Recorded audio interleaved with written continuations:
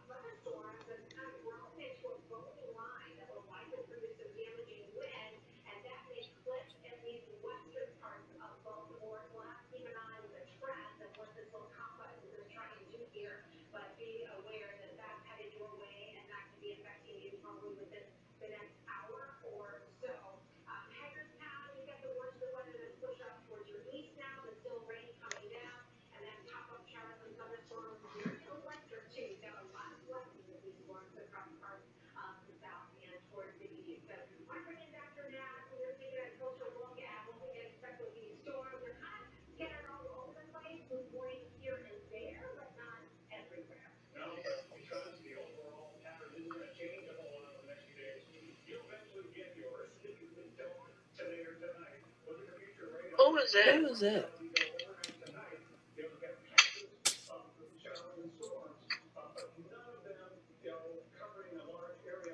Are we Are we starting soon, starting Mr. soon, Mr. Kurtz? Kurtz? Mr. Mr. Garcia? Garcia? Yes, I'm actually just trying to make sure the council president gets onto the call. She I forwarded her the link again, just hoping she gets in.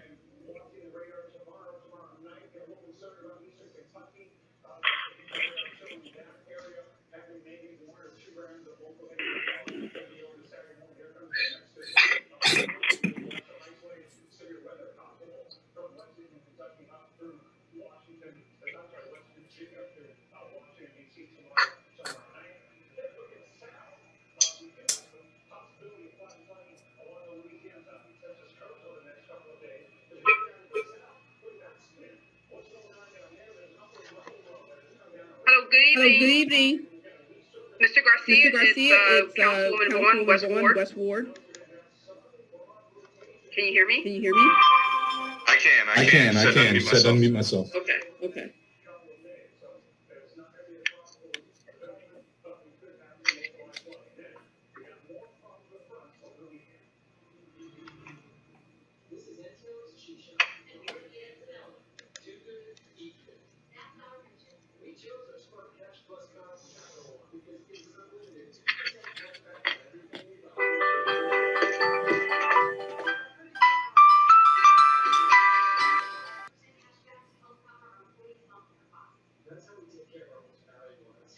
Councilman Harrison.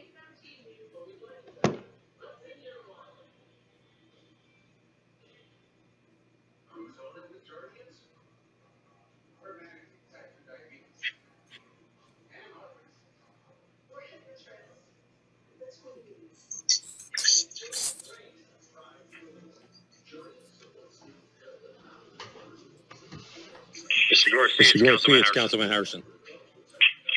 I hear you, Councilman Harrison. Trying to make sure that I can get. Okay. It looks. Excuse me one moment, guys. I'm trying to make sure that the council president gets onto the call. It seems she's on a different link here. I'll be with you in one moment.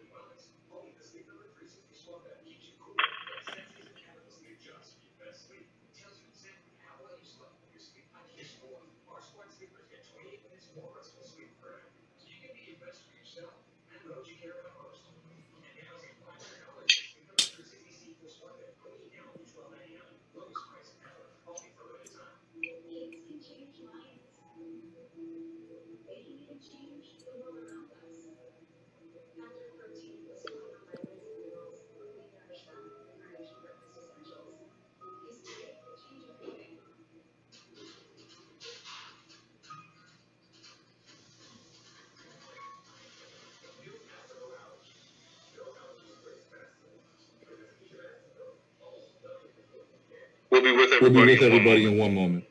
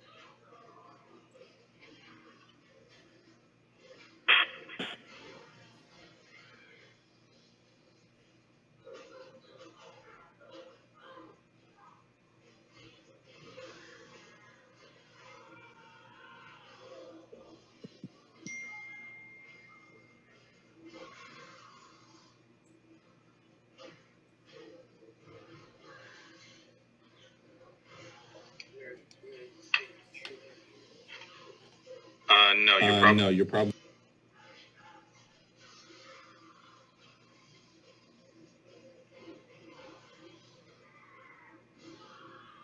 What's going on, Mr. Garcia? Currently trying. I have the council president currently trying to connect. I guess she needs to trying to get her unmuted.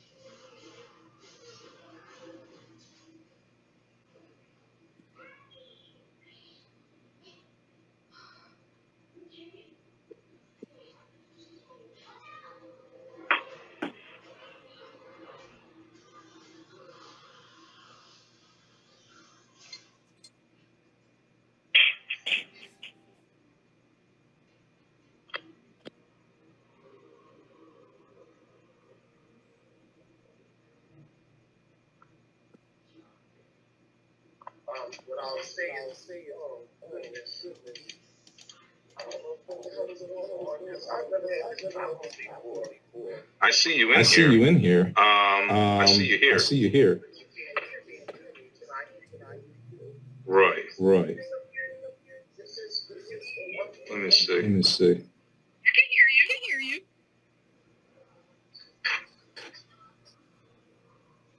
So that individual, can you hear my voice? My voice? We can hear you both clearly. Can hear you, but can't hear Council President. I can hear the Council President. Vaguely. Very lightly. Okay. I cannot hear you. I cannot hear you. Here, hold on. Let me see if I can just give you a speaker here.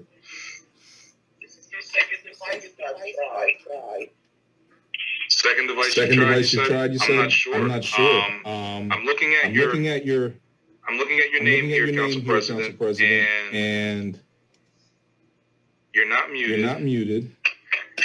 But are you using computer audio or phone audio? I'm not sure it would make a difference though.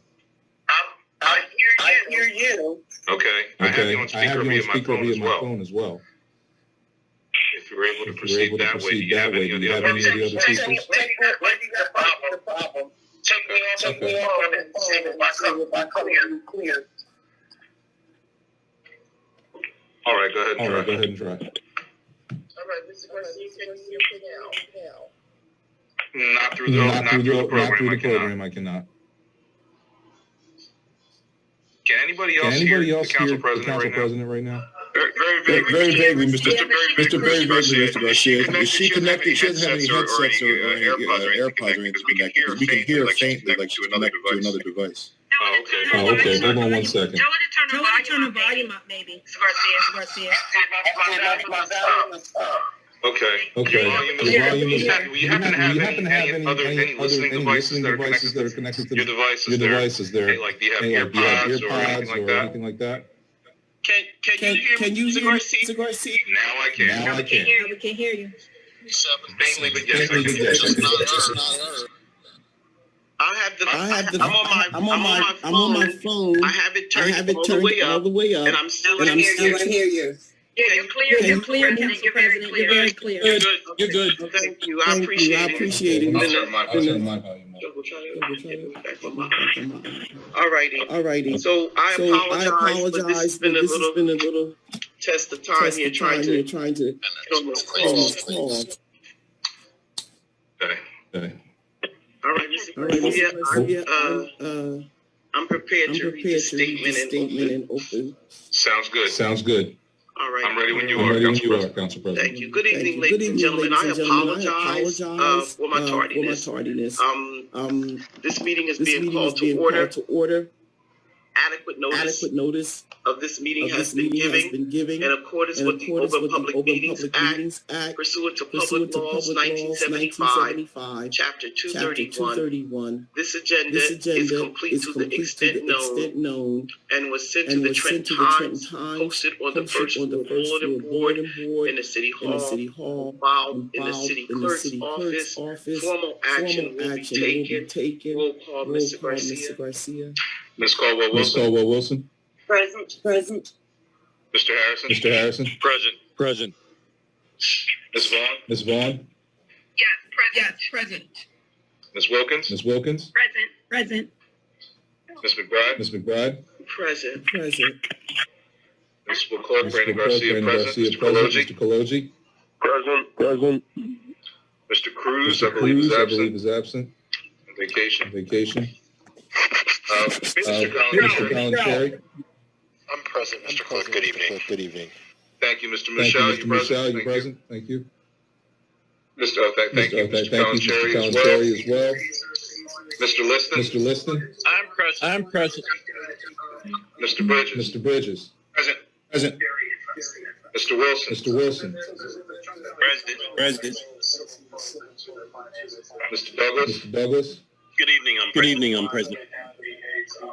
Mr. Daniels. Mr. Daniels. Present. Dr. Lopez. Dr. Lopez. A lot of background here. One moment here. Okay. Okay. I'm trying to find who's. Thank you. Thank you. Thank you. Thank you. Dr. Lopez. Dr. Lopez. Good evening, I'm Good present. evening, I'm present. Mr. Onatiri. Mr. Onatiri. Good evening, Good evening, present. Thank you. Thank you. Ms. Richardson. Ms. Richardson. Good evening, I am present. Mr. Lavenberg. Mr. Lavenberg. Good evening, Present. Mr. Zelensky. Mr. Zelensky. Present. Okay. Okay. Thank you. Thank you. Ready when you are, Council Ready when you are, President. Council President. Yes, I believe next we have the Next we have approval the of the minutes. approval of the minutes.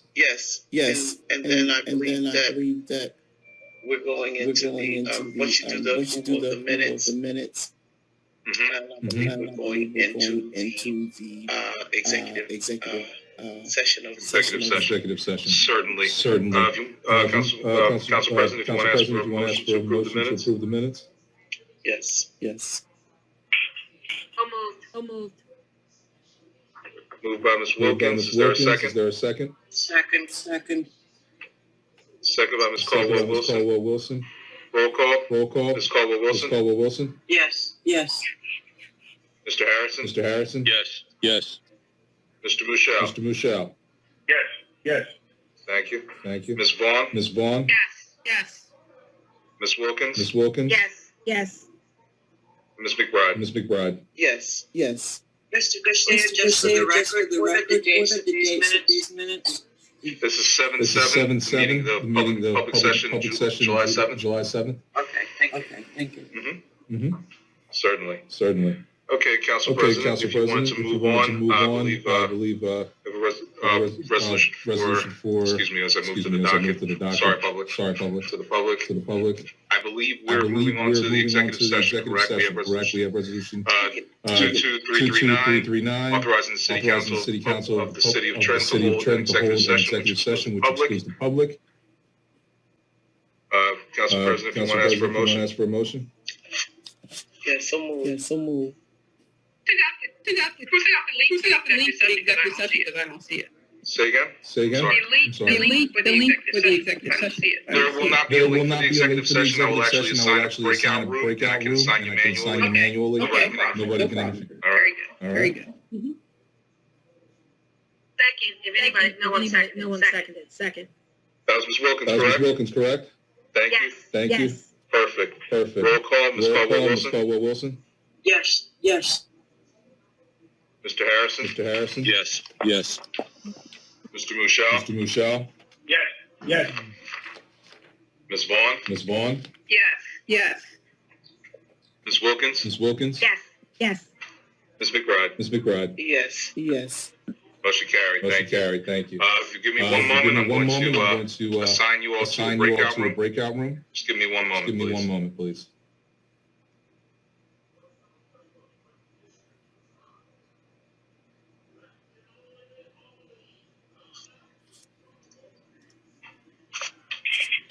Just have to stop sharing while I do that.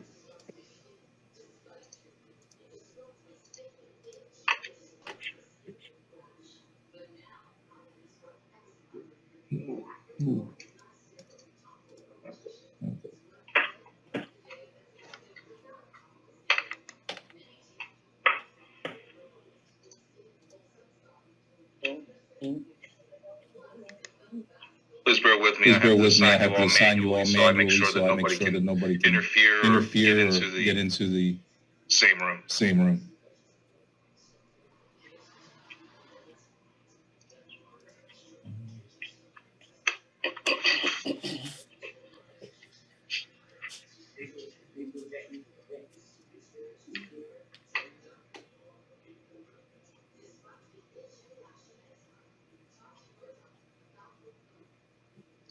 Okay, that's Wilkins. Art Vaughn. 1, 2, 3, 4. Mr.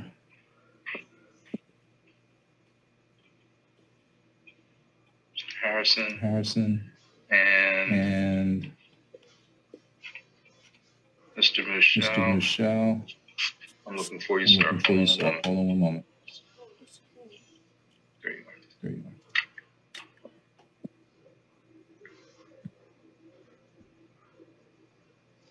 are.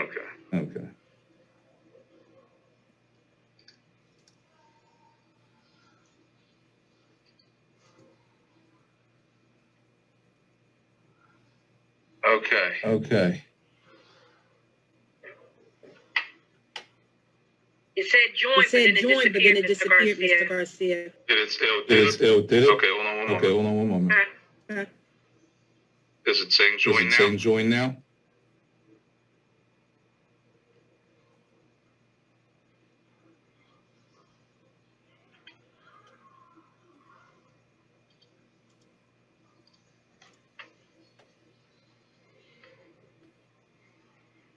I have one not joined. I'm waiting also, Mr. Garcia. Oh, one moment.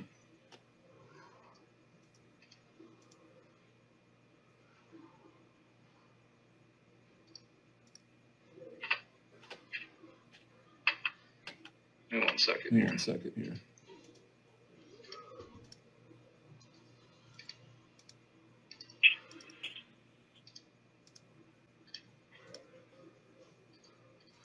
I have to actually let this close. Give me 1 moment. Okay, no worries.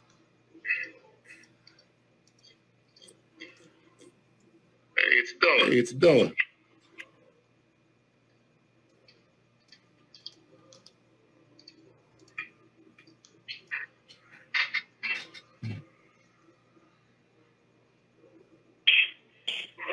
It's making me wait until okay, here we go. Hold on a second. Mr. Garcia, it kicked us out the room because it only held us for 60 seconds. Okay. Let's I want to try it again. Certainly. Yes, you have to time it for a certain amount of time. I believe so for people to get in. Hold on 1 second. Create.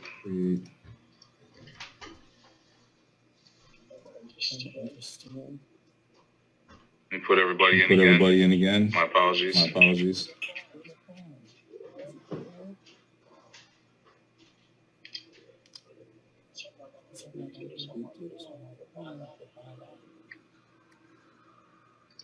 There you go, Mr. Michelle. Wilkins.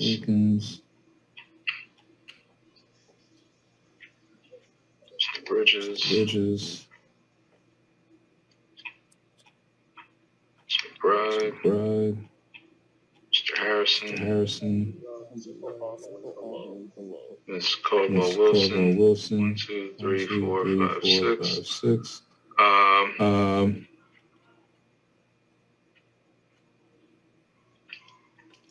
And who am I missing? Oh, Miss Vaughn.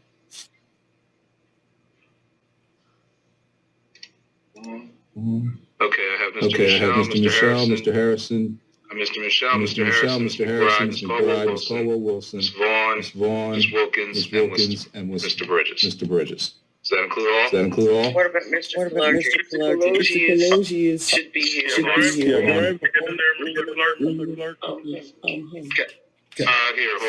hold on. I'm able to put you in. There you go. Council President, I also sent you a message asking if I could have a participant from the law department participate also. I don't know if you were able to get that.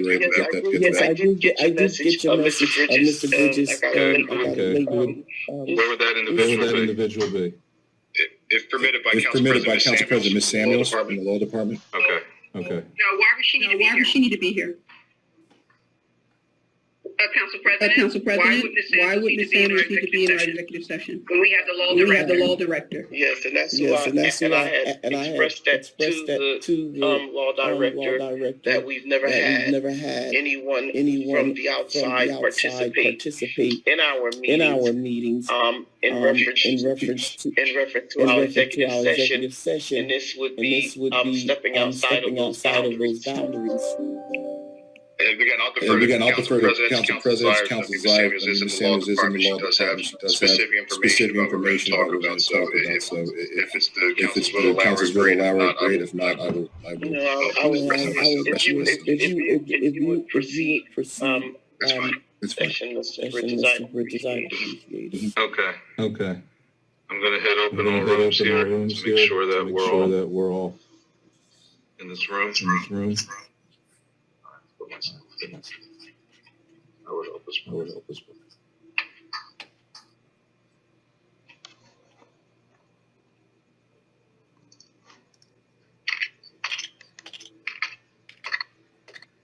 Okay.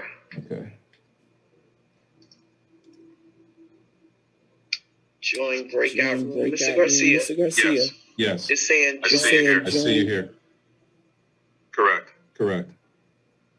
You want me to push join? Uh-huh.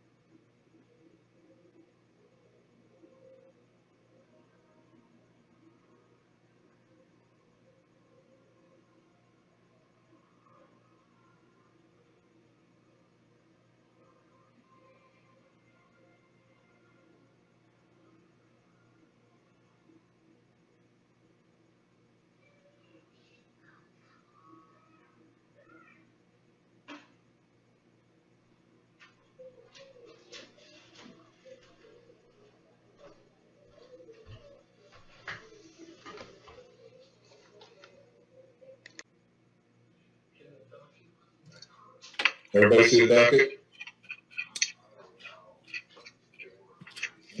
Yes. Thank you. Yes. Thank you.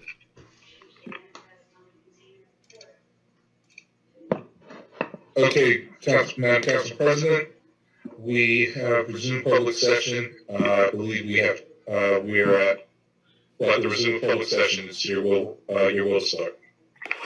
Yes, we can continue. We're going to do the ABC portion first, or what are you doing first here?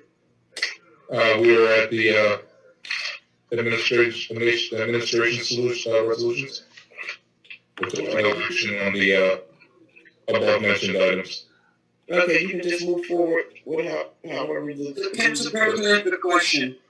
Yes, Councilwoman. Since this is, our docket review and our voting night together, I have a question about how many vacancies are on the zoning board of adjustment? How many? Vacancies are there? It's on the zoning. Because we have 3 resolutions, we have 2 people up for reappointment and 1 for an appointment. But the appointment comes up first, and the reappointments come up second and third. And I think it should be in the other order. I think we should consider the reappointments first. Yes, I do too, but I don't understand what type of language that was. It says Joyce Kersey to everyone. What type of language is being displayed here on this call? There's two members that are up for appointment. My God. No, Mr. I don't know what is going on the screen. No, Mr. Garcia, do you not see what is going on here? Somebody, I know that that's not Miss Kersey. No, that's not Miss Kersey. She don't use that kind of language. I would never use that kind of language. So who has Hold on 1 second. Let me stop sharing so I know what's going on here. I don't see I don't see this. Hold on 1 second. It's in the chat. It's in the chat. It's in the chat. Yeah, Mr. Garcia, you need to try to disable that chat if you can, all right? Yes, it's in the chat, Mr. Oh, Garcia. okay. So we're going to go back live. We need to go back live in the main chambers. How do I disable the chat? Hold on 1 second. Okay. Now I have to figure out how to get rid of it. Well, somebody, Miss Kersey should file a lawsuit against the city for someone taking her likeness. And you should keep it, Mr. Garcia. That's proof. Don't get rid of it. Keep it and send it to the authorities. All right, I'm filing this now. Chat. Filing it now. 1 moment, please, as I file it. And there is a security feature here that I'm able to hold on to too. It's just so disrespectful. So, does anybody... It's criminal. That's what it is. It's criminal. This is a public meeting with public elected officials. And whoever is doing this is criminality. This is criminal activity online. I just want to be clear as to what it is. And this is very serious. So, I will be raising this. This is very serious. And it's about time that law enforcement intervene and sit here on these calls. And this meeting needs to be audited. Because everything that you do online in electronic format can be tracked. And it's federal. So this is beyond, Council President.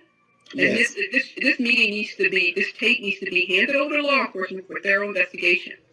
Because we want to know who these individuals are who think they can come. If this was Congress or the state legislature, they would be arrested. You hear me? They would be arrested. So I'm not playing no games with these people. Playing no games with these people.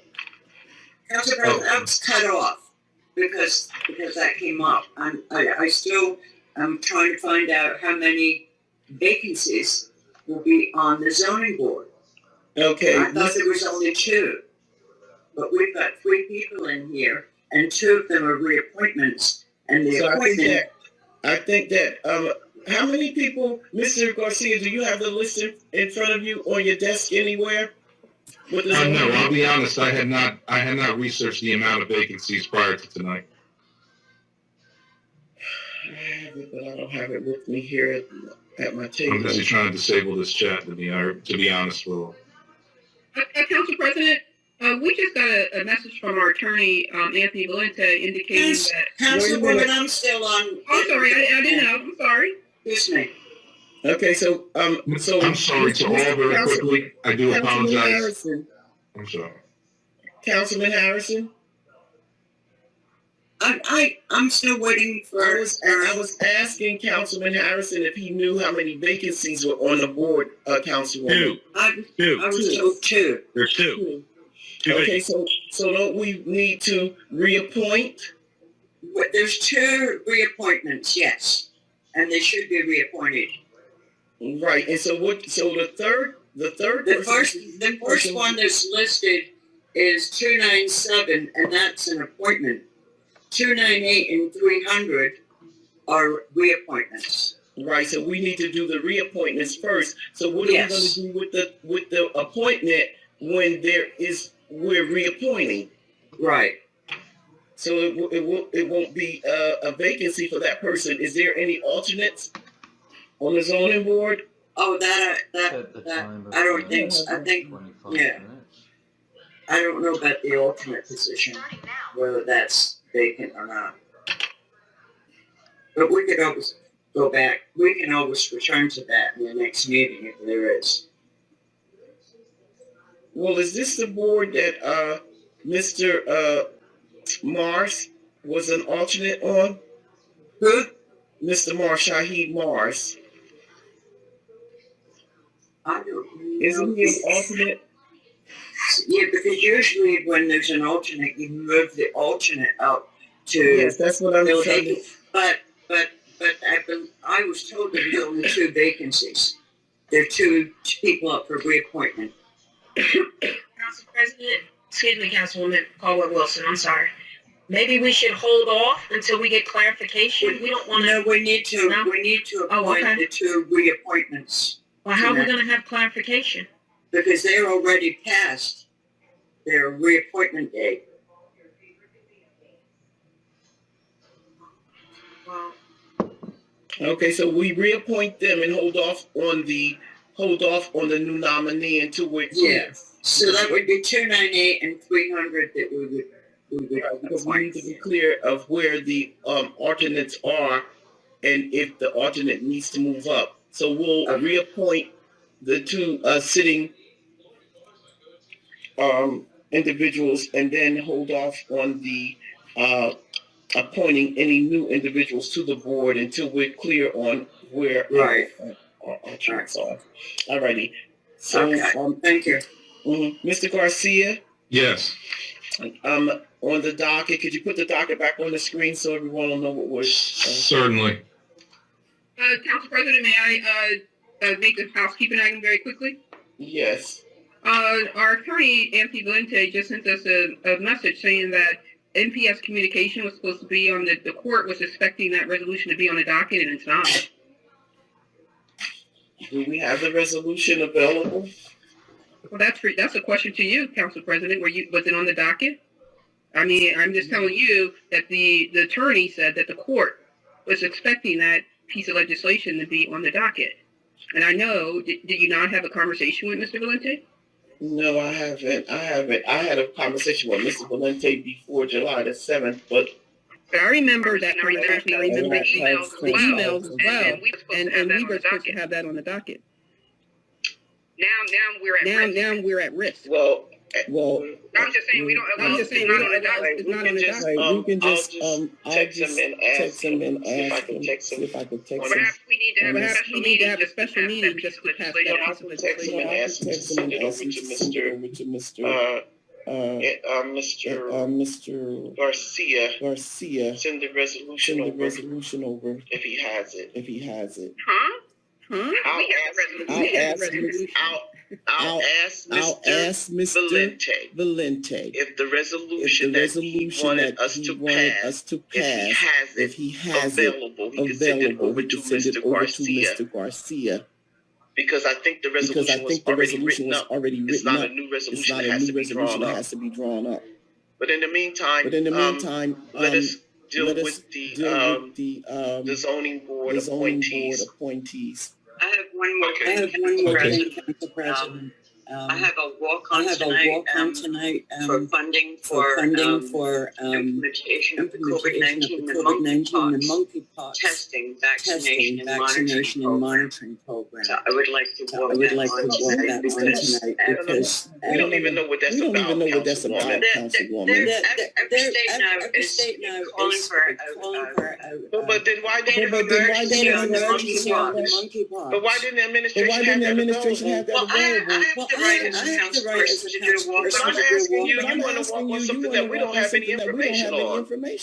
Well, I can. I gave Mr. Gonzalez the original resolution. I don't have a digital copy of that available yet, but I mean, I can read it to individuals if you'd like.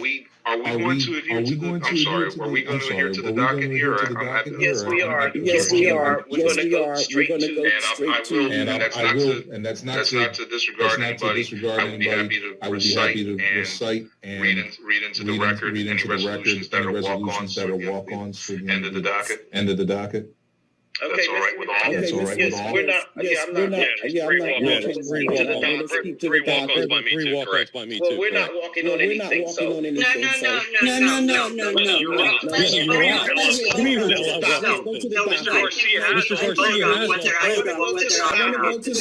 Excuse me. Move to the docket with the reappointments for the zoning board. No, this resolution is important for the health and safety of our community. I have no problem. You don't have the authority to tell me what I can With the docket. I want to take a vote on that. All right, you're not voting on anything now. We're going by the docket. Mr. Garcia, please. It's going to be a long night. Now, I need to keep to this docket. Where are we at with the docket? We have a right to walk on.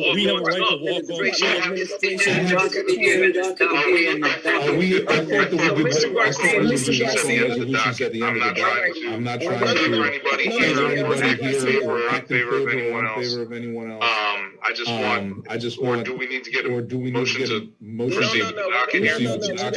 We're going to see. We're going to agenda. The Department of Administration is where we're at, and we can move forward with these resolutions. All right. Appointing members of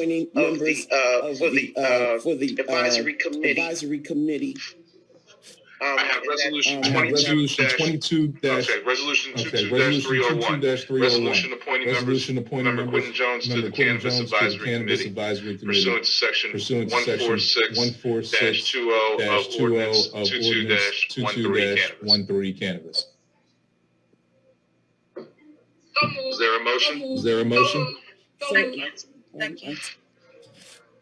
And who's the second? I'm sorry. Councilwoman Thank you. You are called Ms. Caldwell Wilson. What resolution number is this? 301. 22-301. I don't have that. It's probably due to that updated version of the docket that I sent out. So if you go under administration, you should be able to find it. Yes. Thank you. Mr. Harrison. Yes. Mr. Mushal. Yes. Ms. Vaughn. Yes. Ms. Wilkins. Yes. Ms. McBride. Yes. Motion carried. Thank you. Resolution 22-302. Resolution appointing members Joel A. Smith to the Cannabis Advisory Committee pursuant to section 146-20 of Ordinance 22-13. Is there a motion?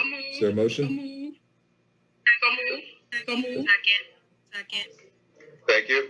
Thank you. Ms. Caldwell Wilson. Yes. Mr. Harrison.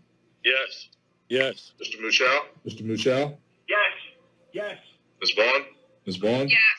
Yes. Ms. Wilkins. Yes. Ms. McBride. Yes.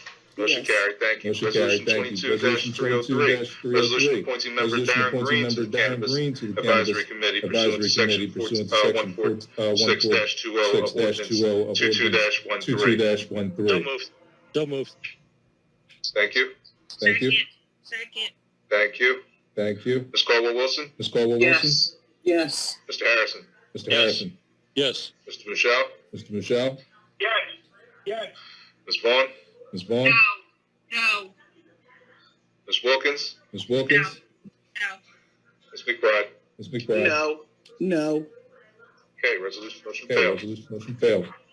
Resolution failed, excuse me. Resolution failed, excuse me. Resolution Resolution 22-304, appointing member 22-304, appointing Trish member Lee to the Trish Cannabis Lee to the Advisory Cannabis Committee. Advisory Pursuant to Committee. section Pursuant to section 146-20 of ordinance 146-20 of ordinance 22-13. 22-13. So moved.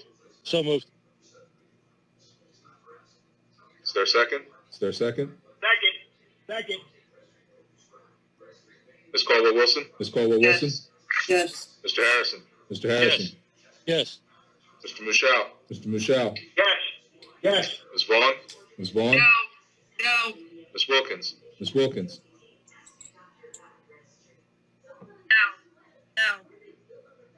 Ms. McBride? Ms. McBride? No. No. Resolution failed. Resolution failed. Resolution Resolution 22-305, resolution 22-305, exercising the option to exercising extend the option to contract extend the contract for final additional one-year awarded to Gordon Perlman Insurance Agency for broker insurance services from September 4th, 2022 to September 3rd, 2023, in the amount not to exceed a flat fee of $75,000 per year, CC 2020-04. So moved. So moved. Second. Ms. Caldwell-Wilson? Ms. Caldwell-Wilson? Yes. Mr. Harrison? Mr. Harrison? Yes. Mr. Michelle? Mr. Michelle? Yes. Ms. Vaughn? Ms. Vaughn? In 1 year, yes. Ms. Wilkins? Ms. Wilkins? Yes. Ms. McBride? Ms. McBride? Yes. Yes. Motion carried. Motion carried.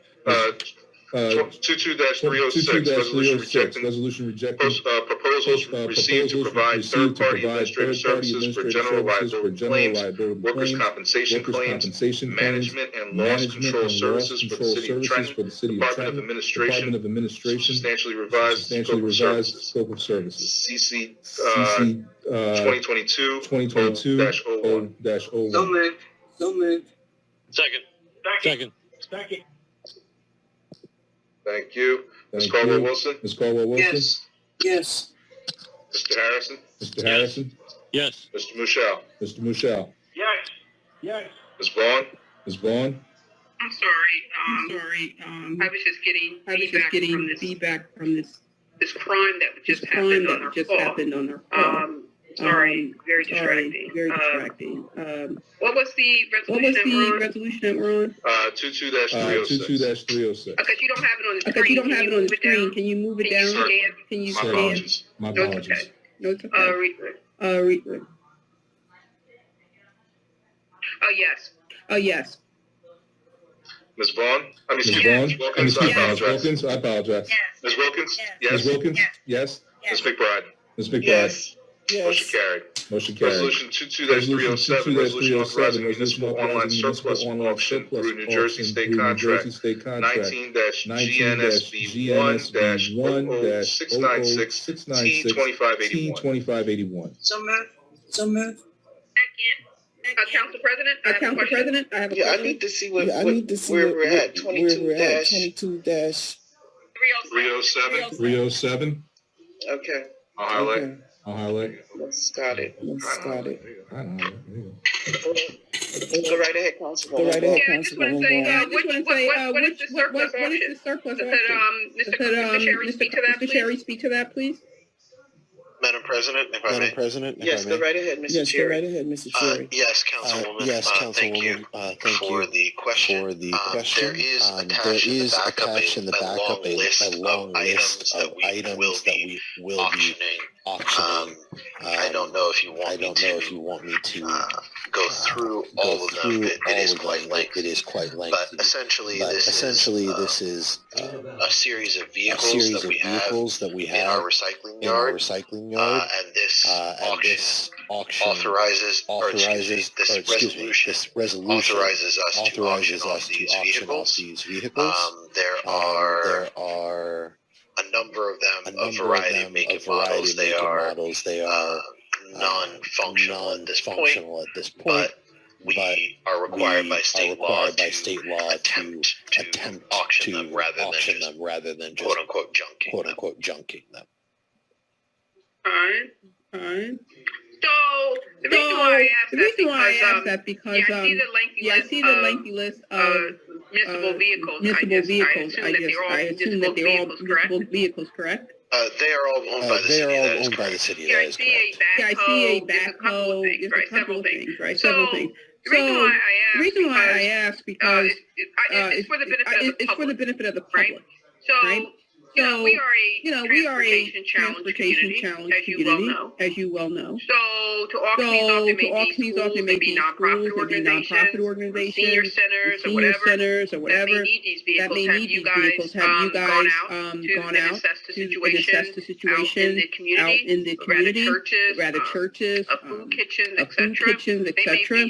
They may be in need of vehicles. So, what have you done? My apologies. They are certainly welcome to bid at the auction, but I will caution again these vehicles are non-functional. I do not believe that they would be great options for someone who needed a vehicle. Typically, these are bid on by either shops that just need individual parts or individuals who wish to sell these vehicles after the fact for scrap. These are not vehicles that someone could simply drive off the lot. They are not currently functional. Okay, no problem. Okay, I just wanted to get some clarity on that. But I'm hoping we have a program like that because I know in other municipalities they do that. They do community outreach. They help vehicles that we are are coming off release, and we're getting new vehicles like we did in the police department, etc. That we are not just always auction them off for price, but we're donating to the community that is Trenton. To some of the entities that I named, because a lot of folks will be happy to get a police SUV and get it painted or whatever. To help facilitate folks who are in need of transportation for various reasons that can't afford otherwise. But thank you, Council President. May continue. Council President. Go right ahead. Go right ahead, Councilman. I just have one correction for Mr. Cherry. I guess we would have to correct it while we're on the floor. Just the date in the second paragraph of the whereas. It has from August 5th, 2022 to August 18th, 2021. I think it should read August 18th, 2023, or is it 2022? I'm not sure. Mr. Cherry? Madam President, may I? Yes. Thank you. You are correct. It should read August 18th, 2022. Okay. 2022. Okay. So we just needed an amended document. I mean, we can still vote on it. It's just amended on the floor, but just to have it on record. Council President. Mr. Garcia, can you sure to amend this on the floor now? Yes. Well, you can ask for the motion. You can ask for the motion with amendments. I don't believe I can correct the document on the fly right now. Though. But I will make sure that a corrected amended document is available for your sign. Council President. Go right ahead, Councilwoman. One quick follow-up on the auction. A constituent had also inquired about this particular resolution, and the thought is, once we go out to auction, and we auction off these vehicles for scrap or whatever. I don't know. Do they donate back? Is there some revenue generated from this for the city? Mr. Curry? Is there revenue generated for the city? Go ahead. Madam President, may I? Go right ahead, Mr. Cherry. Thank you. Yes, any revenue generated from this auction will go back to the city of Trenton. Bidder is actually the individual who is paying the company that runs the auction. So we don't even need to pay the company that runs the auction. This resolution just authorizes the auction to be completed, and 100% of the actual bid price will be returned to the city of Trenton. Okay. Very well. Thank you. Very well. Thank you. I was able to correct Doc. Yes, so we can continue to the vote. Okay. Excuse me. Madam President, or Mr. Clerk, one quick thing. The date that needed to be corrected is that second date. My apologies. I'm trying to do this on the flyer. Yes, my apologies for the error, but it should read August 5th, 2022 to August 18th, 2022. Okay.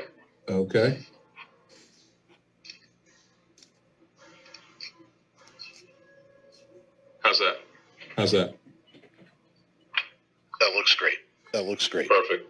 Okay, I believe we're back at a roll call vote, correct? Correct? Yes. Okay, Ms. Caldwell-Wilson? Okay, Ms. Caldwell-Wilson. Is there no discussion? Ms. Caldwell-Wilson? Yes. Mr. Harrison? Harrison? Yes. Mr. Michelle? Michelle? Yes. Ms. Vaughn? Yes. Yes. Ms. Wilkins? Yes. Ms. McBride? Yes. Motion carried. Resolution 22-308, resolution authorizing a one-time payment to Safety National Insurance for workers' compensation, excess audit services in the amount of $73,981. So moved. Second. Roll call, Ms. Caldwell-Wilson? Yes. Mr. Harrison? Yes. Mr. Michelle? Yes. Ms. Vaughn? What was since when out? We're at 308. We're at 308. Yes, please. Yes. Okay. Ms. Wilkins? Yes. Ms. McBride? Yes. Motion carried. Resolution 22-309, resolution authorizing premium payment to Linden Southern Insurance Company for workers' compensation premium coverage from July 1st, 2022 to July 1st, 2023 in an amount not to exceed $808,403. So moved. Second. Roll call, Ms. Caldwell-Wilson? Yes. Mr. Harrison? Yes. Mr. Michelle? Yes. Ms. Vaughn?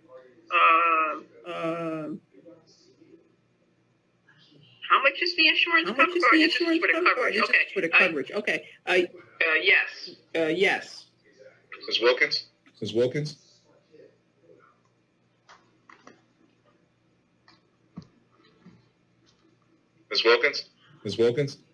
Sorry, yes. I didn't unmute myself.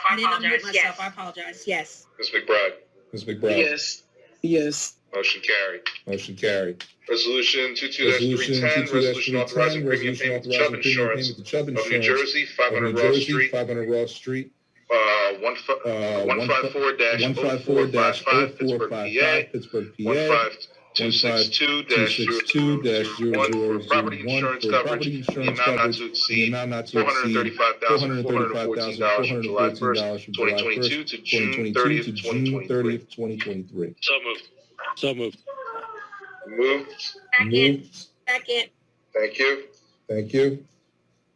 Ms. Caldwell-Wilson? Yes. Mr. Harrison? Yes. Mr. Michelle? Yes. Ms. Vaughn? Can you move it down? I don't see it. Was it 310? 310? Yes, please. Yes, please. Yes. Ms. Wilkins? Yes. Ms. McBride? Yes. Motion carried. Okay, resolution 22-311, resolution authorizing contract with Dell Marketing LP for purchase of software licensing with Microsoft Office 365 awarded through New Jersey State Contract Number T-3121220 2021-0151 in an amount not to exceed $250,732.42. So moved. Second. Ms. Caldwell-Wilson? Yes. I'm sorry, is there discussion? Yes, I just wanted to know if anyone had anything to offer. Seeing none, we can move it to the vote. Okay. Move it to the vote. Okay. Ms. Caldwell-Wilson? Ms. Caldwell-Wilson? Yes. Yes. Mr. Harrison? Yes. Mr. Harrison? Yes. Mr. Michelle? Mr. Michelle? Yes. Yes. Ms. Vaughn? Ms. Vaughn? This is for which one? This is for 22311. Can you read that again? Resolution authorizing. I'm sorry. Yes. Am I in the right spot here? Yes. Resolution authorizing contract with Bell Marketing LP for purchase of software licensing with Microsoft Office. Oh, yes. Okay. Ms. Wilkins? Ms. Wilkins? Yes. Ms. McBride? Ms. McBride? Yes. Motion carried. Resolution 22-312, resolution authorizing the City of Trenton Office of Emergency Management to accept the sub-grant award of Federal Fiscal Year 2021 of Emergency Management Performance Grant and Emergency Management Agency Assistance, $10,000. So moved. Second. Is there any discussion? None heard. Roll call. Ms. Caldwell-Wilson? Yes. Mr. Harrison? Mr. Harrison? Yes. Mr. Michelle? Yes. Ms. Vaughn? Yes. Ms. Wilkins? Yes. Ms. McBride? Yes. We don't know if there's a vacancy to fill it with the new member. So let us move just to table it for now. Okay, for a motion to table then? Is there a motion? So moved. Okay. Second? Thank you. Ms. Caldwell-Wilson? Yes. Mr. Harrison? Yes. Mr. Michelle? Yes. Ms. Vaughn? No, because I'm confused because I was told that it was too vacant. That's why I submitted this individual. But there's two reappointed individuals to be reappointed. Oh, I see. But the 298 is a reappointment, but it says appointing.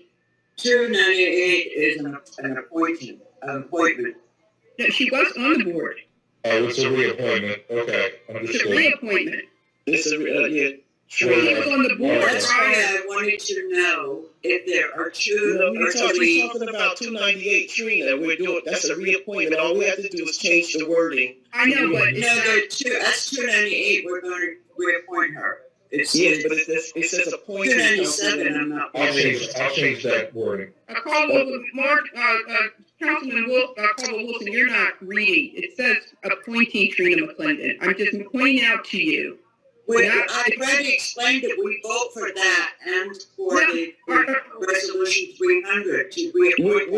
What we're saying, Councilwoman, is that we just have to change the wording to reappointing. It was just saying appointing, okay? Oh, okay. And so we're adding, he's gonna put reappointing, Trina McClendon. Did we finish the vote on tabling 297? We have to finish voting on tabling 297, and then we'll move to reappoint Trina McClendon. And Jen, Yes. Dr. Williams. I have a question. The resolution says appointing. That's why we just said we're going to change the Yes, I'll make sure that it's No, not I'm to talking appoint, but to reappoint. No. On the resolution as well. I'm Sorry. confused. Okay, that's okay. Mr. Barton, I'm confused. I just want to make sure I have clarity. There were two that are reappointing and one that we're appointing. No, we're not. Let me finish. There were two that are reappointed and one that we're appointing. But we only have 2 seats. that's right. Yes, we've already stated that we were going to table 297. Until we get clarity. Yes. Okay. All right. So, okay. That's fine. Okay, I just wanted to make sure. So 297 is going to be taken. Okay. And so that's what's on the floor. Okay. Yes, that's what's on the floor now for a vote. Mr. Garcia, can you start over with the vote to Well, he table? has to update 298. Yes, we already said that. Can you start, Mr. Garcia? It hasn't been updated yet, Council Right, President. we haven't gotten there yet. We Okay. haven't gotten there yet. We're on 297. Okay, can I speak on 297, please? Yes, go right ahead. Okay, so the reason why because it was brought to my attention by two members of the zoning board, and they had an alternate for quite some time. There were vacancies, and they didn't have a quorum.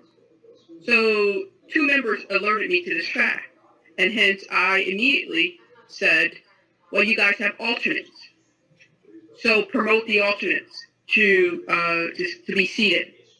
So I don't understand why we are reappointing these two individuals, because it seems to me that these individuals abandoned and quit. No, they didn't. Well, Council.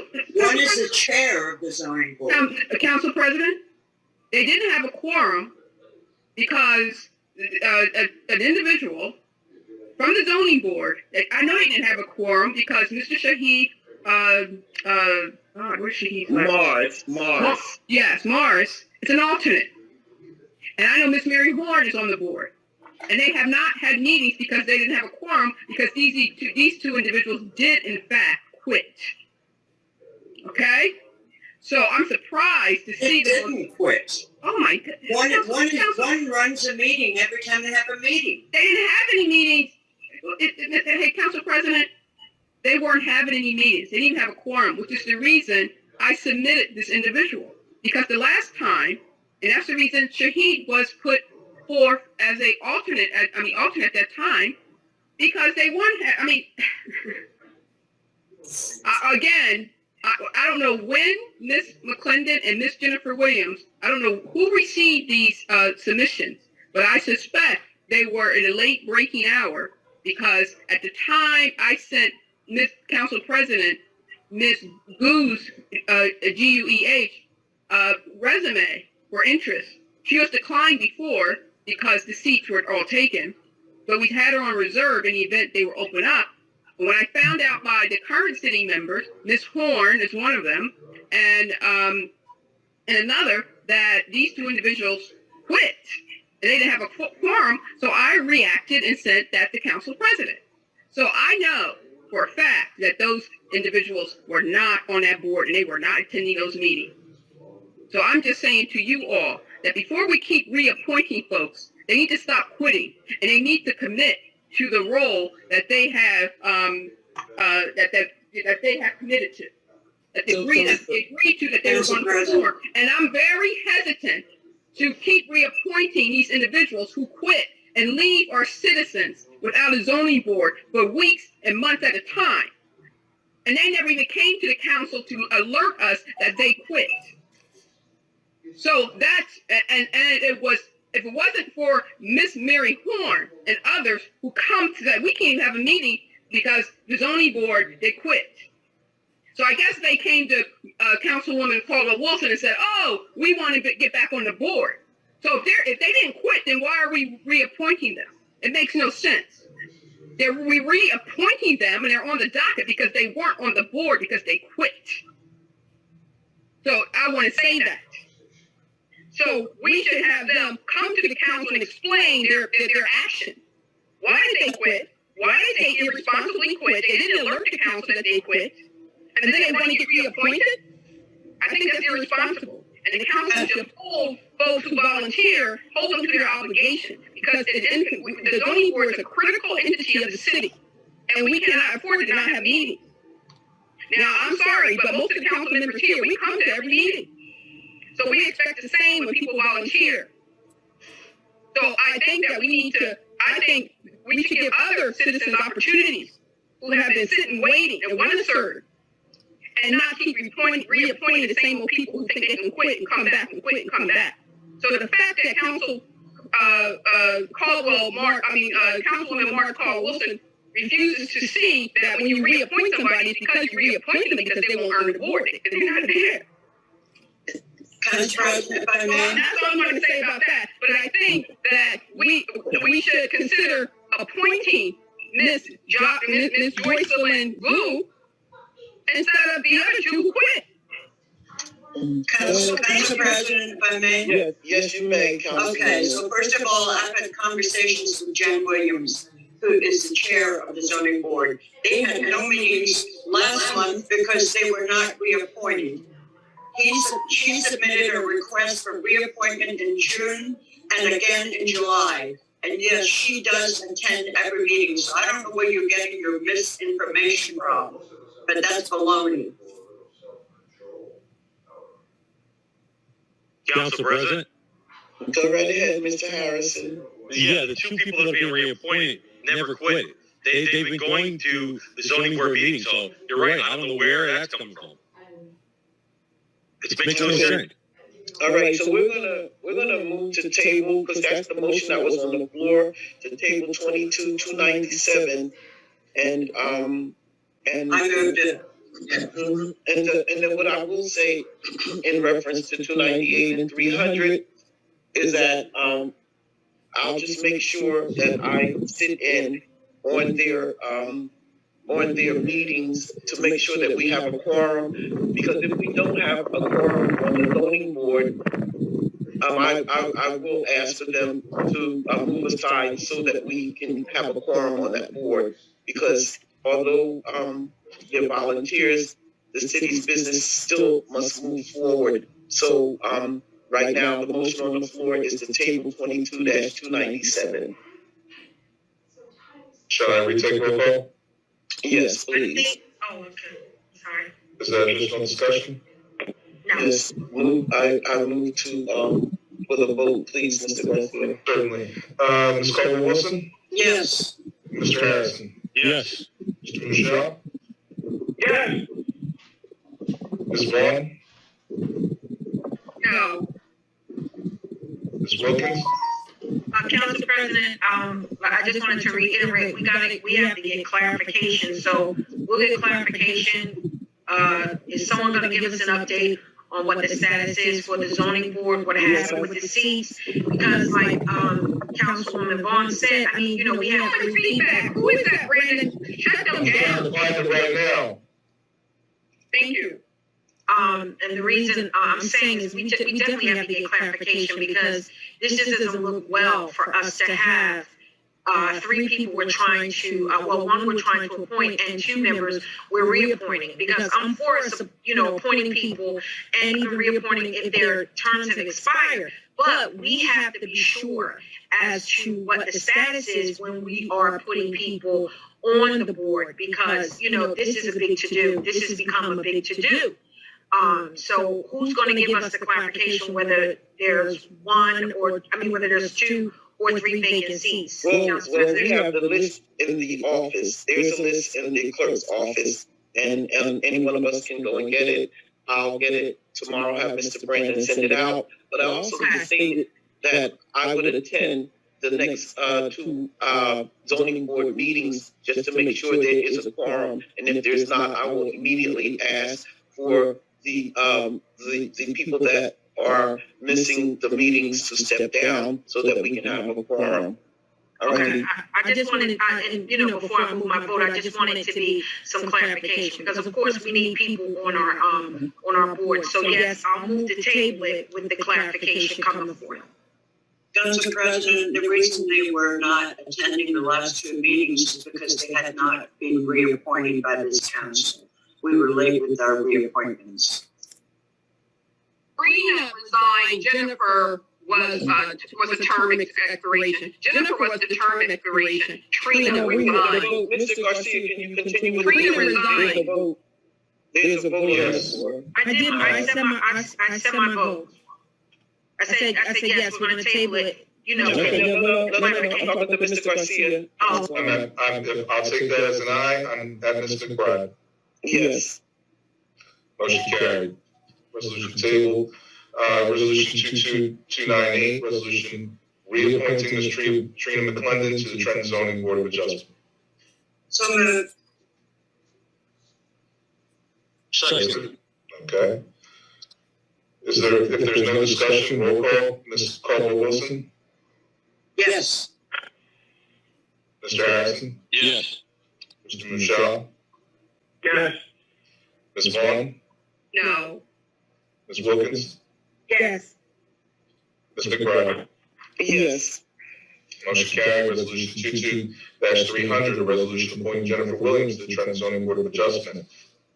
Reappoint, The next appointment is 22-300.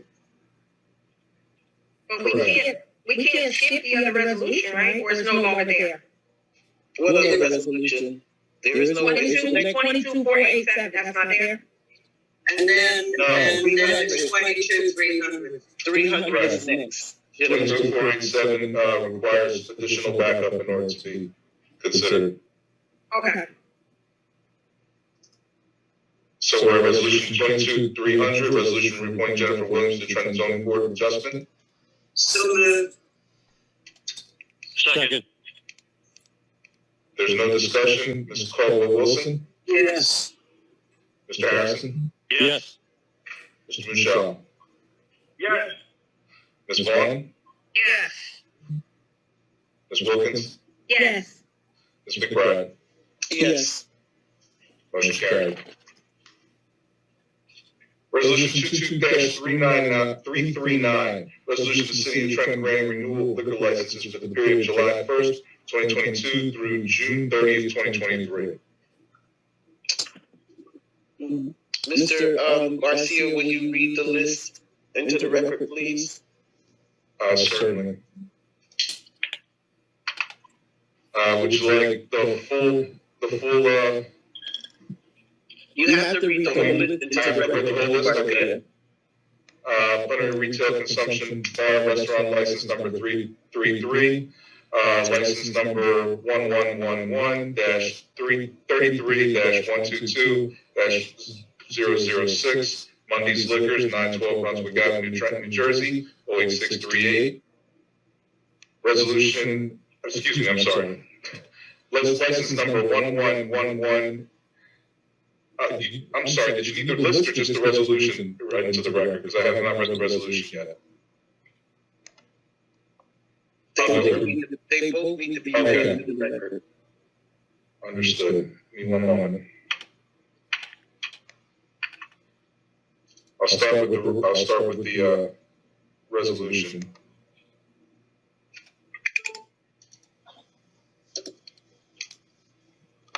One second.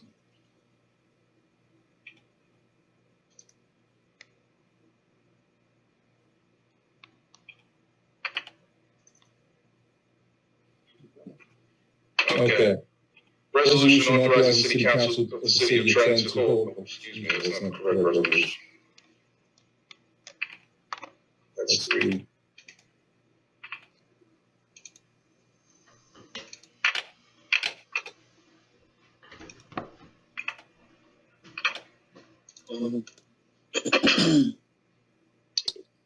So, I just would like to say while you're looking for the resolution, I would just like to remind the public that they are on camera.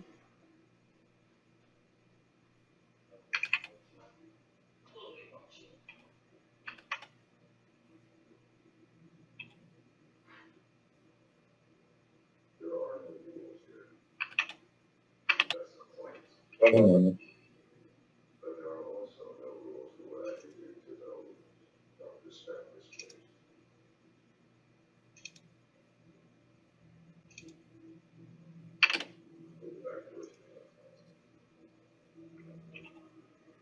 I'm sorry, I'm having difficulty bringing the resolution up.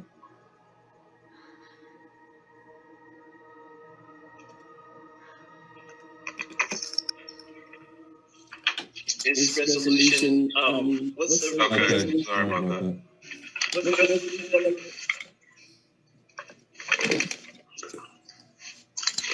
Resolution of the City of Trenton granting the renewal of liquor license for the period of July 1st, 2022 through June 30th, 2023. Whereas the State of New Jersey Alcohol and Beverage Control Commission has granted an extension to the City of Trenton to complete the renewal of liquor licenses now in effect for the year 2022 to 2023. And whereas a list of alcoholic beverage licenses attached here to as Exhibit A have timely filed their applications with the city clerk's office, and the clerk has verified tax clearance and state municipal fees have been paid for the renewal of the following liquor licenses now in effect. Now therefore be it resolved, the City Council of the City of Trenton, County of Mercer, State of New Jersey hereby authorizes the renewal of the aforementioned liquor licenses for the period of July 1st, 2022, ending June 30th, 2023, and that the city clerk is hereby authorized and directed to sign, issue, and deliver such licenses on behalf of this council. I'll continue with the list. Thunder Retail Consumption Bar Restaurant License number 33. License number 111-1-33-112-006, Mundy's Liquors, 912 Brunswick Avenue, Trenton, New Jersey. License number 11-1-33-107-004, Paradise Bar and Liquor, 523 Hamilton Avenue, Trenton, New Jersey. License 11-1-33-086-003, Tommy Bar and Liquor, 1401 South Clinton Avenue, Trenton, New Jersey. License 11-1-33-065-008, Chapala, 2 Mexican Grill, 273 Morris Avenue, Trenton, New Jersey. License 11-1-33-249-008, Shopkeep's Galleria, 640 North Clinton Avenue, Trenton, New Jersey.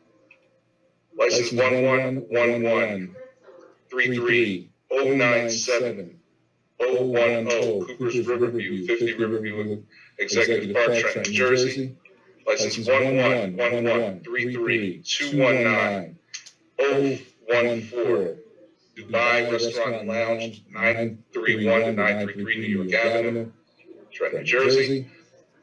License 11-1-1-33-142-007, Diamond in the Rough, 554 Lamberton Street, Trenton, New Jersey. License 11-1-1-33-154-006, El Potrillo Restaurant, 541 Roebling Avenue, Trenton, New Jersey. License 11-1-33-117-009, Frankie's Restaurant, 1500 South Clinton Avenue, Trenton, New Jersey.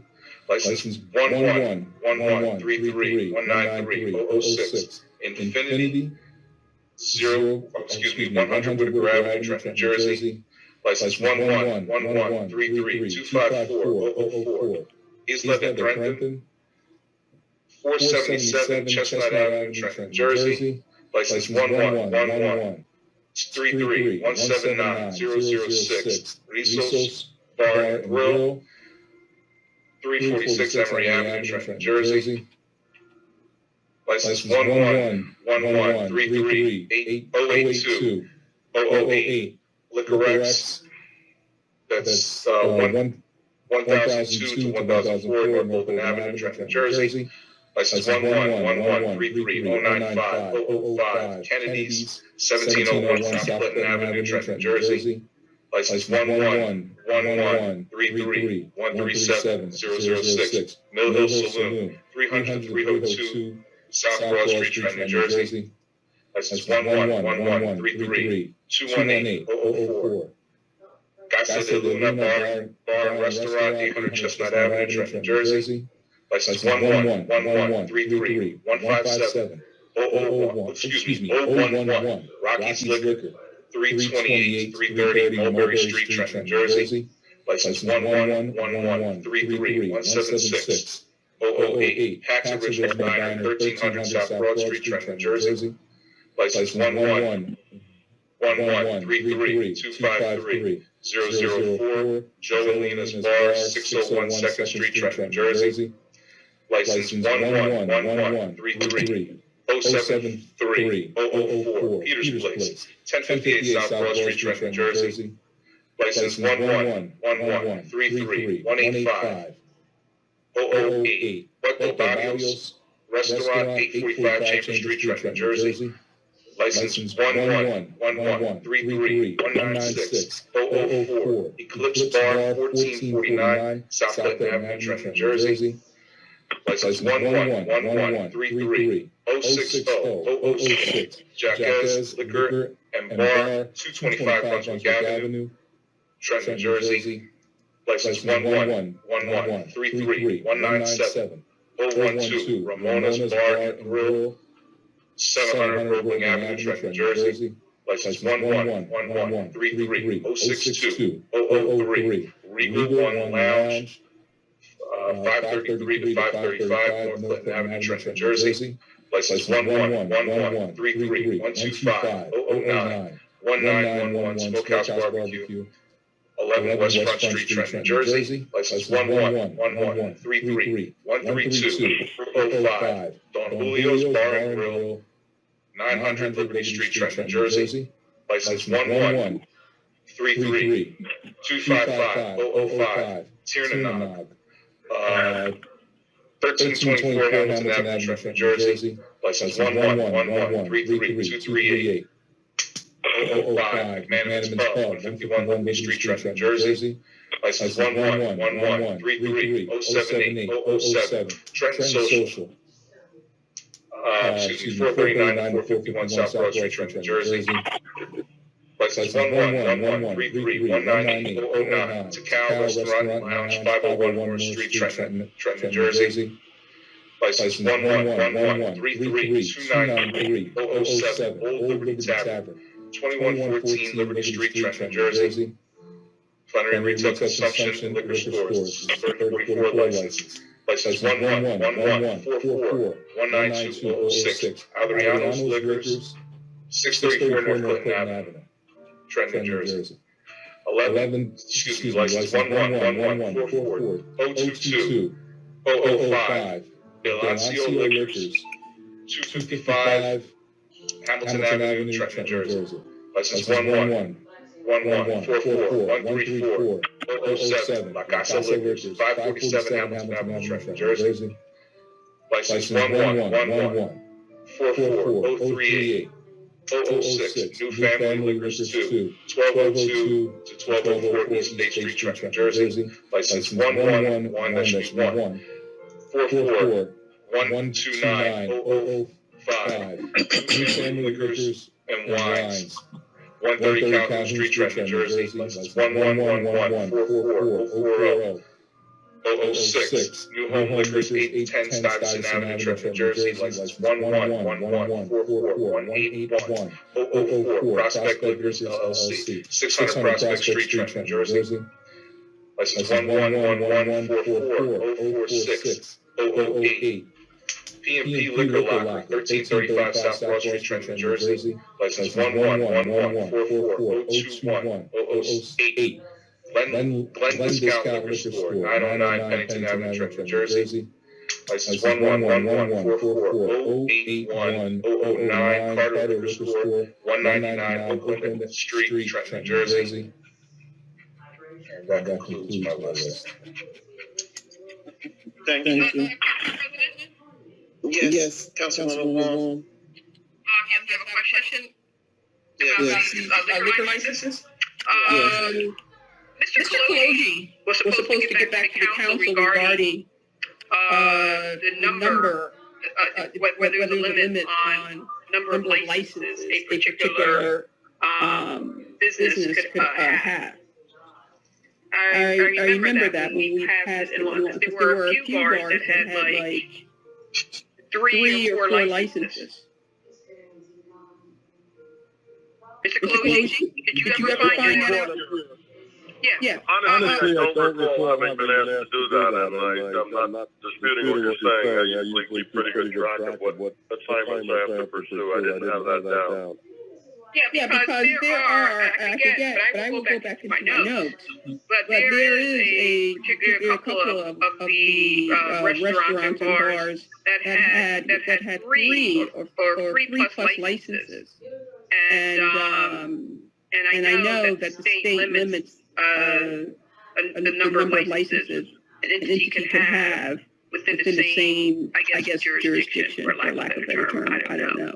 But and I know it was brought up by a couple of council members, but I don't know offhand. But looking through that list, we were expecting you to come back with the answer on that, whether there's a state statute that limits businesses in one area to have multiple or three plus three licenses or something like that. Whatever the threshold, whatever the number is. Is there a limit? Is it a number limit? Can you get back to the council on that? I absolutely will. I apologize if that was that. I didn't have that down as something to pursue. I'll try to look it up immediately. Yeah, and Mr. Garcia, and can you, in your records, assess whether a business can, which businesses have more than three licenses? I can try to, yes. Mm-hmm. Thank you. Certainly. Mm-hmm. All right, Council President, appreciate it. Mr. Garcia, you may continue. Certainly. We are at the resolution 22-39. Is there a motion? So moved. Is there a second? A second for the license, the liquor license. Second. If there's no other discussion, roll call, Ms. Caldwell-Wilson. Yes. Mr. Harrison. Yes. Mr. Michelle. Yes. Ms. Vaughn. Yes. Ms. Wilkins. I can barely hear you, Ms. Wilkins. Was that a yes? Sorry, yes. Can you hear me? Yes, now I can. Okay, I apologize. No problem. And Ms. McBride. Yes. Motion carried. I'm at resolution 2-313, a resolution authorizing the city of Trenton to issue refunds totaling $788.02.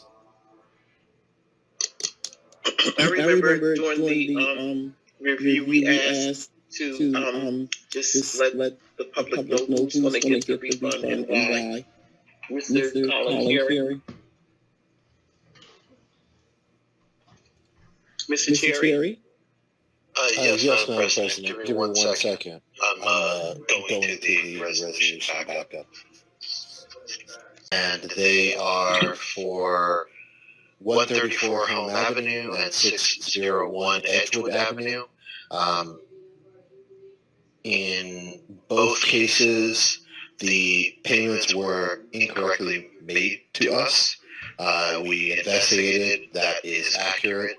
And so we are just returning those funds in the total of $788.02 to the individuals who paid us. Thank you, Mr. Cherry. Appreciate it. Of course. Go right ahead, Mr. Garcia, for the vote. Certainly. Ms. Caldwell-Wilson. I'm sorry, was there, who motioned and seconded that? I'll motion. Thank you. I'll second it. I'll second it. Thank you. Okay, if there's no other discussion, roll call, Ms. Caldwell-Wilson. Yes. Mr. Harrison. Yes. Mr. Michelle. Yes. Ms. Vaughn. Yes. Ms. Wilkins. Yes. And Mr. McBride. Yes. Motion carried. Resolution 22-314, resolution authorizing and directing the foreclosure of a certain tax sale certificate on property pursuant to the NREM Tax Foreclosure Act, $20,586.14. Is there a motion? So moved. Is there a second? Second. Is there any discussion? Council President, Council President. Go right ahead, Councilwoman. Which property, just could somebody give me the property address, please? 314. Which property address is it? Home Avenue, there's two properties. Wait a minute, that's not the one. That's not the one, sorry. Madam President, if I may. Yes, go right ahead. It is 8 Sanford Street, block 8404 Lot 31, known as 8 Second Street. Okay.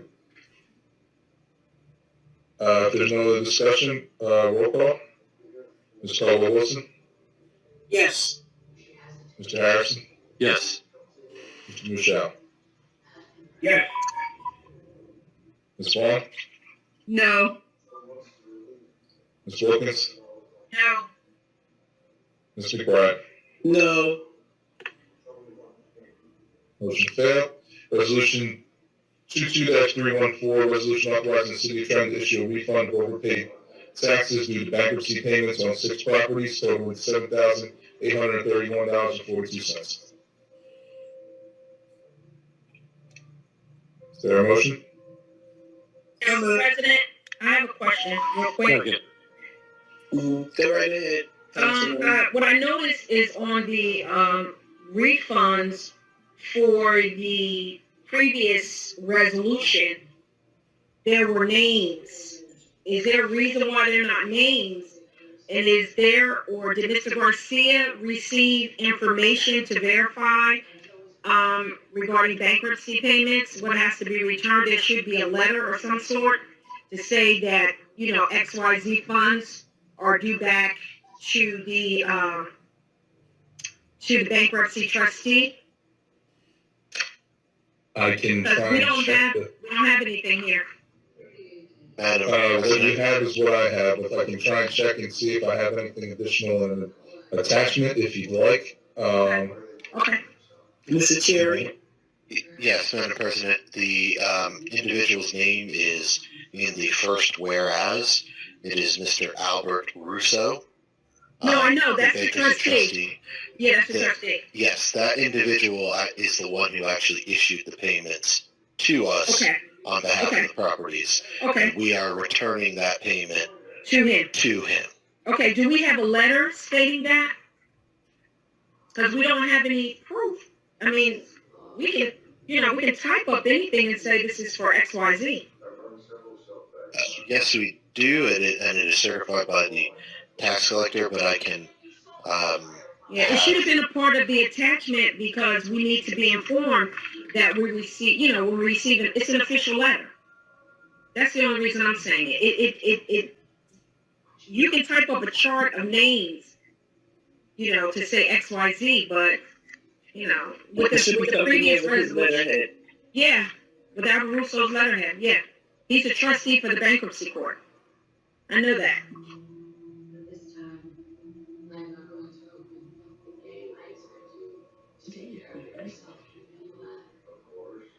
So do we have the letter, or can Mr. Cherry put it up on the screen? Miss Ludden. Yes, I can have Ms. Ludden provide whatever backup she has to the members. So then maybe we need to wait until we get the backup, the proof? We're voting in the blind. Do you want to table it until we get the letter? Yes, let's table this until we get the proof. I guess we have to go, you know, do a vote to table it. Yeah. The motion to table? Yeah, motion. I make a motion that we table it until we have the proper documentation. We need documentation to verify what the administration is asking for. And is there a second? Yeah, I second it. Okay. Okay, roll call table, Ms. Caldwell-Wilson? No. Mr. Harrison? No. Mr. Michelle? No. Ms. Vaughn? Yes. Ms. Wilkins? Yes. Ms. McBride? Yes. Motion failed.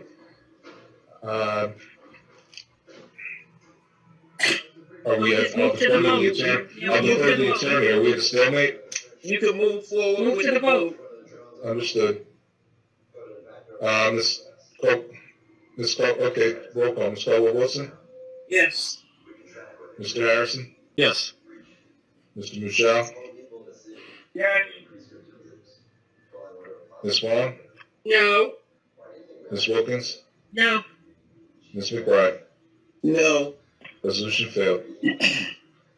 Moving to resolution 22-315, Resolution authorizing the city of Trenton to issue a refund of overpaid taxes to bankruptcy payments on 6 properties totaling $7,800. I thought we just did that. Oh, shoot, I'm so sorry. I apologize, I'm repeating myself. Resolution 22-316, resolution authorizing the city of Trenton to issue a refund on 11 properties totaling $103,700.73 as a result of New Jersey tax court judgments. Council President, Yes, go right ahead. this is the same situation. We have it, and it's stated here as a result of the Jersey tax court. So there's a court document, but we don't have it. All we have is a spreadsheet stating this is what we're supposed to return to these companies. We don't have a court document stating, yes, this is what needs to be done. That's a problem. Because we can make spreadsheets, and I'm not negating it, but just give us the proper information to make the proper decision. It has to be transparent. If it is something that's done by the courts that becomes public knowledge anyway, so we should have it attached to the resolution. Not unless Mr. Cherry has the information, that document also, that court document. Council President? Yes. Did you? Yeah, I wanted to know if she wanted to ask Mr. Cherry. Yeah, does Mr. Cherry have the documentation? I did ask. I thought I apologize. Do you have the documentation, Mr. Cherry? Madam President, Yes, go ahead. I will have Ms. Ludden provide that to the clerk for distribution to council. Thank you. It would have been Transparent to have it. Go ahead, Council President. I'm sorry. no. It would have been. It would have been proper for it to be attached to the resolution because it's just backup information. Yeah. Thank you, Councilwoman Wong. Yeah, I just wanted to say, when we get court rulings, do they not go to the law department? Can Mr. Kaloji and/or Mr. Bridges answer that question? Do they not come to the law department? Mr. Bridges? Mr. Bridges? Yes, Council President, you have a question? Yes, Councilwoman Vaughn wanted to know, when we get court rulings, do they go to the law department for your review and for you to log into the system? The attorneys that handle the matter notice of, yes, we do get notices of court decisions, indeed. Councilwoman Vaughn, is that the only question you have for Mr. Yeah, and then I would much prefer that we source that document as Ms. Ludden has a copy. I would assume, I don't know, maybe not, maybe I better ask, did Mr. Bridges forward the court document regarding the ruling related to these judgments, these tax judgments, to Ms. Ludden? I think I've said before, Council President, and I've said it in executive session at the last meeting. Ms. Vaughn has been extremely rude to me and the law department. I don't have an answer for her. If you would like to know that answer, I'll be happy to answer you. In terms of my conversation, Ms. Vaughn is done. If she has a question, she can ask Mr. Kaloji. Okay, so Mr. Bridges, do you? Well, let me, Council President. Excuse me, Councilwoman Vaughn, excuse me. No, I'm not done though, Council. You gave me the floor. No, but you don't have to speak. Ask the question. No, but I'm not finished. I'm not finished, Council President. You asked the question. But I know, but I had he answered, and I have my rebuttal. So can I rebuttal? Come on now. So all I want to say is fine. So in Mr. Bridges' answer, then I should remind Mr. Bridges that he doesn't just serve me. I'm part of the governing body, and here we are in a public meeting. The answers I'm asking are on behalf of the public. But it is telling that a member of the administration has taken a personal approach to dealing with an elected member of the council, where the taxpayers pay his salary. So his response is just negligent, and I will definitely be reporting his butt to the Attorney General, because you don't get to sit here in front of the taxpayers, and it's unacceptable for an individual who received advice and consent from the council sits here and says what he's not going to do, and that he's going to not answer Councilwoman Vaughn's or any member of this council. No, just yours. Not everybody, just yours. Question. Any member. So just yours. I'll answer everyone else's. I won't answer yours. Let us move on. Mr. Garcia. Yes, I believe I was at a. It appears we've had discussion, but I was looking for a motion. A motion for This is Ron Zielinski, CFO. Can I chime in? Can we get a motion for before discussion of this resolution? To talk about the documents you're looking for? No, what do you the court judgments? Do you have the document? Well, the documents do not show the dollar amounts. The documents we obtained from the court only show the reduction in the assessed value. The amount to be refunded is calculated by the tax collector. Okay, but she still wanted to see the court order. And that's what she's asking for, Mr. Zielinski. Okay. All right? Yep. Thank you. All righty, Mr. Garcia, you may move on. I'm waiting on a motion for 22-316. So moved. Second. If there's no additional discussion, roll call. Ms. Caldwell-Wilson? Yes. Mr. Harrison? Yes. Mr. Michelle? Yes. Ms. Vaughn? No. Ms. Wilkins? No. Ms. McBride? No. Resolution motion failed. I'm at resolution 22-319. Resolution rejecting bids received for demolition of various structures under the Community Development Block Grant CDBG program and Neighborhood Redevelopment and Revitalization Pilot NRRP program Phase 2 per bid 2022-01. So moved. Second. Is there any discussion? Yeah, yes, I need to speak, but Councilwoman Vaughn, are you? Oh, no, it's Councilwoman Wilk. I just wanted Go ahead. to ask Mr. Daniels, why are we rejecting the bids? Because I know that there was a big to-do about demolition and, taking various structures down because of safety. The council was accused on a lot of different times of being, challenging and difficult to not move forward. I'm just curious as to why they're rejecting the bids. If I may speak, Council President. Yes, go right ahead. Okay, this particular bid was on the April 19 docket and was removed or tabled by council. Was never brought back. I believe one of the issues was that IBN was a North Jersey outfit, and there was some question as to whether they had what was considered a real business entity address, and I think it was even brought up. If it was voted down, Mr. Daniels, it was voted down. It shouldn't even be back on this docket. It was actually voted down. And so it shouldn't even be here. It shouldn't even be on the docket now. But Council President, to what Mr. Daniels is saying, he's talking about one particular individual company of IBN, but this is regarding 5 sealed bids. This is 5 different companies. So I'm curious, what about the other companies? Because the other one was voted down.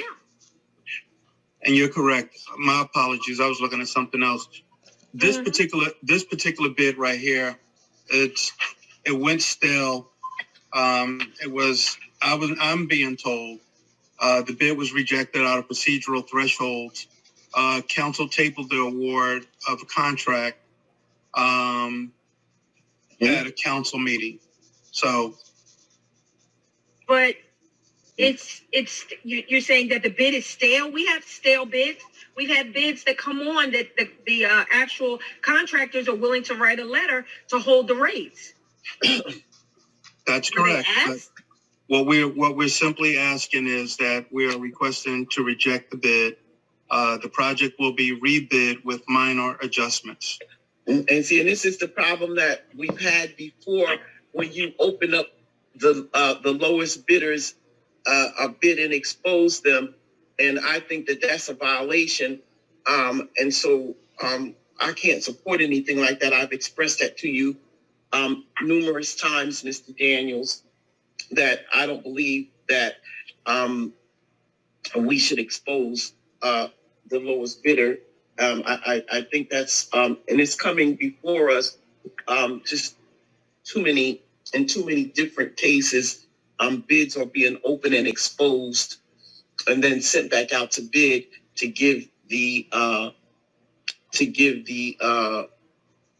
bigger or corporate or larger entities the advantage. And I just don't think that we should be getting into that type of practice where we're constantly, this is like the fifth one that has come before the council where you have literally opened the bids and exposed the lowest bidder. And I have a problem with that, and everyone should have a problem with it. But I can't support that. I have one more question, Council President. I concur with what you're saying. Mr. Daniels, who was the lowest bidder? Because I can't read this, not unless Mr. Garcia can pull up the backup on this. Because it's very small. Yeah, it's so small you can't. Yeah, you can't read it. Hold on 1 second. It's on the back. Okay. Thank you. That's the one?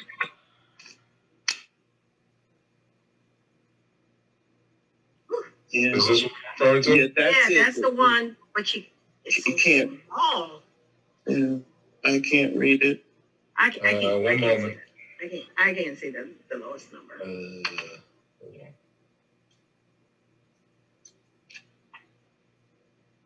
Any better? Yeah, come down. I don't see where the dollar amounts are. Madam President, if I may. Mr. Daniels, I was stunned, Council President. Mr. Daniels, where the dollar amounts on the bids? On the chart? To Council Woman Wilkins through Council President, IBM was the lowest bidder. I can't. Okay. I'm just wondering why. I'm sorry. Did I hear that? I mean, can you repeat that? IBM. So that's 290. Wow, they're substantially low. Very, very low compared to the others, I guess, for the scope of services. Okay.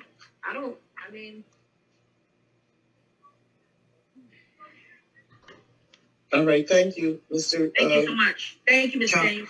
Council President, if I could, I believe this was tabled. It wasn't voted down. I believe it was tabled. Okay. Thank you, Mr. Daniels. Thank you, Council President. Mm-hmm. Go right ahead, Mr. Garcia. Could you move to the vote, please? Certainly. Ms. Caldwell-Wilson? Yes. Mr. Harrison? Yes. Mr. Michelle? Yes. Ms. Vaughn? No. Ms. Wilkins? No. Ms. McBride? No. Resolution failed. Resolution 22-324, resolution authorizing the contract to Verizon Business Network Services LLC for internet and modem access for covert and overt cameras and modems located in the Trenton police vehicles, awarded through New Jersey State Contract number 85943-T-1776 from June 3rd, 2022 through December 31st, 2022 in an amount not to exceed $60,000. So moved. Second. Is there any discussion? You can take it to the vote. Roll call, Ms. Caldwell-Wilson, Yes. Mr. Harrison, Yes. Mr. Michelle, Yes. Ms. Vaughn, these cell phones, air cards, Council President, I guess I gotta vote. Yes. Ms. Wilkins? Yes. Ms. McBride? Yes.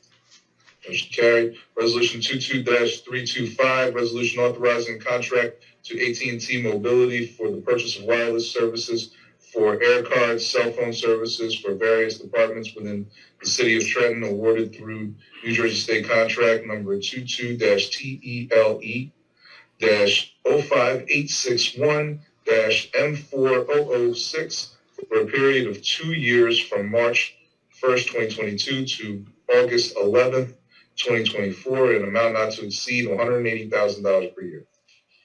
Council President? Yes. I have a question. Okay, so that's So, moved in second. Okay, discussion. oh, Yes. I apologize. Yes, go right ahead. Is Mr. Wilson on the line? Yes. Okay, Mr. Wilson, is the air cards that you're purchasing for the various city departments, is it the same as the ones, because it sounds like the previous resolution, the same that you're purchasing for the police vehicles? No. Okay, so what is this for, actually? I mean, I understand the emergency vehicles would need it, but what is this for? Those air cards would be for laptops and things like that. Inside of the vehicles? Inside of the vehicles, sir? No, that would be the other resolution. The other, I'm sorry, I didn't hear you. I apologize. The previous resolution covers that. This is for computers so they can work remotely. Oh, okay. So this is for the various departments within the city, so that people can work remote from home or work remote from wherever they are. Yes, ma'am. Is it throughout the city or just for the police department, Mr. Wilson? The other departments as well. So the first one is strictly for police, and the second one is for the entire city. Yes. Okay. Okay. Thank you, sir. Yes, ma'am. Any additional discussion? Hearing none, roll call. Ms. Caldwell-Wilson? Yes. Mr. Harrison? Yes. Mr. Michelle? Yes. Ms. Vaughn? Yes. Ms. Wilkins? Yes. Ms. McBride? Yes.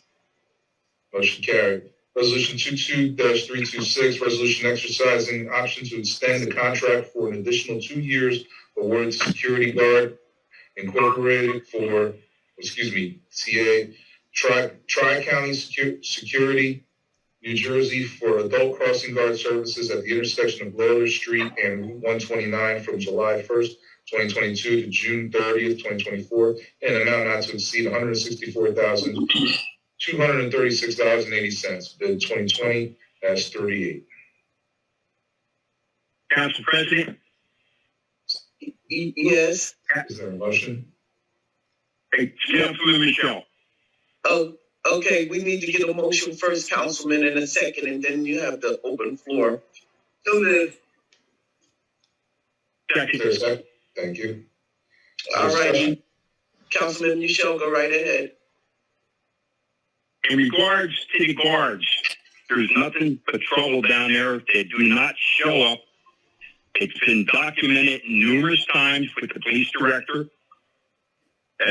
We should be looking for someone else. We shouldn't renew a contract that these individuals are not there.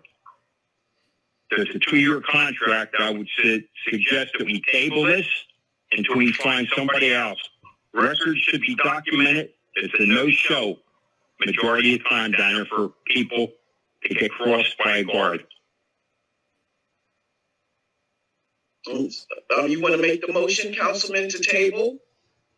Yes, I'll put a motion on the floor to table that. To give us time to look for new guards.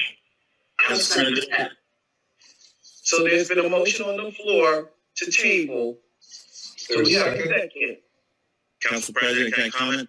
before wait, no. We're in the middle of the business. All right. Who's the second? Council President, I was the second. You seconded, Councilwoman Caldwell Wilson Yes. seconded the motion. okay, I just have one question. There's a motion on the floor, Councilwoman. It has to be voted up or down. Mr. Garcia? Okay. So there's no discussion regarding the motion table? No. Yes.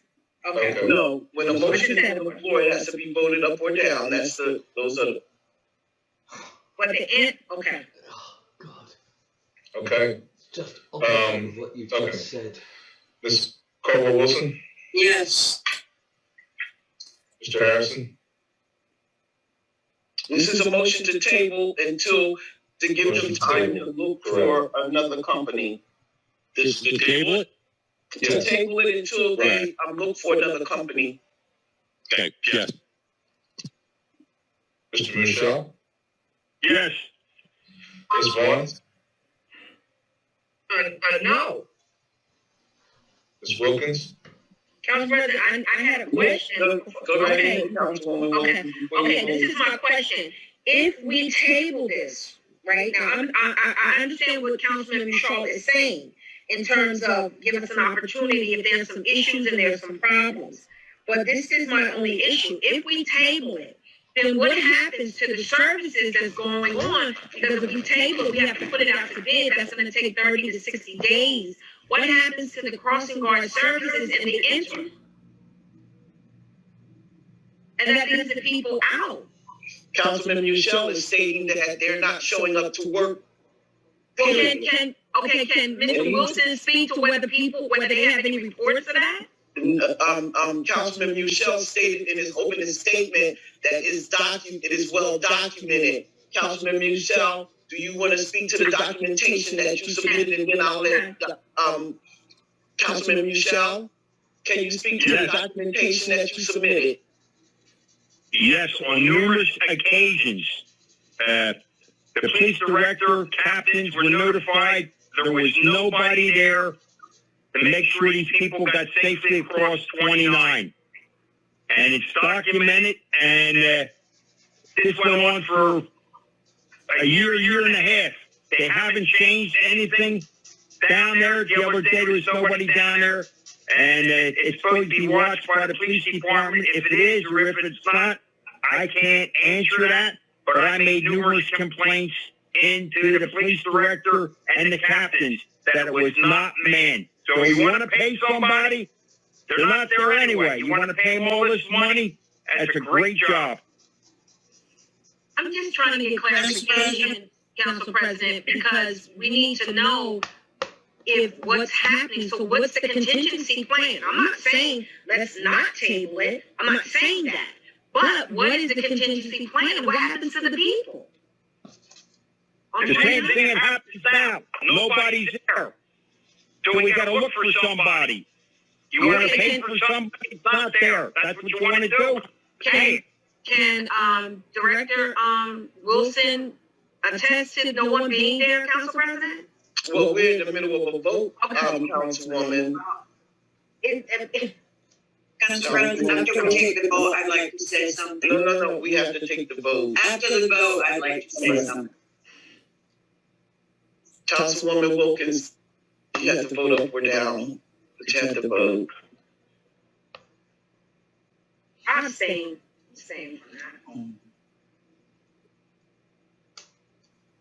Councilwoman Brad? Yes, I vote to table. It's table? Okay. So, Council President, I also noticed that their contract was up in June. Because this contract is from July to June of 24. This is a 2-year contract. Right, so we've tabled this resolution, giving the police department the opportunity to get someone down there. It failed, Council President. We didn't get votes for the table. No, I got 4 votes. No, you didn't vote to table it. If we did? Who? Yes. Where are the 3 votes? It was 4 Flip the page. Looking back, I have ayes from Ms. Caldwell Wilson, Mr. Harrison, Mr. Michelle, and Ms. McBride. Abstention from Councilwoman Wilkins. Yes. Okay. And a nay from this one, yes. Okay. Can we confirm with Mr. Wilson now, since we did the motion?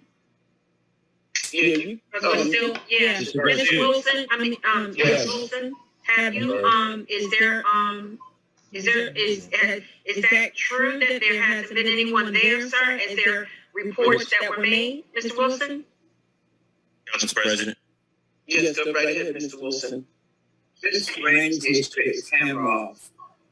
I've asked the public that we, to turn their videos off if they don't want us to see them in their t-shirts with their cigarettes and doing whatever they do when they're home relaxing.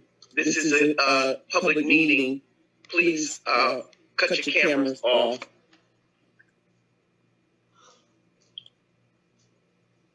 All righty, Mr. Wilson, you may continue.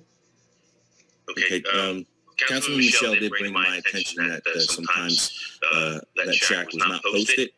I put some measures in place to have our street supervisor check that daily. They're to call in to our desk to report that they're there. There are still some occasions where there are no one there that shows up. But like I said, I put measures in place to correct this. I contacted the company itself to complain. They are better, but if you would like me to seek another company, I will do so.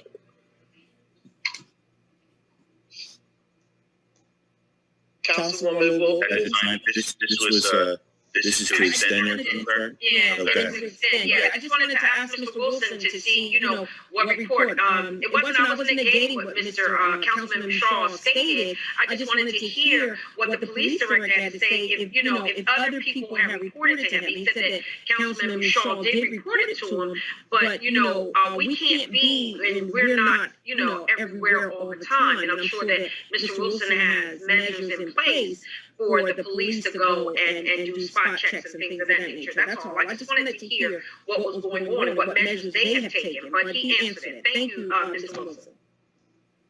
All right, thank you. So, Ms. Director Wilson, now you have the opportunity to try to find a company that is more reliable. Yes, ma'am, we redid it. All right, thank you. Mr. Garcia, you may continue. Certainly, Resolution 22-320, resolution accepting the bid and awarding the contract to Zamparelli Contractors, LLC, for construction of ADA-compliant ramps and sidewalks damaged by trees at various locations within the city of Trenton as required under Civil Action Number 3:02 CV 03440 in an amount not to exceed $500,000, bid 2022-39. When you say as required under civil action, I'm waiting for the motion. Second. Is there a motion? So moved. Is there discussion? No. So when you say that a civil action, under civil action, is that a lawsuit that has been filed? Mr. Onatieri, it says complaint, construction of ADA compliant ramps, sidewalks, and then under there it says, under civil action number. So I'm just trying to understand what civil action number. Hello, Council President. Good evening. Yes. We have a couple of people in the city that are suing the city for falling down the sidewalks and those things that we are not taking care of. Those are what you see right there. I don't know what those numbers are exactly what is it, but that is what the civil action is, which we are going through, with people suing the city for falling down by the sidewalks and stuff like that. Okay, I just need to know that. Is there any other? Yeah, Council President? Go right ahead, Councilwoman Vaughn. Yeah, this contract, did it go through the fair and open process? What did it go through? Council President? It says rather than bid awarding contract, but what process did it go through? The state contract, did it go through the fair and open process? It doesn't say that it went through the fair and open process. I feel like this Gombarelli company, I mean, this is the only company that gets a bid, or, I mean, this is a lucrative project. I mean, they get the bid all the time. So I don't understand, where did it go through the fair and open process, and where are the bid sheets, Mr. Honorary? Council President? Go right ahead, Mr. Honorary.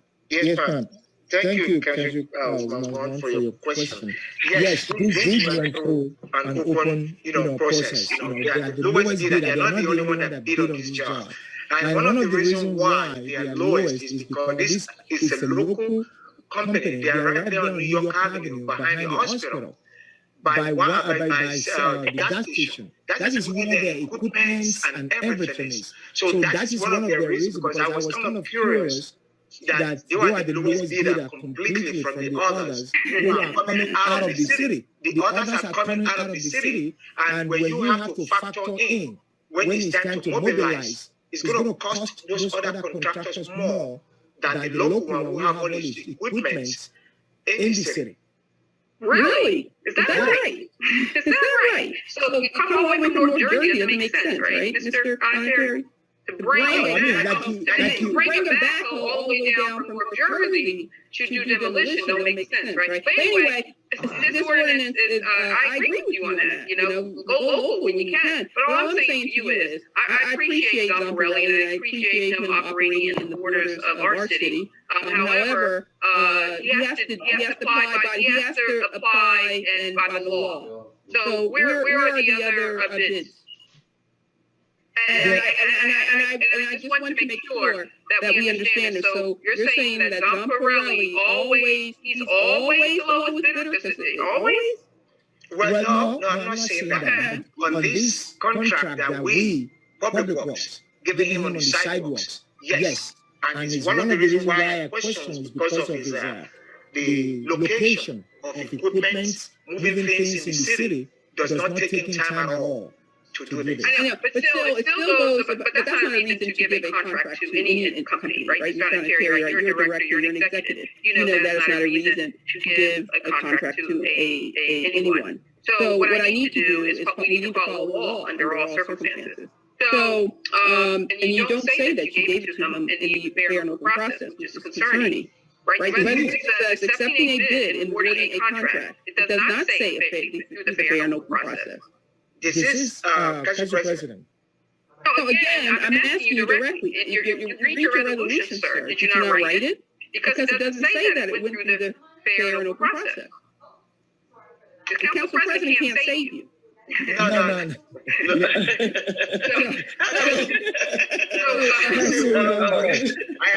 just out of respect, just asking him if I can just... Okay, go right ahead. Go right ahead. I know Council President is my friend, but I know she won't save me tonight. Yes, this is a fair and open process. They are not the only one that bid on it, and I'm surprised you don't have an attachment of the others that bid on this contract. All right, I mean, and again, they're the lowest bidder. No, but we gotta go to the lowest, but see, you gotta be careful with that, okay? Again, that's not what we do here. We don't, it doesn't matter if the person, there's other criteria besides being the lowest bidder. And see, that's the scary part, right? See, you gotta be careful with bid rigging, because don't think just because you're the lowest bidder, because there's always ways as to how someone, Council President just articulated, right? There are ways that companies may, like Gombarelli, who gets the contract over and over again, maybe somebody is giving him the lowest bid number. We don't know how he's coming up with that bid, right? So that's why we gotta go through the fair and open process to make sure that the controls are there and are followed. because it raises an eyebrow that it's the same company time and time again. Maybe, I don't know, I'm just saying, perhaps it may be somebody from the inside that makes sure he comes in at the lowest bid. So, be careful when you come in and you champion a particular organization or contract. You don't want to give favor to anyone, Mr. Onetary, right? Let the process determine who gets the contract, not you. Okay. So and then Mr. Colin Cherry, thank you, Mr. Onetary. Mr. Colin Cherry, very quickly. Why isn't it noted on the summary so that the public should know that it did go through the fair and open process? Why is that not noted in the description of the resolution and on the summary? Mr. Colin Cherry, are you there? Mr. Colin Cherry? President? Yes, go right ahead, Mr. Cherry. We attached the backup that explains all of the... No, that's not what I'm saying to you, sir. What I'm saying is nowhere on this resolution it says that it went through the fair and open process. And I go back to what Councilwoman Wilkins stated. Just because you say so doesn't mean it's so. Just because you put a spreadsheet up doesn't mean that verifies anything. So where does it say that it went to the fair and open process? All it says is that you accepted a bid in awarding a contract to Zaffarelli Contractors. Yes, Councilwoman, the bid is the fair and open process as defined by New Jersey Local Public Contracts. But why doesn't it say that, sir? Because we know this is where, all our resolutions, since I've been on the council, and I know that Mr. Garcia, perhaps you should chime in here as an RMC, as a registered municipal clerk. You should know that resolutions and ordinance should be properly documented and defined before it comes on to the council. I remember, I got to give the gentleman the credit, Mr. Dwayne Harris. He would always note that what bid processes went through. Rather competitive bid, rather the open process. It has the numerical, the value of the contract. Doesn't even say that at all. There's no consistency of how these resolutions are being presented. At a minimum, there should be certain information there, not just for the council. You guys are so hung up on certain council members, right? We're all in your heads. But you forget the people that need to know this information, and that's the taxpayer. So, Mr. Cherry, you're a business administrator. You should know that as well. So, hey, it's not just about Robin Vaughn. Although, hey, I think I'm a great person. I love myself. But hey, it ain't about me. So get that all out of your mind. It's not about Robin Vaughn or Councilwoman of the West Ward. It's about serving the public and giving the taxpayers transparency about their money and where it's going. So that's all I want to say. But we need to make these changes, Mr. Cherry, and Mr. Garcia. Mr. Garcia, you really have to push back on the administration when they put crap on the docket. That's not properly defined or documented. Thank you, Council President. Council President? Go right ahead, Councilwoman. Yes, Director Onetary, I have a question. When they do this, they're repairing the handicap ramps and part of the sidewalks that have caused the damage because of the tree roots. What? We're going to fix that? Are we leaving the trees there that causes damage to grow their roots again? And 5, 10 years down the road, we have to go through this expense again? Or are we going to replace them with trees that will not root like that? Council President? Go right ahead, Mr. Thank you. No, we are going to be removing some trees that are dead. We have a lot of dead trees on some of those sidewalks that has uprooted the sidewalks. And then we have some sidewalks that we already cut the trees but we need to fix the sidewalks with the handicap ramps. No, I understand that, but the sidewalks are going to get damaged again if those same trees, a lot of those trees are not meant to be on brick sidewalks. That's There are right. trees that their roots don't grow. All you do is drive through Philadelphia and you'll see they mulch them every year. The pits are larger, sort of allow it to get moisture, whatever. But I know we have to repair these, and I know the ADA will afterwards because it's dangerous. But those trees, if they leave them there, some of them are dead, but not all of them are dead. And if we leave them there, they're going to uproot the sidewalks again. That's what I'm trying to explain, Councilman. I hear what you're saying, and each tree is assessed when sidewalks are removed. Anywhere we have this problem of uprooted trees, recreation state tree come out there and cut whatever they need to cut, or they need to clean off those trees in order for us to do the sidewalks again. Yes, but do the contractors know that we may have to take the tree out? Yes. That is part of our dealing with them. That when we go there, we are removing trees, and we withdrew whatever we need to do. We work with shade trees to remove those trees for them to do what they have to do.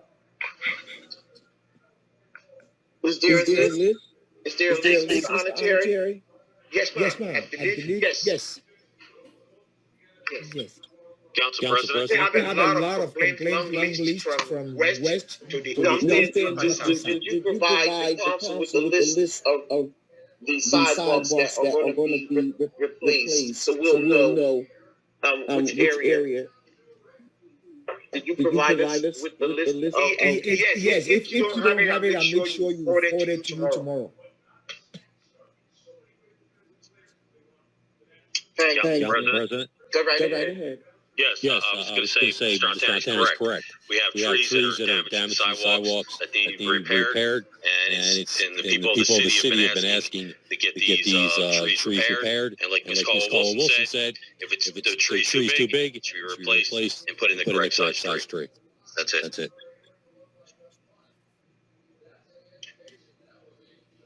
Mr. Garcia, if there's no more questions, we can move to the vote. Certainly, Ms. Caldwell-Wilson. Yes. Mr. Harrison. Yes. Mr. Michelle. Yes. Ms. Vaughn. Councilwoman. I'm sorry. No. Ms. Wilkins.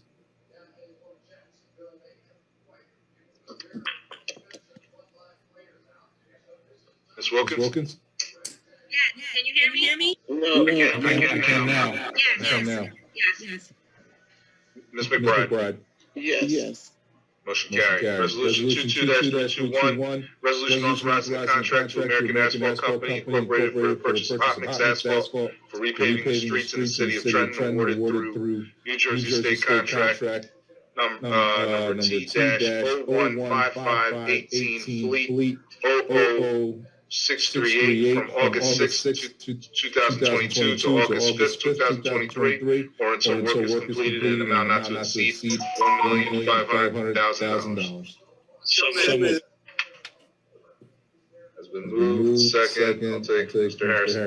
And is there any discussion? Yes. I just want to say to Director Terry that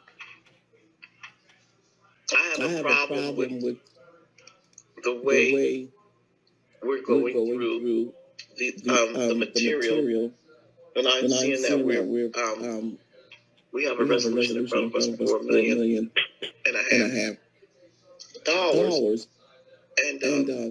I just want to complain about the way they came over in front of Laurel and spilled tar all over the sidewalks, all over in the park. It was shameful the way that job was done. there's no words for what occurred over here. They had tar literally on people's cars, in the park, in the grass, on people's sidewalks. It was really a hot mess when they finished. And we're spending this kind of money on material. And the way that they handle that material, it makes no sense. And that's just my complaint to Mr. Arnottieri. If there's anyone else that has any questions. Hearing none. I was muted. Okay. I concur with Council President on the about the mix. Well, I guess this is not for clarity, Mr. Arnottieri. This is the company that this is for the mix itself. This is not the company that's going to be installing using it. This is just for the mix itself, right? Materials, right? Yes, this is just for the mix, right? But I do have an issue with the installers, you know. Where do you keep the mix? Where do you keep this mix? Where do you dump it? I'm sure there's a big mountain of it. Where do you dump it? I mean, where do you store it? Mr. Arnottieri. Council President? All right, ahead. Councilman, are you talking about the millings? Because we're not buying millings. We make millings from the city roads. But the one we are talking about is the asphalt. We buy from the asphalt company. Yeah, that's what I said. Are you not listening? That's what I said. I said we're talking about 22, 21. The mix. It's the mix, not the installation. Council President was referring to the service, the installer, the implementer, the company that come in, or some of the city workers too, right? They use this material, correct? Yes. Yeah, so that's what she was referring to. The folks who are actually using the materials and not handling them properly, and they find themselves all over the neighborhood. Right. So the reason why that is happening is not. I mean, we're talking about the product here versus service that she was questioning. So I'm having no problem with purchasing the product, but I think you should really take serious thought to the contractors that come into the city, and even your own city workers who handle the materials and the installation, and how much disruption of our neighborhoods and our properties that take place because and the reason for that because you don't have a qualified what do you call it, road inspector. So when are we going to get that? The road inspector is supposed to come out, Mr. Arnottieri. I mean, I experienced what Council President experienced on her block on Lower Avenue, right? I experienced all up and down Stuyvesant Avenue, and I'm not the only resident who's been complaining about your contractors. So why aren't you providing the oversight, and why don't we have qualified road inspectors to ensure when these materials and these installations are happening that you on top of them to make sure they're doing a quality and pristine job? You know I have a personal complaint about it. Now Council President is talking about a complaint, and they're all over the city, Mr. Arnottieri. It's not just you know, all over the city. So why aren't you putting qualified people out in the field that can manage these multi-million-dollar projects and installations to ensure that the residents little done. I mean, there's little disruption and little intrusion into our quality of life. They're tearing up our neighborhoods. You're the public works director. Can you please speak on this?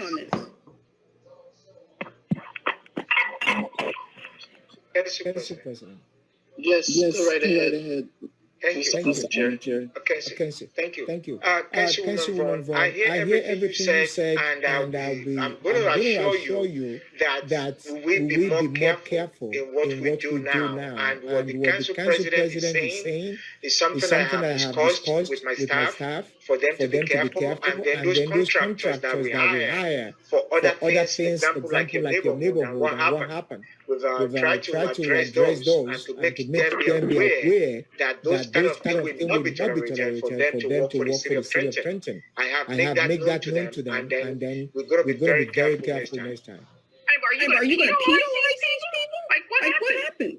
Are we going to get money back? Are we going to reduce their contract value?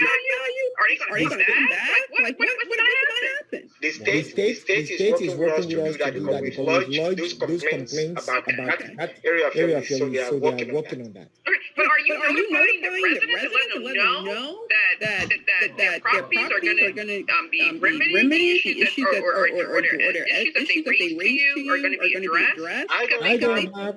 I don't have but only two residents that complain about anything about their property. And one of them is not something that those contractors did, because we have a camera that shows from the camera, the Google map, that residents' complaint was already there before the contractors came. Only one, the grass thing is the legitimate complaint, that we have. The other one is really not. And she agreed, and then she stopped calling me about that. Okay. But the other ones, as far as the public grass beds, right? You agree, right? With the field dirt and all that, and all those weeds growing at, a mile a minute. I mean, topsoil and field dirt, they're two different things, Ms. Solitary, right? I mean, our grass beds up and down Stuyvesant Avenue before the project didn't have weeds in it like that. Again, they are working on that, okay? That's fair. Okay. Thank you, Ms. Solitary. Appreciate you. Yes, go right ahead. Mr. Onitary. Director, I was looking at the list of streets and the different wards where you're going to be doing the asphalt, the paving, and things of that nature. Is all of this being done by the city employees, or are you coming back to ask for contractors to install?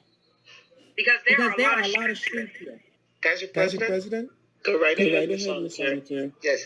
Thank you, Councilman Wilkins. Councilwoman Wilkins, I'm sorry. Yes, this is all, the money you gave me here is to buy materials, and for the city employees, we are going to be doing this. We are not coming to you from this money for any contract. So the city employees are going to be doing all the payment. So you have a plan set in place of how you're doing each area and so on, correct? Yes, ma'am. Okay. All right. I just wanted to know if you were coming back to us again to try to get contractors to put it in. But okay. All right, because we do need our Let me make a point there. If I do come to you for contractor, that would be money from the state, NJDOT funding or CDBG funding. That's different completely from this. Okay, thank you. All right, thank you, Ms. Solitary. Thank you. Yes. All right, you may continue, Mr. Garcia.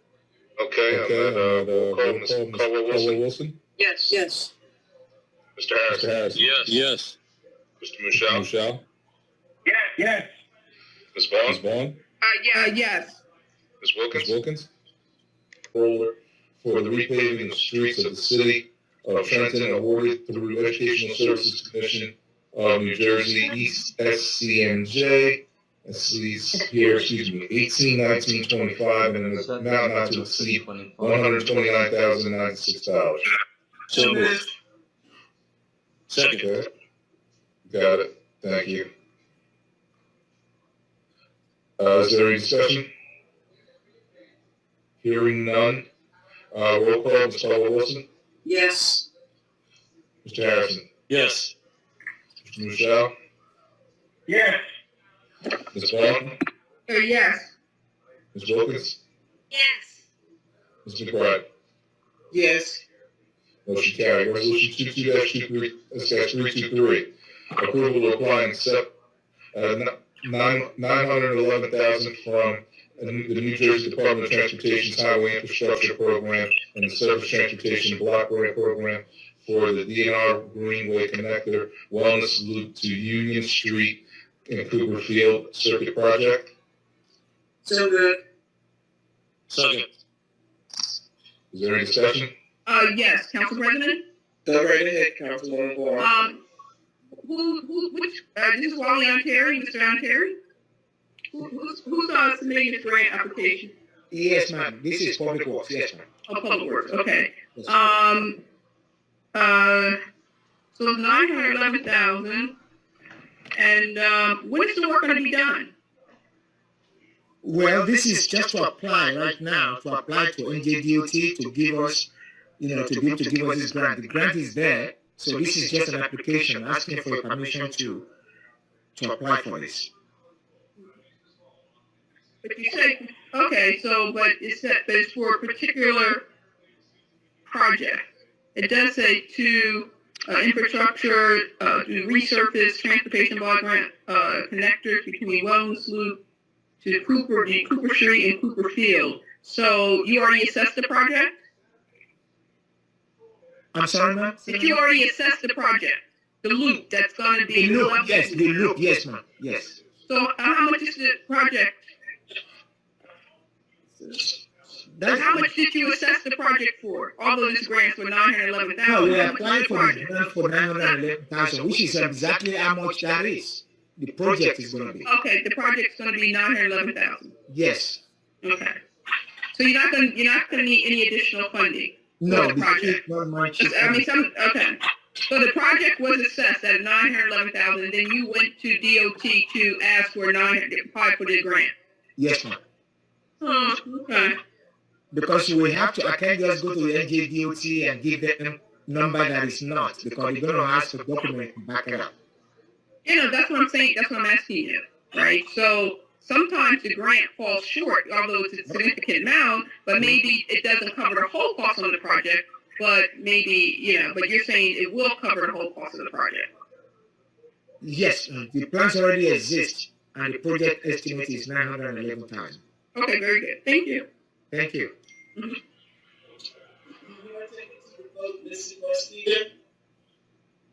Going to the vote. Ms. Caldwell-Wilson? Yes. Mr. Harrison? Yes. Mr. Michelle?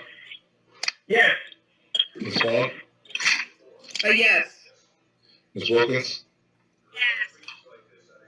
Ms. McBride? Yes. Motion carried. Resolution 22-327. Resolution authorizing to rescind Resolution 21-2 and cancel contract awarded to King and George LLC for the answering services for emergency services during non-working hours at Trenton Waterworks, 333 Cortlandt Street. Contract and award McGee Associates LLC, 2791 Colden Avenue, Henderson, Nevada, 89044, bid 2020-73.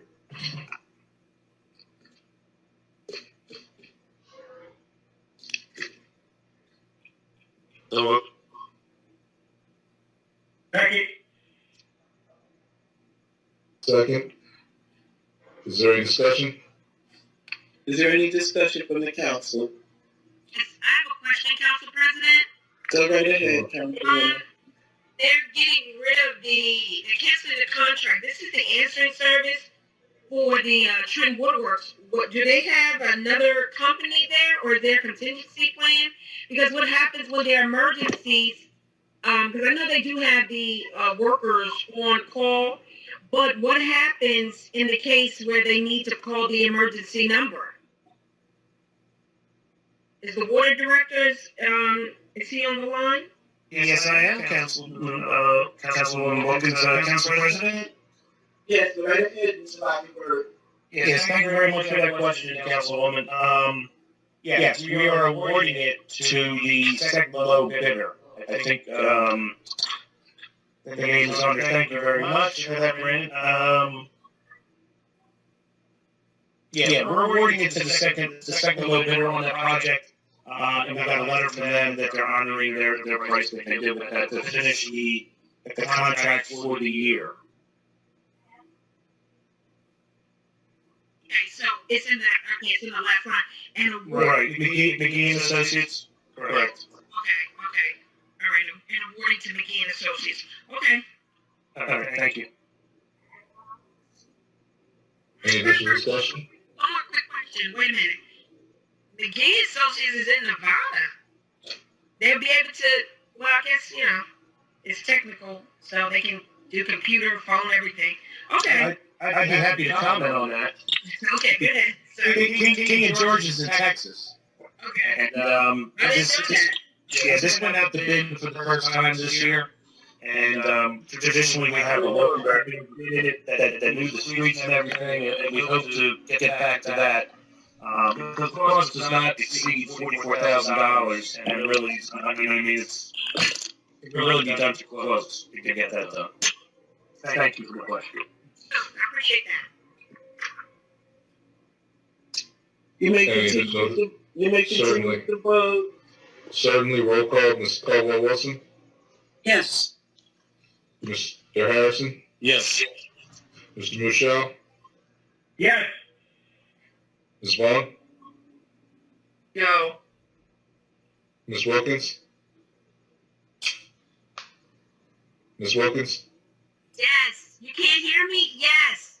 There you go. Now I do. It's something going on with my microphone or the volume. I don't know what's going on, but We'll bear with it. Ms. McBride. Yes. Motion carried. Resolution 328. Resolution accepting a bid and awarding the contract to Ferguson Waterworks for furnish and delivery full circle bands, couplings, and tapped out sleeves for a period of 1 year from July 8th, 2022 to July 7th, 2023, in an amount not to exceed $82,696.92. Bid 2022-38. So moved. Second. Is there any discussion? What is this one on? Here, this is Resolution 328.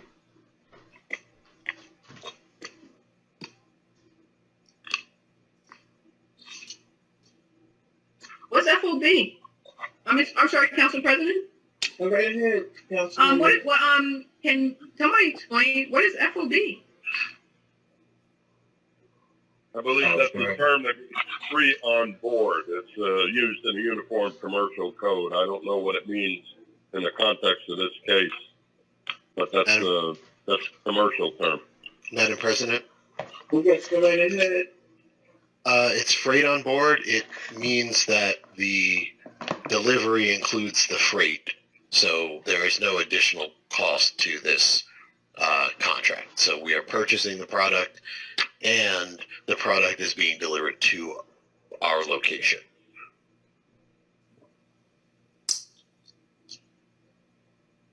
Is there any additional discussion? Delivery of full circle bands, couplings, and tapped out sleeves for a period of what are these things? What are Mr. Lavenberg, can you tell us what are full circle bands, couplings, and tapped out sleeves? What are they? Council President? Go right ahead, Mr. Lavenberg. Yes, I'd be very happy to explain that, Councilwoman, and it's a great question. What a full circle band clamp is, it's a piece of stainless steel. You have a lot of echoing in behind you. Do you have another device on?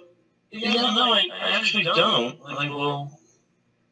Okay, I know what it is now. I know what it is. Okay. So what is couplings? What are couplings? Well, the couplings can be used in two different ways. It can be done to fix a crack, and it can also be used as coupling to put two pieces of pipe together. Okay, and tapped out sleeves? What are the tapped out sleeves? Tapped out sleeve is great because we had a big break on a 30-inch main this week that our guys did a great job on. The tapped out sleeve goes around a large diameter pipe. On the rare occasion that we put a corporation or a tap onto the pipe to supply water to the water service that goes to the house. And what it gives structural integrity to the pipe. because you're drilling a hole into it and you don't want the pipe to potentially fall apart. Okay. But the vast majority of this contract is really just for full circuit band clamps, the most prevalent water main break that we get. These are for our guys to do water main repairs that they do. Okay, I got it. So these are like, just hardware issues. I mean, yeah. So why can't we just go to Ace Hardware? Seems like, how many of these things are you getting? we use an awful lot, about $80,000-$90,000 a year worth of that. That's why we don't get $80,000-$90,000 a year. Easily, yeah. We just got a set in for the 30-inch main repair, and they were $5,000 a piece. Again, it's stainless steel with rubber on the inside. This goes out. It's a free. We advertise this heavily. Okay, but what I do know about gadgets like these things, I mean, you would think the more volume you go, economies of scale, right? The more volume you buy, the cheaper they are.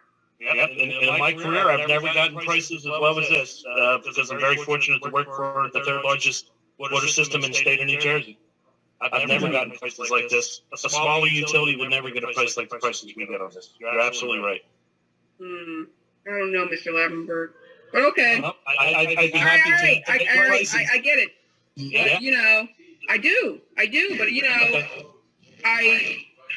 but I just think that some of these little gadgets and little tools should be cheaper than $82,000.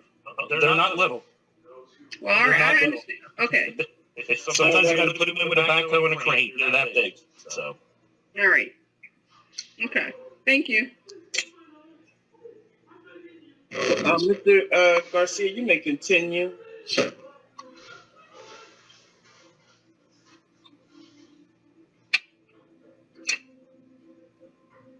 Mr. Garcia? Can you hear me?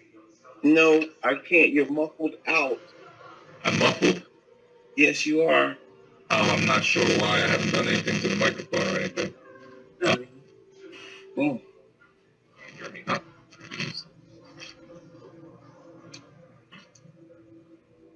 I'm not sure why that is. Are you able to hear me now? We can hear you, but like I said, you're muffled. Your voice is... I'm not... Your voice is hoarse. It's hoarse? Okay. I'll try to enunciate or do whatever I can here. I'm at roll call. Ms. Caldwell-Wilson? Yes. Mr. Harrison? Yes. Mr. Michelle? Yes. Ms. Vaughn? Yes. Ms. Wilkins, Councilwoman Wilkins? Can you hear me? Now I Yes. can. Okay. Ms. McBride? Yes. Motion carried. Resolution 22-329. Resolution accepting the bid and awarding the contract to certify health and safety services for the POSHA employee job safety training for a period of 1 year from June 4th, 2022 to June 3rd, 2023, in an amount not to exceed. Hey, Brandon. Yes. Hey, Mr. Garcia. Yes. Do you have your cell phone next to your computer or something? Because we're getting a lot of feedback from you. Yeah.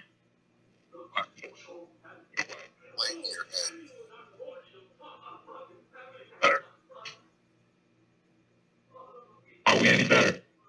No. No. So move. Okay. Hold on. Move. Second. Ms. Cook, is there any discussion? We're on 329.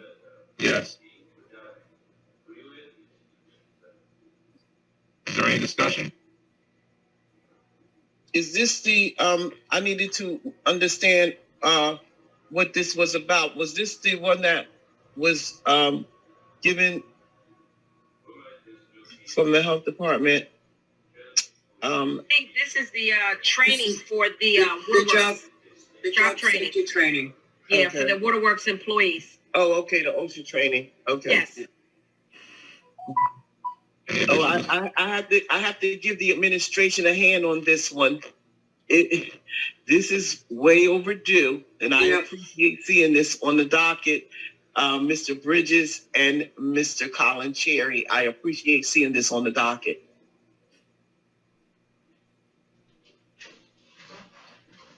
Any other discussion? Hearing none, Ms. Roll call. Can I say here? Is that yes? Councilwoman Caldwell Wilson? Yes. Yes, thank you. Mr. Harrison? Yes. Mr. Michelle? Yes. Ms. Vaughn? Yes. Ms. Wilkins? Yes. Ms. McBride? Yes. Resolution 22-330, resolution awarding contract to repair and open process in accordance with NJSA, 48-20, 48-20. It's Remington and Burning Engineers for Golden Avenue Water Main Improvements Design, Bidding and Construction Phase Engineering Services in an amount not to exceed $38,908 for a period of 1 year. Which one is this? 2022 to July 7th, 2023, RFP 2021-47. That's not. We need to, when we go to the motion, Mr. Cherry needs to explain to us why this doesn't reflect that this is coming out of the ARPA fund, because in a review, Mr. Cruz stated that it would be in the title that this was coming out of the $4 million that we took for the ARPA funds, but I don't see that here. And we gave them $4 million for that project, and he stated that this was coming out of it. So when we move the motion, I would like to discuss this. Council President, if I'm sorry to interrupt. There's one No.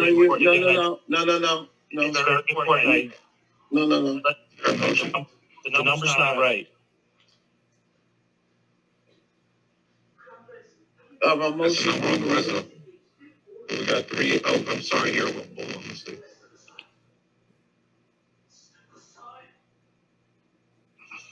Mr. Garcia, on the resolution on the heading, I see 388,980. No, Madam President, We need if I a may. motion, please, everyone. I need a motion to move it in a second to have the conversation.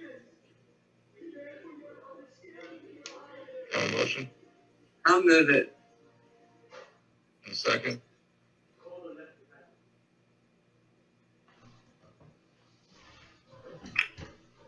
Second. All righty.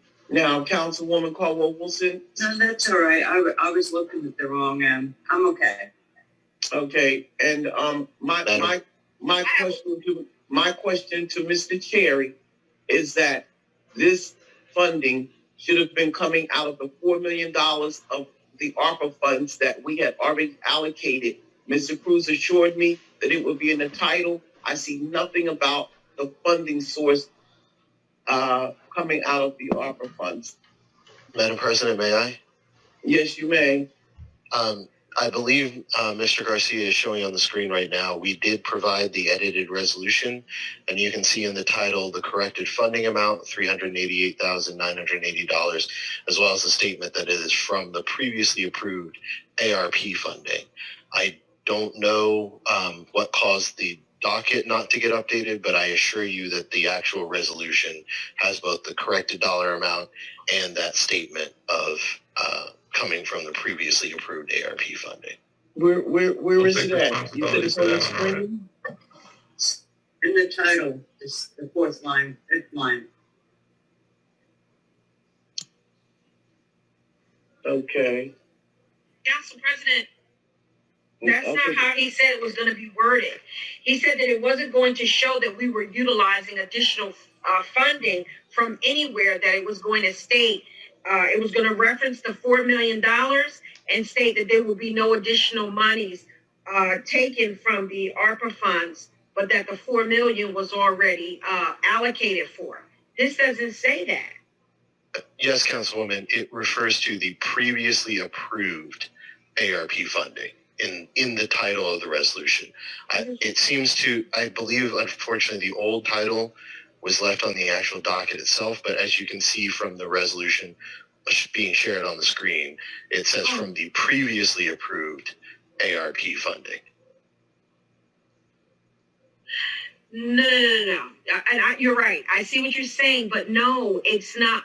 No, Council President, this is not how we stated that it should be, because it's making it, even though it's previously approved the $4 million, it's still looking as though we're taking $388,000 additional dollars. No, it's not. No, it's not. It's not referencing it properly for me. Okay, it's not referencing it. Mm-mm.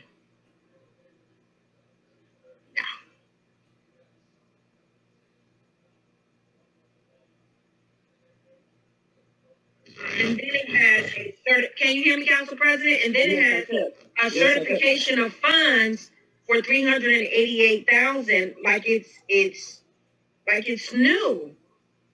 Right. Because if it's coming out of the $4 million, then if it's coming out of the $4 million, it should be actual certification of funding should be $4 million, and then he can the finance director can have a listing of what the dollar amounts that equal to the $4 million. That's not what's referencing here. So no, I'm not. I don't agree with how this says. So yeah, because we talked about this at length, Mr. Cherry. Yeah, we did. Yeah, Madam President, we did what we were asked. We put the previously approved, and just to clarify, the certification of funds, you can see the account number. That is the account that the $4 million was allocated to. So any certification of funds, just like any, when you allocate money to a trust account, when you allocate money to a capital account, the certif funds will just show what is being used for this resolution. So that certif funds is showing just what's being used for this specific resolution. Essentially, the CFO is saying, yes, there is at least this amount of money in that account. Well, let me ask you this, Mr. Cherry. So if that's the case, is this account number, it's only being used for the $4 million? It's not being used for anything else? I believe the CFO is on the line, and he can speak to that with more clarity. Okay. Yeah, because when you say American Rescue Plan, you're talking about the entire funding. So, Mr. Zielinski, that account is specifically for the $4 million. Okay, it should state it now. It should be worded different, because it appears as though it's coming out in addition. It appears that it's an addition to $88,000 is coming out of that American Rescue Fund. Mrs. Zielinski, the conversation that we had with Mr. Cruz, asking him to please put the proper wording in there, so that we'll know that this is from the $4 million. But when you say fund and it says the American Rescue Plan, you could be going back in there to get another $388,000. And so that's what we don't want to occur. So how do we fix this, Mr. Zielinski? Nobody included me in that conversation. I'm including you now. I mean, we never do a resolution like that. We usually, like Mr. Cherry said, we put the specific amount that we're using for the contract in the certification of funds. Okay, so that's how we normally. That's where we do it for everything else. Mr. Zielinski, let me ask you this: we have over approximately $40 million in the American Rescue Trust. So we don't want another $388,000 coming out on top of the $4 million that we've already allocated. Tell me how it won't happen. Council President, may I make a recommendation? Amend it on the floor. Can we amend it on the floor to say not to exceed $388,980 to be taken from the previously approved ARP funding? Yes, we could amend it to say that. President. Council President, I want to just tell you this. I've seen where they have the certification of funds, and there's a listing on the certification of funds, because this account number is the only account number that Mr. Zelensky and confirmed that's being used for the $4 million. It can state it on the certification of funds. The certification of funds, because the total certification of funds for this particular account number is the $4 million. And then it's sort of like, it's kind of like a drawdown from the $4 million, but it should state it on here. It's just not clear, Council President. And even the amendment, So you want to say to be drawn down from the previously approved ARP funding? To be subtracted I don't think that the 388 needs to be there, but it should say, whereas the funds in the amount not to exceed $4 million have been certified to be available in the following American Rescue Plan account number, what have you, and then I guess utilizing, for this particular contract, utilizing 388,980 of those said funds, something like that. Because because to me, it looks like there's an additional $388,000 coming out. And that's how it's reading. That's exactly. So what is your proposed language? Because I gotta confess, I'm at a loss.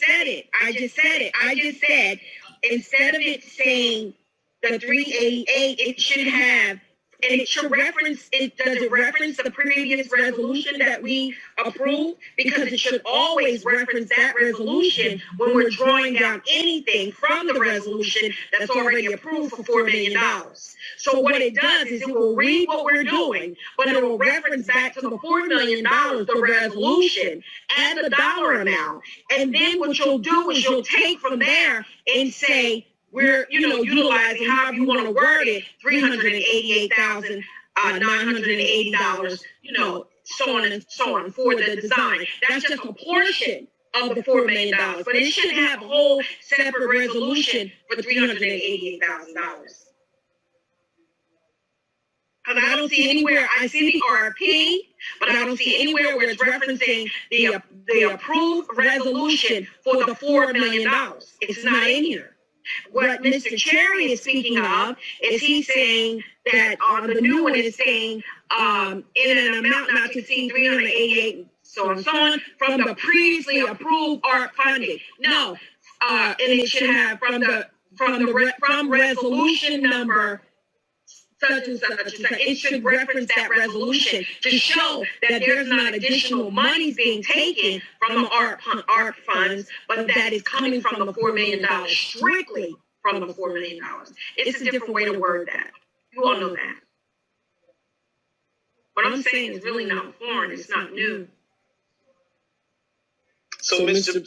Bridges, there's a couple of things that the councilwoman is saying. She said that the resolution should be referenced into this resolution, and on the certification of funds, it should also reference the resolution.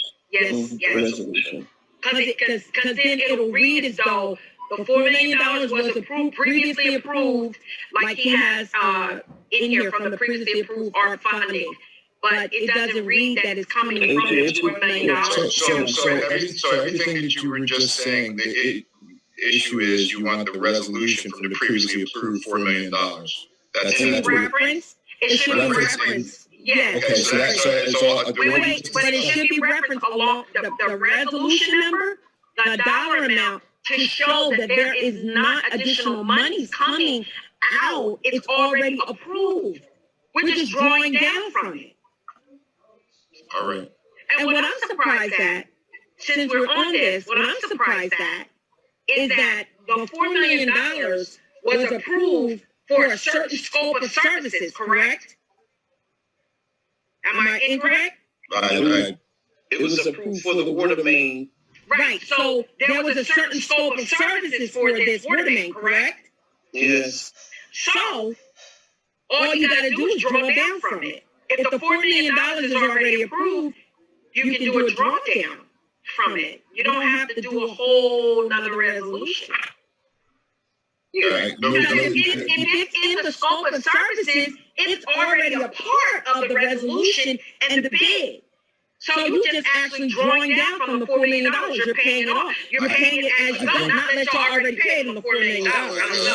I think I'm confused. I just want to get whatever language you want to put in there, and I would like, first of all, it's not my resolution. No good deed goes unpunished. I shouldn't have said anything, but what language do you want in here? Like, give me language to add in here. I can't say so and so and so forth in the contract. Okay, how about we do this? Instead of a whole new resolution, why don't we just draw down from the $4 million? That's a wonderful idea. Did you just say draw down? I'm just saying, it makes it easier because it's already in the scope of services, correct? Because if they're saying that this, okay, I'm going to say Okay, so we got it. So let me ask Mr. Kaloji. Mr. Kaloji? Yes, ma'am. So, Council Wilkins is saying that this resolution shouldn't even be on the table because we should just bring the a resolution back that we voted on or and no, we just need to draw down. Right, we don't need another resolution. $4 million. And how do we do that, Mr. Kaloji? Well, we don't have that resolution here at the moment, do we? Can somebody get that? Because if they can, maybe we can agree on language to amend this to incorporate. I know she wants reference to the prior resolution, the number of it, the number of the resolution, et cetera. But do we have that available? Madam President? The only thing, Council President, the only thing is we don't need a whole new resolution. All we have to do is draw down off of the $4 million. Right, you already stated that. No, Mr. Kaloji Mr. Kaloji said we can amend the resolution. That's why I said it again. That's why I stated it So I again. knew you wanted, maybe I misunderstood. I thought you wanted the current resolution amended to include reference to the prior resolution. Right. That come up with Initially, yes. Initially, I did, Mr. Kaloji, but as I started, as Wes was asking questions, it made me just recall that if you have something that's already approved, so we're going to scratch the resolution piece. Just let's go based off of the one that's already approved. If you have $4 million that's already approved and that's sitting there, and you already had the bid come in and the scope of services of what needed to be done or what needs to be done, you can actually pay as a drawdown from that resolution as the work is performed. Is that correct? Well, your memory is probably a lot better than mine. I really don't have a precise recollection. We've done that before in the past. I would have to see it. Right. We've done that before. So, Mr. Garcia, are you able to look for that resolution for the $4 million from the ARPA funding for the water main break on Olden Avenue? Do we know any ballpark time period of when this resolution passed? I can make that. He said, do you know what time period, Council President? Right. But off the top of my head, I can't remember. Councilman Ron, can you help me out? Resolution of $4 million? Yeah, about a year. about a year ago, I could give it a shot. Madam President, may I make a clarification? Yes. I think there may be a misunderstanding. The prior ARP funds are a little bit different than other funds, according to the way the state has given us guidance. So there are a few steps in this process. The prior resolution authorizing the $4 million was not an award of a contract to this vendor or any particular vendor. It simply said we are designating $4 million of our ARP funds for this purpose. So the reason that we need this resolution is to actually provide us with the contract with a specific vendor for a specific portion of that project.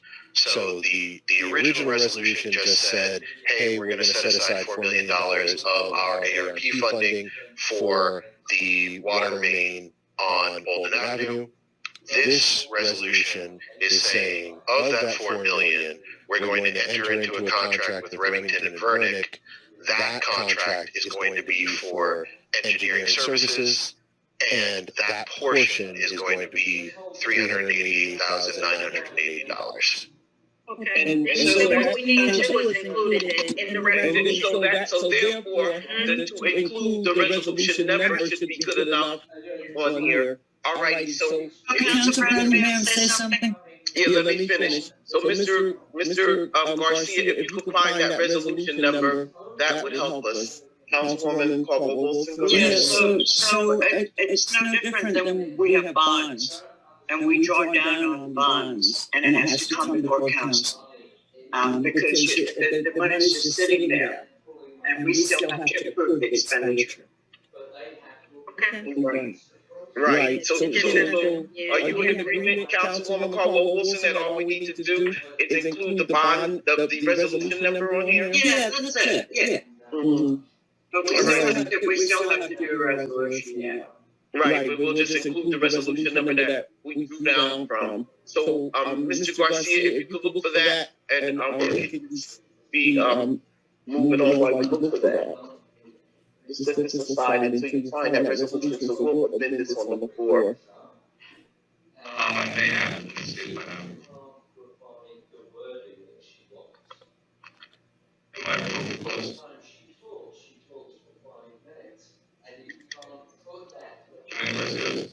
No, that's not it. It probably goes back to 2020.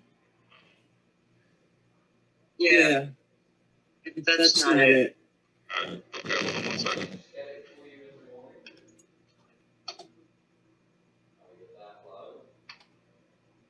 I believe that was the first contract we awarded out of the ARP money. Mm-hmm.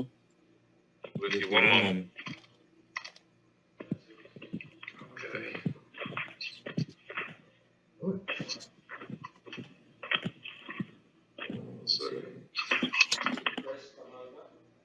There we go. Hold on.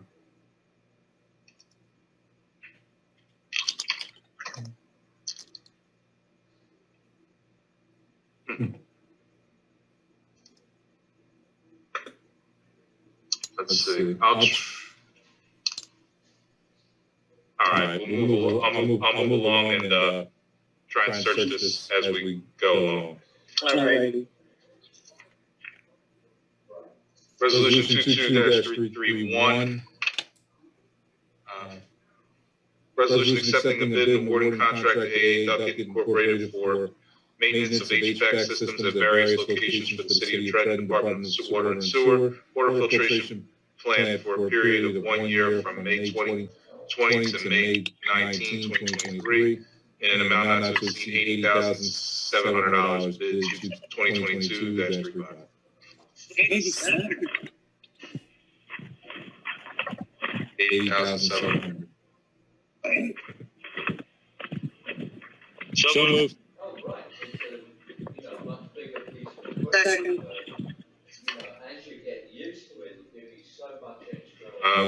Is there any discussion? And this is with the HVAC. Yes. Wait a minute, did I miss something? Did we do the amendment? Did we vote on it yet? No, did not do the amendment. Council President? We're trying, am I trying to still retrieve this resolution or no? Hold on 1 second. Somebody is walking with their cell phone and they mute themselves. It's resolution 21-394.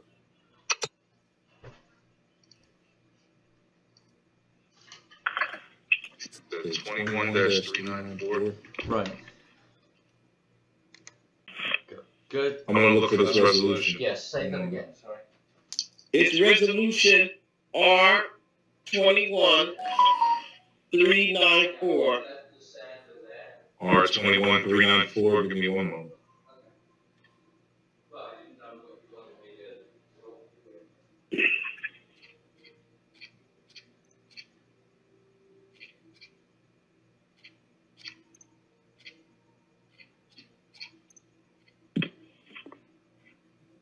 almost there. Okay. R20. All right. Resolution authorizing the expenditure of $4 million. You got it? Yeah. Alrighty. So, Mr. Bridges, how are we going to make this amendment to incorporate the resolution number? I write it in. I don't have the ability to do that, so I can't answer that. We can try to get it done now because we need to amend it. Council President, if we can agree on the language, it could be handwritten and the clerk can prepare, obviously, a typed version tomorrow. I would just suggest adding language after not to exceed 388,980, which sum to be drawn down from the $4 million amount approved in resolution number whatever. Then it would make it clear it's coming out of there. It's not an additional appropriation. Okay, Mr. Garcia. Can I have a motion to approve with that it's done? Who already made the motion? I made it. Okay. We have to have the edits first, right? Yeah, Mr. Pelosi, could you please give us that language again? I'm going to write it down. Mr. Garcia, after the number 388,980, yes. I only have the, I have the heading, but it would also have to be changed in the body. After the number, I would put comma, which sum shall be deducted from the $4 million previously approved Resolution. It's resolution 394. For this project in resolution number whatever.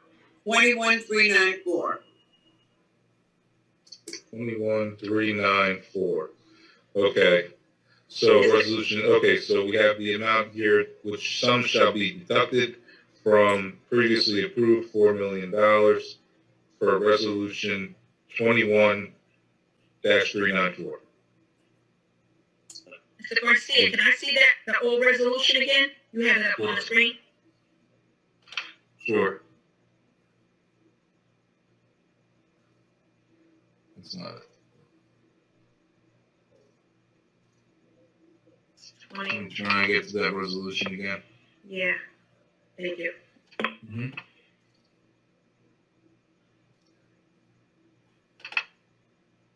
No, not that one. The one with the Oh, wait, $4 sorry. million. Yeah, the $4 million.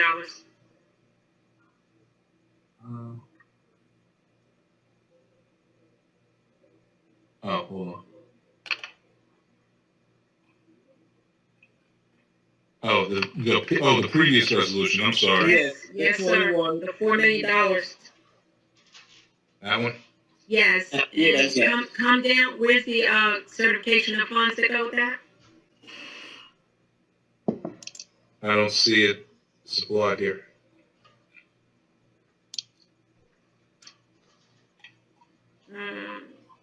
Where's the certification of funds, Council President?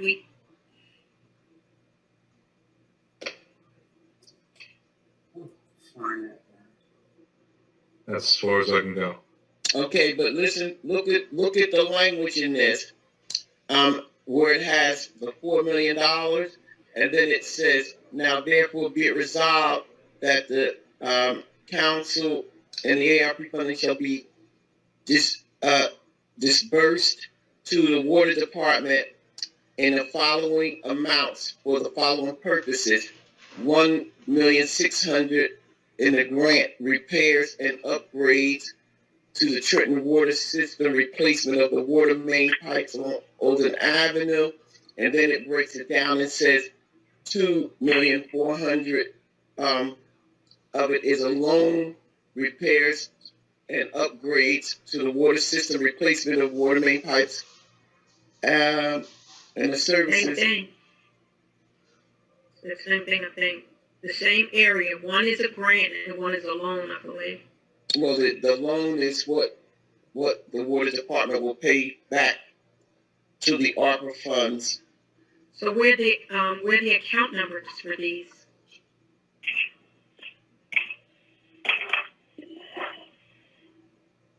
There is no certification of funds, no account number for this. That comes in a separate page. I know it's not here. I asked Mr. Garcia if he can pull it, if he can, go down, but it's not there. But we had it with when we reviewed this.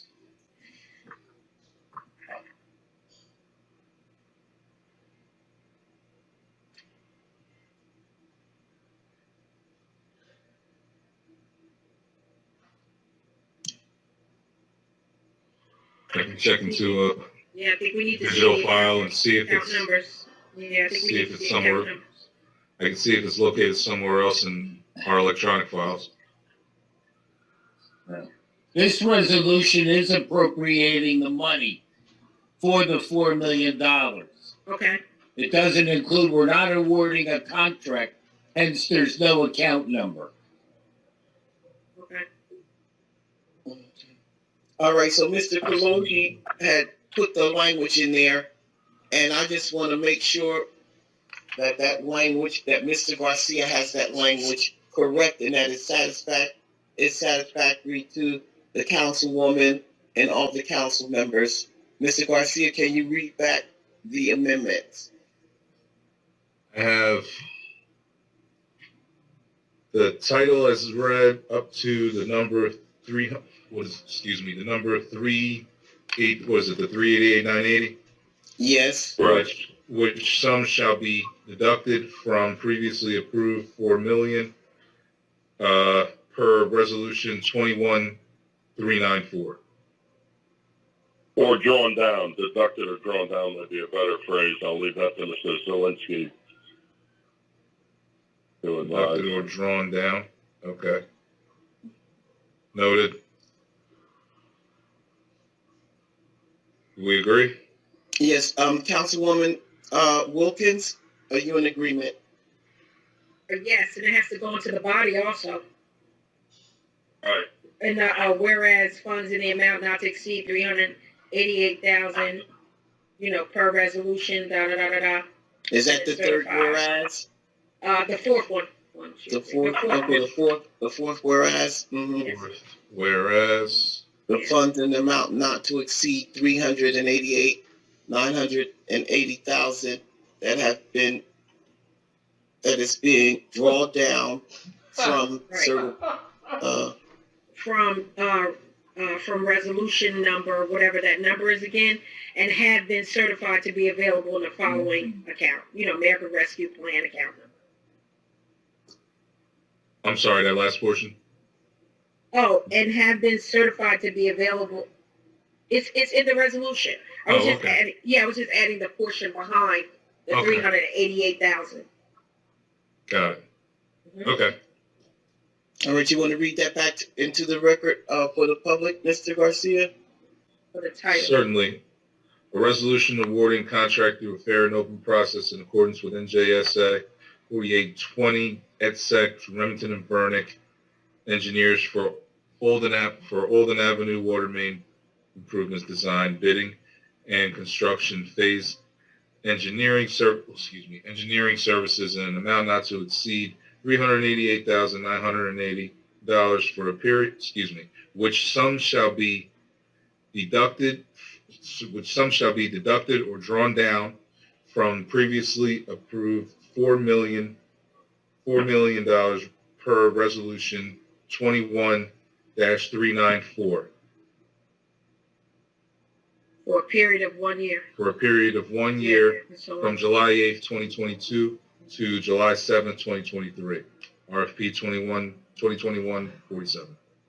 All right. And then the new whereas, the fourth whereas. With the fourth whereas being adjusted to state, whereas funds in the amount not to exceed $388,980 have been certified to be available the following American Rescue Plan. She changed that to put 388,980. Of the $4 million. Of the $4 million. Yes, per resolution, whatever the number is. Per resolution I don't know the number. 21 Yes. -394. Have been certified, and then have been certified to be available in the following. Have been. Yeah, it's in the rest of the sentence. The rest of Okay. the rest of the sentence. Have been certified to be available. Okay. Okay, so that would read that. Whereas would read then. Whereas funds in an amount not to exceed $388,980. Okay. Of the $4 million per resolution 21-394 have been. Excuse me. Where am I? That has been certified. That has or have been certified to be available in following American Rescue Plan account numbers R06-50-5500-400. This contract shall be for a period of 1 year from July 8th, 2022 to July 7th, 2023. All righty. Is everyone in agreement with that language? Yeah. So we can move this to the vote. Okay. Roll call, Ms. Caldwell-Wilson. Yes. Mr. Harrison. Yes. Mr. Michelle. Yes. Ms. Vaughn. It's about that $4 million. Is it about the $4 million? Yes, it is. That they already did. But there hasn't been any work done on that project since we passed the $4 million. This is the work, It's the Councilwoman first Vaughn. one. So when is it gonna commence? Listen, we just spent the hour on this. No, I just want to ask one question. When is it going to commence? That's all. That's my only question that wasn't asked. It's once the engineering is complete. Say what? I thought. Oh no. I'm voting no. You already said the engineering was complete. That's why we gave you the $4 million. Ms. Wilkins. Yes.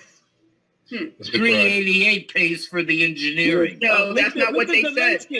Mr. When we gave the $4 million, and Senator Turner called everybody on it. Senator Turner called everybody on the council. They said that the assessment was already done. That's why we came up with the $4 million number. Mr. Garcia, continue with the vote. Ms. McBride. Yes. Motion carried. Resolution 22-331, resolution accepting a bid and awarding a contract to A. Duck Incorporated for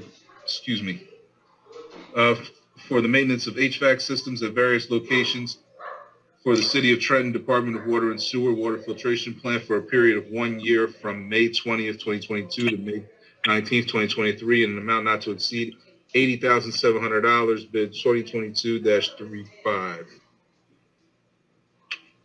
Oh, they're still on the wording for the. No. Is there a motion? Is there a motion? It's like, in a way, because this Is has there any been discussion? done before. Yeah, I have a question, Council President. Yes, go right ahead. Where are it says that it's various locations for the City of Trenton, Department of Water. They're all of the different. Where? Let me just ask. Where? I know the filtration plant. And that is where the work is being performed at various locations throughout the filtration plant. It's in one building for $80,000. Yes, and we have absolutely minimal air conditioning now. The guys have to eat lunch in the hallway by the laboratory. We tried to get this through in a bond a couple of years ago, but and I would encourage you, Councilwoman, to come down and visit and talk to the guys, to smell the chlorine that's going on in there. It's really, really bad. This is the filtration plant on 29? Yes, ma'am. I can meet you there tomorrow morning. You're not at 100 degrees. Oh, it's hot. I had, I did a tour 2 days ago, and we both came out with soaked shirts. I mean, it's brutal working conditions.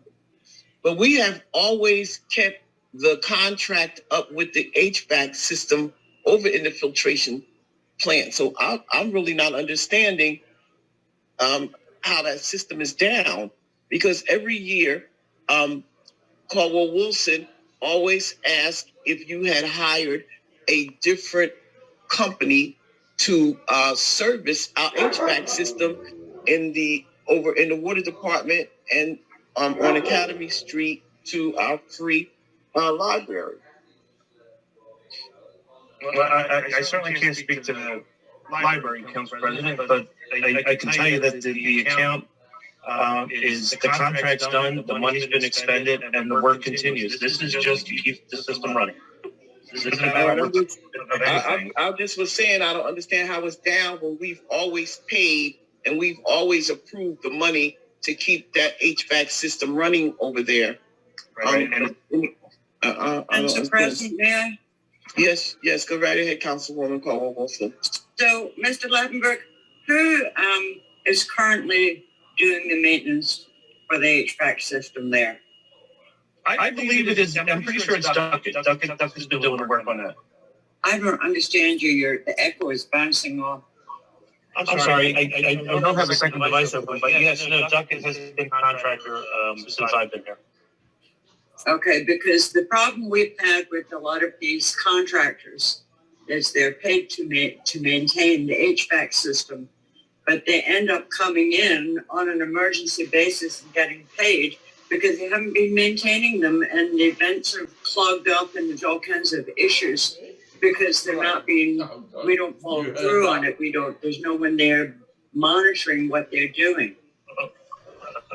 Councilwoman, look, we are doing the best we can to work with what we got. The air conditioning system is very old. They do the maintenance on them, but you're absolutely correct. Most of the time, it's because you have a failed unit in the laboratory, you've got a failed unit in the break room. We have no unit operating in the either wing where the filtrations are. They have not worked for years, if not decades. The air conditioning system in the dewatering facility, that is an issue, and oftentimes it's not maintenance; it's actually replacement of units that are just rotted away. I mean, they're just. So, Mr. Lavenberg, my point is, are they on a schedule to come in and maintain and clean out those vents on a regular basis, or do we just give them the contract and let them do what they want? No, they do preventative maintenance on that. They do change the filters, but most of the money does get consumed when we have units that fail because the metal that makes up the actual unit itself has been eaten away from the chlorine gases that come off the filtration part of the plant. You know, because I know we did have an issue in City Hall. They were not cleaning the vents, and then everything was a mess, and they'd have to come in, and they were getting paid over and above their contract. They were getting paid on an emergency basis because it wasn't regular maintenance. So I would ask you to get somebody to keep their eye on them because there's a lot of money if they don't do regular maintenance. Absolutely. All right, we may continue for the vote. Council President, I just have a question right quick. Yes, go right ahead. I wanted to ask about the Mark Lavenberg. The $4 million project, because how we're on two. Okay. We're on Council, 22. I just because I'm sorry. All right, the HVAC system, same thing. I mean, all right, it applies. I understand that we lost Kristen Epstein. Did she resign from the water department? She was the project manager on significant projects over there. Did she resign from the water department, Mr. Lavenberg, Kristen? Let me be absolutely clear. I would never mention any personnel issues related in a public. I just want to know if she resigned and there's an issue over there that the council need to know about. I want to know. But let me worry about whether or not did she resign. Well, Ms. Council President, I want to know whether Krista Epstein resigned from Trenton Waterworks, and yes, today was her last day. Mr. Lavenberg's response is proper. That should be put in the email. The public is sitting Oh, here be waiting quiet, at 10 o'clock. Don't answer. Mr. Lavenberg is absolutely correct. It's a resolution. I can't defend you in any more lawsuits. You're too expensive. Do not respond to anything I say. You're an incompetent. I wasn't talking to you. I was talking to Mark. You're wait a minute. Point of order. We're on 331. Do your job. We're on 331. I ain't got you for much longer. Mr. Garcia? Yes. let us take the vote for 331. Ms. Caldwell Wilson, Yes. Mr. Harrison, Yes. Mr. Michelle, Yes. Ms. Vaughn, No. Ms. Wilkins, Ms. McBride, Yes. motion carried. Resolution 23232, resolution accepting a bid and awarding a contract to Hutchins HVAC Incorporated for maintenance of HVAC systems for the Department of Water and Sewer Water Utility Distribution Complex from June 3rd, 2022 to December 31st, 2022 in an amount not to exceed $59,035. Bid 2022-36. Move. Second. Why do we have two companies here? Kristen Epstein's last day is.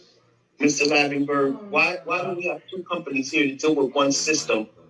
Well, That's this is just one is strictly for the filtration plant, and this is for the Cortlandt Street facility. I can't answer why we have two contracts. It's just traditionally, you've always had two separate contracts. So if you paying $80,000, they only servicing one system for $80,000, one system. That's already. Well, the system, to be clear, needs about $4 million worth of work. So, yeah. I would be happy, Councilman, I'd be happy to get you the report. It's 15 years old, but I'd be happy to get you the report. Thank you. Thank you. But you should supply it tonight. Mr. Garcia, can you answer the vote, please? Council President, I had a question for Mr. Go Lavenberg. right ahead. Mr. Lavenberg, so the previous one, I understand that was for the water filtration plant in different areas within the water filtration plant. This is one for the Cortlandt Street office.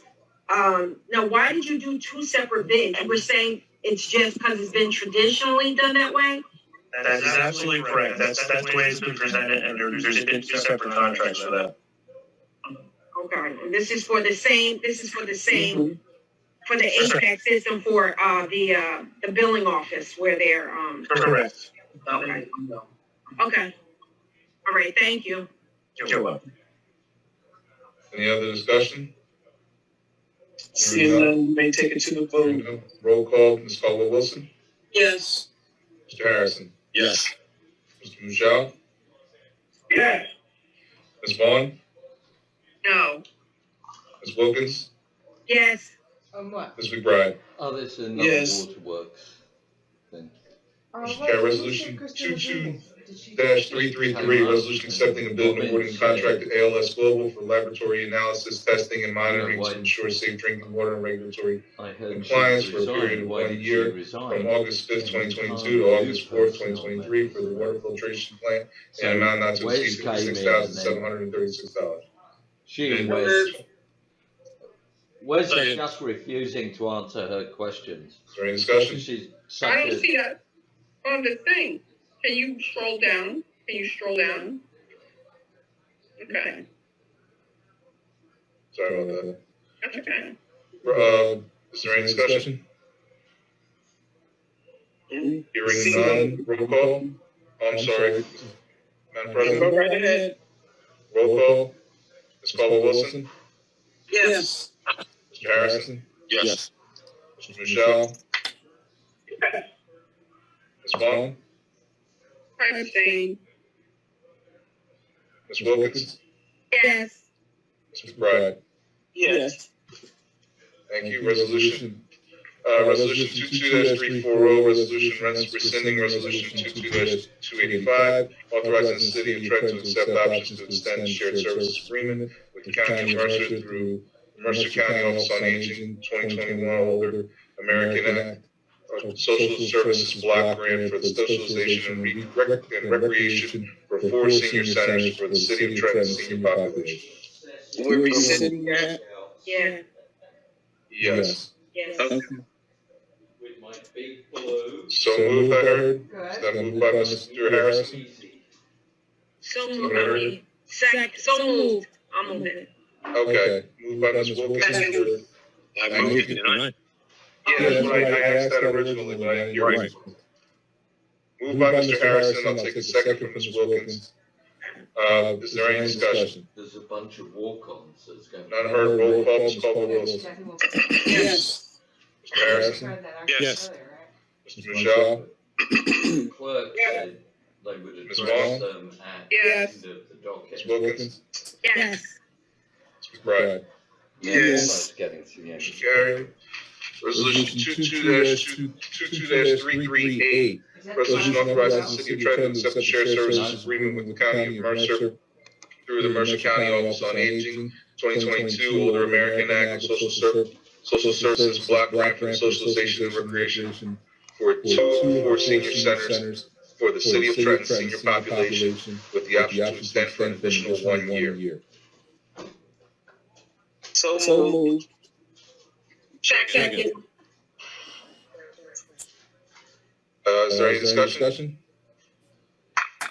Hearing none, roll call, Ms. Caldwell-Wilson. Yes. Mr. Harrison. Yes. Yes. Mr. Michelle. Yes. Ms. Vaughn. Yes. Good Ms. job. Wilkins. Yes. Ms. McBride. Yes. Motion carried. Ordinances with first reading and introduction. Ordinance authorizing the sale of city-owned property identified on the city tax map as 69 and 69 AFT Bond Street. Block 8403, lots 65 and Hey, can you move it? Can you Certainly. Sorry about that. I apologize. Okay, where was I? Sorry. 69 AFT Bond Street, block 8403, lot 65 and 66 pursuant to NJSA 48:12-13B5 to Mana International Corporation for the sum of $12,000. So moved. Second. Now, Mr. Daniels, we spoke in reference to this ordinance, and you assured me that you was going to have some clarity on lot, the making sure that this 69 was not attached to lot 71, but I don't see any language change in here. Change of any language in this ordinance. Council President, what I did send down was the aerial photo from when we went out there last week, demonstrating that 69 Ave and 69, the front part of Bond Street, was in fact a parcel, two parcels, one in size of 37 feet by 50 feet, the other was 37 feet by 66 feet. That's not what we agreed upon. Man, what we had when we actually went out there and we talked about and we discussed the fact that you were going to make sure that there was some clarity between the lots. The lots. Right. That's yes, ma'am. And we demonstrated that with the aerial photograph that was bifurcated and clearly spelled out what areas was being sold. Ma'am, if I could speak to this. No, I just wanted to ask you the question that we had discussed when we were on the site. All right, thank you. Mr. There's no more questions. Mr. Garcia, you may take this to a vote. Ms. Caldwell-Wilson. Yes. Ms. Harrison. Mr. Harrison. Yes. Exactly what you Michelle. want. Yes. Ms. Vaughn. I have a question. Councilwoman. A Mana International Corporation. Who are they? I'm Mr. Daniels. Who are they? They're a pharmaceutical company that is looking to set up shop here in Trenton. Ma'am. Where are they located? Well, they're looking to locate right No, here. I'm not asking you that. I said, who are they? Where are they located? Now, where are they located? Out of the owner, the principal. Bear with me, I'm pulling that information up now. Where are they operating out of now?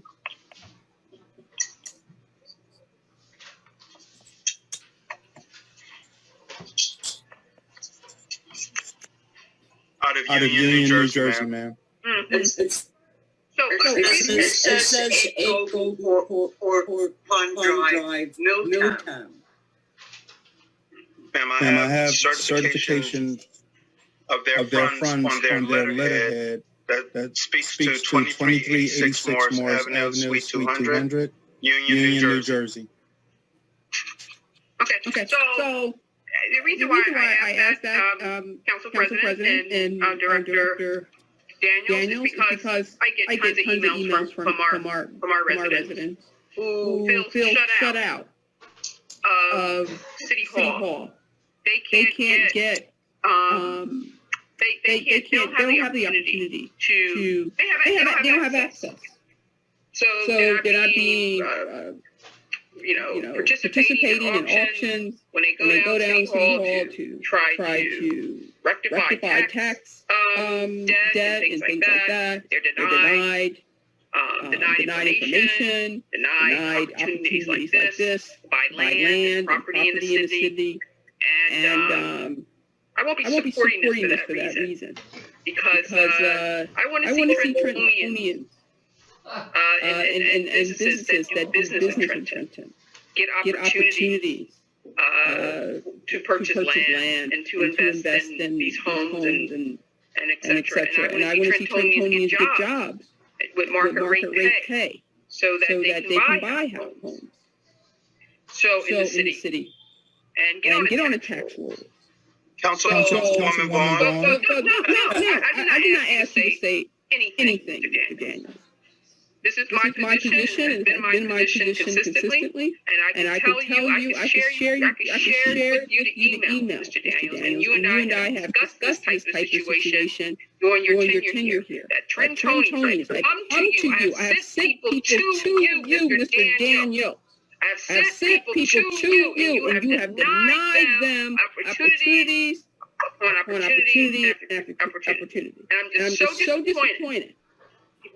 Here, in this opportunity, I know this property. And I know there's Trentonians who are interested in that property. And I'm really it's just beyond concerning that Trentonians don't have access to the opportunities that their own city is offering. And that's all I want to say, Council President.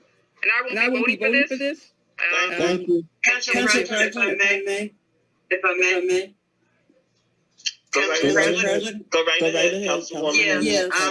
Ms. Vaughn, for your information, this company has plans to hire 70 local people to work there. The lot is behind that building.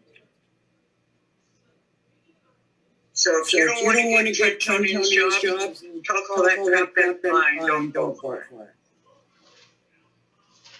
we're redevelopment plan, Council. We're not doing that. We're gonna move to the vote. Cheap. We're gonna move to the vote. Mr. Money. Yes. Council President. Madam Council President. I don't know who you are, but you do not have the right to interject into a council meeting. Mr. Garcia, continue with the vote, please. I'm at Councilwoman. Not at this moment, sir. I'm at Councilwoman Vaughn. Your vote, ma'am, I'm sorry. No. Ms. Wilkins? No. Yes. Ms. Wilkins, I'm sorry, a little louder, please. I apologize. No. Got it. Ms. McBride? No. Okay. Failed. Ordinance 22-24. Ordinance authorizing the sale of city-owned property identified on the state tax map as 208 North Clinton Avenue, Block 1603, Lot 25, pursuant to NJSA 48. 1213B, 5 to James Ross for the sum of $15,222. Council President? So moved. Second. Motion is second, discussion? I'm trying to get the ordinance. Is it 22-24? Uh-huh. Okay. Go right ahead, Councilwoman Wong. Of course, North Clinton Avenue. James Ross. Mr. Daniels. I'm here, Councilwoman. Councilwoman. Can you just give us some background on James Ross?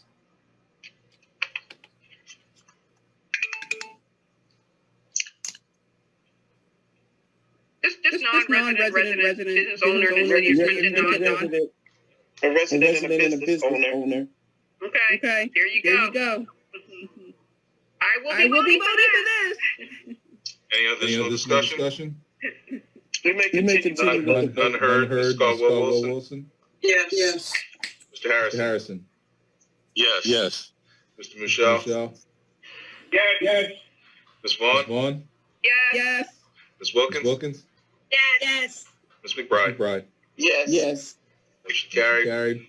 Ordinance 22-25, an ordinance creating the position of Geographic Information System Specialist 3 in the Department of Water and Sewer, therefore, and setting forth certain regulations for the implementation of same local range 2286, range 48 salary, 69,251 to 97,642. Robin. Is there a motion? So moved. And I second it. Okay. Moved second. Why are you Any saying- discussion? Council President. Go right ahead, Councilwoman Wong. So who's creating this position? Mr. Lavenberg? These are positions that the civil service sent over. These individuals sued the city because they weren't getting promoted. And the civil service granted them the right to move up in their respective titles. And that's what this is. Well, shame on Trenton government for not and the management down at City Hall who refuses to promote and offer career opportunities and adequate pay for Trentonians. That we have to sue our own government for that. And again, you know, this is unacceptable. So hopefully it ends soon. Actually, it will be ending soon. But anyway, I will be voting for this. I will be voting for this. Thank you. Mr. Garcia, will you continue with the vote, please? Certainly. Ms. Caldwell-Wilson? Yes. Mr. Harrison? Yes. Mr. Michelle? Yes. Ms. Vaughn? Yes. Ms. Wilkins? Yes. Ms. McBride? Yes. Hearing none. Ms. Caldwell-Wilson? I'm sorry? Was there discussion there? No, I was just saying this is the same thing. They had to sue for their promotion. Okay. I heard a yes, Ms. Caldwell-Wilson, am I correct? Yes. Mr. Harrison? Yes. Mr. Michelle? Yes. Ms. Vaughn? Yes. Ms. Wilkins? Yes. Ms. McBride? Yes. Motion carried. Resolution 22-27, an ordinance establishing and fixing salaries and compensation of the Trenton City Council and legislative aides, Trenton City Council and legislative aides employed by the Trenton City Council. Unanimous there. So moved. Second. Do you want to expound on this, Councilwoman? Of course, Council President. Of course. I expounded on all the other Trentonians and other proxies that work, all the other folks that work in the city of Trenton over the years who haven't been properly compensated by this government and leadership that has been. So, to that end, I will just speak on the fact that the salary ordinance is very important to the city of Trenton, to one of the most important entities in any municipality, and that's the elected government, which is the city council and its mayor. We have 2 FBI subpoenas on the city, and one is related to excessive overtime, and employees are, for whatever reason, things are still under investigation, find it necessary to, for lack of a better word, steal overtime.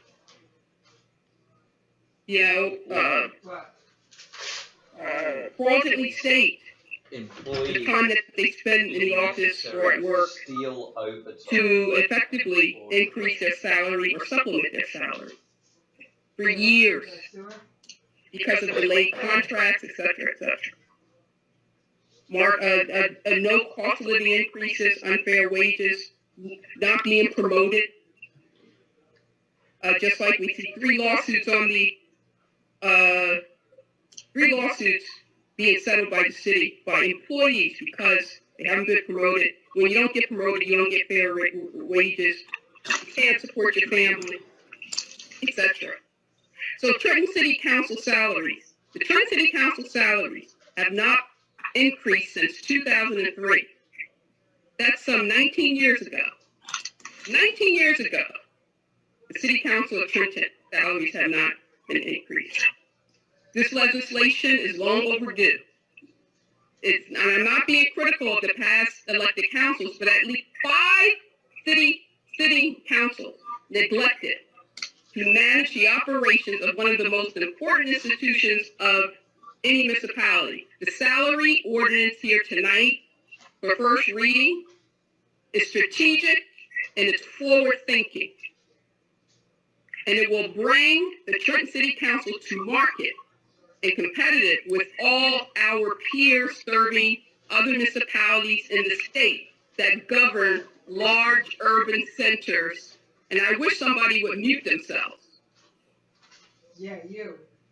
Okay, with our peers serving other municipalities in the state that govern large urban centers like Trenton. If somebody don't mute themselves, Mr. Garcia, can you get them out of there? I can try to see where the echo is coming from. A governing bodies, many people don't understand what it is the legislative body does and what the mayor does.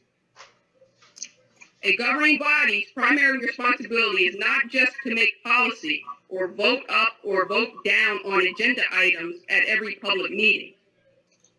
We are to determine and achieve citizens' desire for the city's future. And this ordinance is about the future, not about the current city council that's on its way out.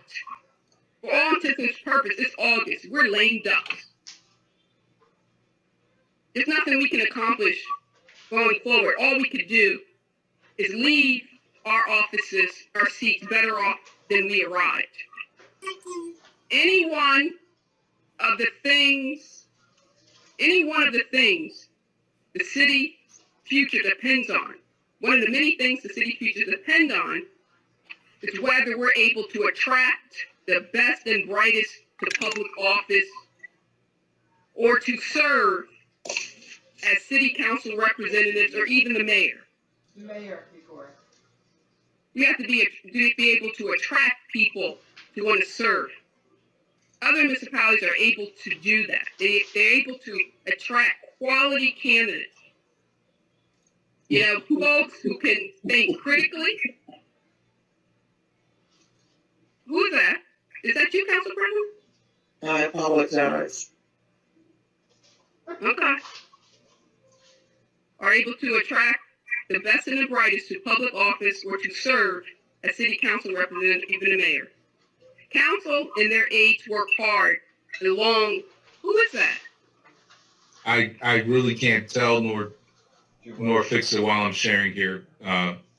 I don't hear Oh, I'm anything. sorry. I'm Every looking time I through and speak, it scrolling. I'm starts. seeing a whole bunch of muted individuals. I'm trying to see who I can mute. Can you mute everybody except for me? Because you can do that with Zoom. How about the other way around? Yeah, I'll try while I'm sharing here. Okay. Council and their aides work hard and long across the city to shape the future and meet the challenges that must be addressed daily. Living from one annual budget to another and from one meeting to the next condemns our community and its future to happenstance and the type of thinking that befuddles local governments and policy. City Council decides on important issues affecting the capital city, the lives of Trentonians, and citizens across the state. Trentonians expect strong leadership and critical thinkers to take decisive action and to be accountable for results. Trentonians pay for performance. We got a lot of folks getting paid in this city who are not performing. Let's look around us. You can go out the door and see that. You can look over into our school district and see high salaries being paid out to, in our school district are the lowest performers in the state. We have to begin to apply pay for performance across all our governing entities, even the city council. For that, our government needs to offer incentives to keep up with the pace of the market and cost of living that will encourage residents to be public servants, to be civically engaged, run for elected office, and perform well. I hope this ordinance. Call people names. Who said that? Somebody. Don't know. I can't control before it happens. I had all muted people. Mr. Kaloji, that sounds like Mrs. Zelensky. This is the second time that Mrs. Zelensky has been disrespectful to the body when they're speaking. Now Mr. Zelensky is muted. No, I know who that was. It wasn't Mr. Zelensky. I apologize, Mrs. Zelensky. It was a coward who calls himself a man. There you go. Continue, Councilwoman I hope this ordinance to bring council and council aid salaries to market will incentivize and encourage Trenton's best and brightest residents to place their names on the November the 8th ballot. Most of the salaries that are being established, the salary ordinance were established and will be enacted and primarily will be enacted and starting with the new council in 2023.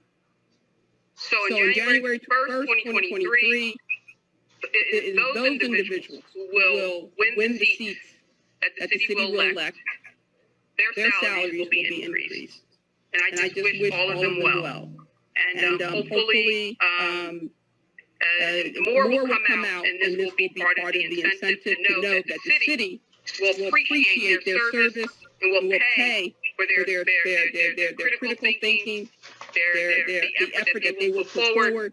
And we have total confidence that they will do so. But the $20,000 is nowhere enough for anybody to serve. We have other municipalities like Newark, Jersey City, who are in Hoboken are making, have already pushed their council salaries to market. And we need to do the same. And that's all, even locally, the Mercer County commissioners, the Trenton City Council, and the City of Trenton and Capital City, our representatives deserve better. And this legislation attempts to do that. It attempts to level the playing field, and it attempts to put us to market and be competitive with our peers across the state. And Council President, that's all I will say about that. Thank you very much. Thank you. If there's anyone else that wants to speak to this, any council member? Yes, Council President, can you hear me? Yes, I can. Go ahead. Mr. Garcia, can you go down to the ordinance all the way down? Is there a chart there for the ordinance? Because I don't see the ordinance. No, there's no chart. No chart, okay. I just want to piggyback off of Councilwoman Vaughn. I think it's really important that Trenton, being the capital city, that we remain competitive in the market in terms of salaries and compensation. We want to be able to compensate our council members, our legislative aides, or aides to council members directly. We want to be able to compensate them properly. It's long overdue. It's long overdue, well past due. But I just wanted to, make a point in regards to that. I think that it's important that they feel valued. Because when you are compensated, you do begin to feel valued. Sometimes, this task and this job is not always a pleasant and easy one.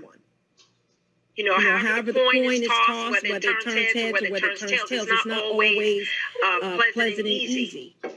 It's rewarding because of the fact that we do advocacy. But it's okay to compensate people properly for their advocacy, for the hard work, for the research, for the late nights, for the early mornings.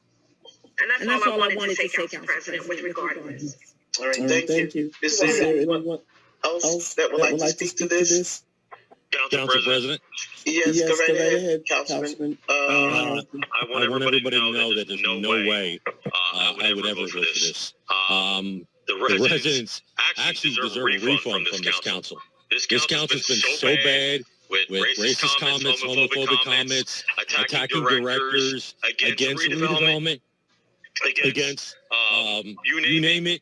This council's been against it. So to believe that there should be a raise, actually there's council members that want to retro pay, which is crazy. So people should think about that. Retro pay for meetings that end at like 12, 1, 2 o'clock in the morning, attacking people in the community, attacking the directors, everybody under the sun. So no, there's no way I would ever approve a salary increase. It's embarrassing that we want a salary increase when we attack people, we're trying to move the city forward, but all you do is block the city. That's what we call hijacking the city. People on this council have been hijacking the city. Wonder why? Because they're looking to get paid. They're looking to get their own pockets lined now with a raise. So no, if the next council wants to do it, the next council should do it. This council has been an embarrassment, and everybody knows it. Everybody knows it. It's been ongoing. So no, there's no way that I'd ever vote for that. Thank you, Councilman. I would just like to add something to the record to say that this is what occurs when you don't do your homework. The ordinance that's before us is for the new council coming in January. But when you don't do your homework and you don't read the information, then you begin to insult your own council members. This particular ordinance begins in the year January of 2023, and it's for the incoming council members. And this ordinance is needed 19 years for $20,000. And I can tell you, while I've been here, I've had to stay on this body on the meetings 2 o'clock in the morning because the ordinances and the resolutions were so thick. And we had to have executive session. The meeting after meeting, and $20,000 you spend that in gas, going places you're paying tickets for your constituents, and it just doesn't add up. And so I believe that the incoming council deserves to be compensated. Even if it's just for the gas in itself. Now that gas has gone up tremendously. This council doesn't have an office. We work basically out of our cars. We had there were two rooms in the city hall that should have been allocated to the council, but they were piled up with furniture up to the ceiling. And we didn't have access to the two rooms that should have been ours. And so, as I stated earlier, most of us work out of our cars, papers stacked in the cars, running from here to there for constituents. And now that the gas price has gone up, and you definitely need an aid, you definitely need an aid to assist you in when you're doing your research. So I think that the incoming council deserves to be paid, and the additional dollars, the additional amount that's here on this ordinance, based on the fact that $20,000 just doesn't get it. In 19 years, I wish the previous council had done this for me, but they didn't think of it, and so so be it. But I do believe the incoming council deserve to be compensated for the hours that they will find themselves putting in the city of Trenton. And that's all I wanted to say. Mr. Garcia, you I have my hand up. Council President, can we talk about I have my hand up. I know, but the retroactive pay, I just wanted to correct. No, we're not going back and forth. Councilwoman Caldwell Wilson, go right ahead. Yeah, first of all, there is a chart at the bottom of this ordinance for the current salaries and 2023 salaries. And I believe that the salary for year 2022 for council president is correct? It's supposed to be 21.5. Not 25. Yes. Yeah, exactly. So that's wrong. And I just wanted to say that I was very upset because you all voted down the ordinance that would have brought 70 jobs into for current residents. And I'm not going to support the salary increase for the next council. I think that they have to make the decision as to what kind of increase they want. I don't think that's up to us. Where it's council's responsibility to set salaries when they first become elected of the mayor, the cabinet, and the council. So this should be left up. If this is for 2023, it should be left up to the new council. That's all I have to say. Thank you. And so I just want to point out that error too. All right, Thank you. All righty.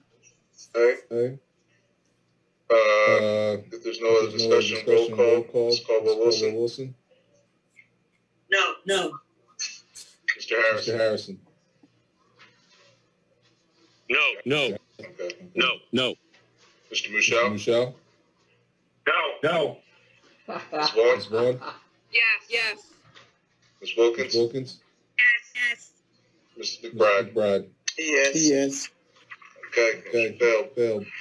Madam President, I did receive some walk-on resolutions. There will be no walk-on. No. I want a motion. Make a motion. That's my privilege as an elected official. Excuse me, Mr. Garcia. My position is that there will be no walk-ons this evening, and in order for them to walk anything on, they need a supermajority, and you can she can make a motion, but she will need a supermajority to move anything to this docket. Well, I'm going to make a motion to walk on a resolution. Okay, well, that's all you Councilwoman, you will make a motion to walk on whatever, but you will not read anything into the record. Or you will be muted because you can't tell me in the record.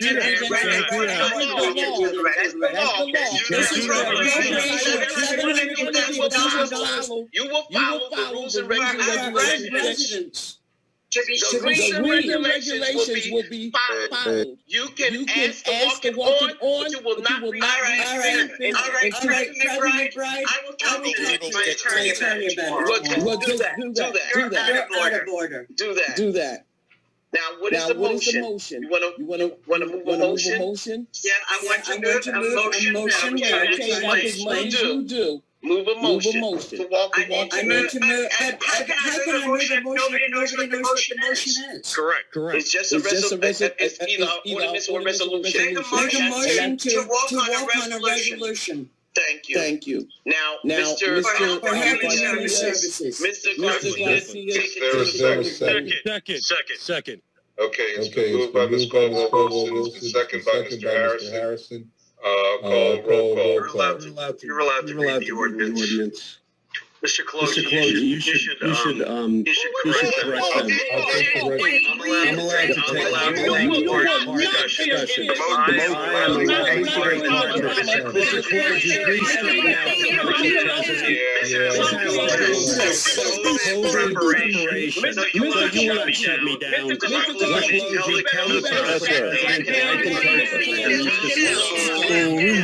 This has to do with COVID vaccines. We'll be able to walk stuff off. Council President, I'm allowed to say what kind of resolution. Go read. Who's saying go read? I'll take. I am allowed to take direction from the attorney. Can I please take directions from the attorney? And if anybody feel free to unmute yourself if need be. Council President. They're allowed to read the resolution. How they know what the resolution is. Council President, can you hear me? That sounded like Renala. She's hiding now. Sounds like. Yeah, this has to do with COVID response. And if it's blue waffles, she would be all for it. But this has to do with monkeypox preparation and COVID. Yes, we need to prepare this. I'll mute all again. There you go. I'll mute all again. Are we able to mute? We have to prepare this city against COVID. We need vaccines, and we need to prepare about monkeypox. There's already 5 cases in Mercer County. Mr. Garcia. This is unbelievable. You wanted to talk all night about your pay raise. You wanted to eliminate jobs. What are you talking about? Shut up, Garrett. Your mother. Wow. Go read. I'm muting all. Everybody's unmuting themselves. This has to do with the welfare of the city. And I know that. Are you going to speak, Mr. Colosi?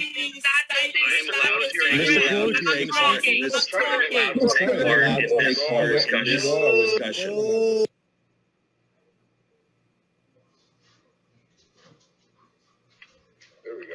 There we go. Now everyone's muted. I'll take direction from the attorney, Mr. Colosi. I'll unmute you momentarily. As soon as I can find you.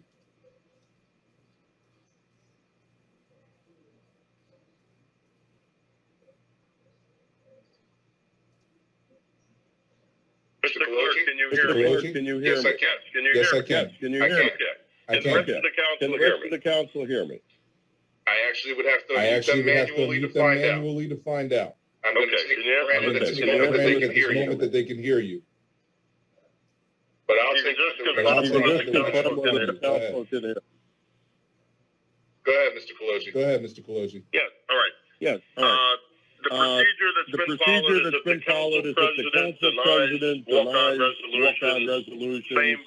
Same can be overcome by a supermajority vote of those present voting. So you would need 4 out of 6 votes to allow walk-on resolutions. And the mayor does have the power, I should say the authority to participate in the council discussion, but he would have to be recognized by the council president as would any other member of council.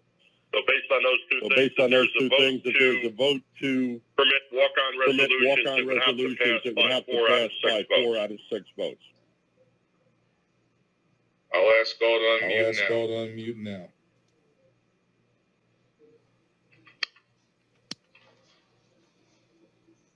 Mr. Colosi? Yes, ma'am. The mayor interrupted during a motion on the floor. Now, I am about Now I am sick of this nonsense. I don't know what to do. I don't know what to do. And then I got Mr. Garcia. Mr. Garcia there not understanding something. Council President would have to recognize the mayor like anyone else speaking at the meeting. He's got the right to speak, but you would have to recognize him. And he don't have the right to speak during a motion. He doesn't even know what the motion is about. Mr. Garcia, mute that man. Mute that man and let's take this to the vote. You have your own vote retroactive. You all ask. I'll ask for a vote. Roll call. Mr. Garcia, you have to move to the vote. I am. We don't even know what we're voting. Ridiculous. Ms. Caldwell Wilson. What's the vote on? You're not reading anything into the resolution. You go to the vote.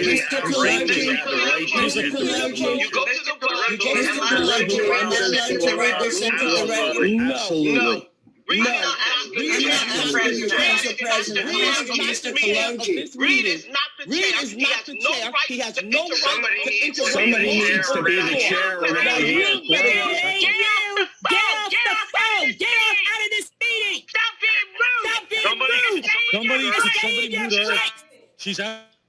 That sounded like Mary Horn, but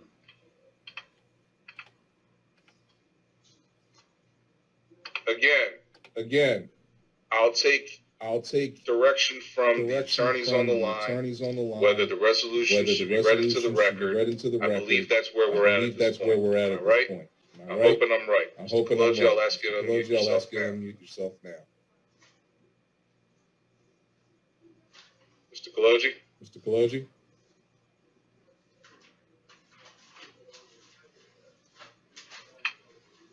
Am I able to? What?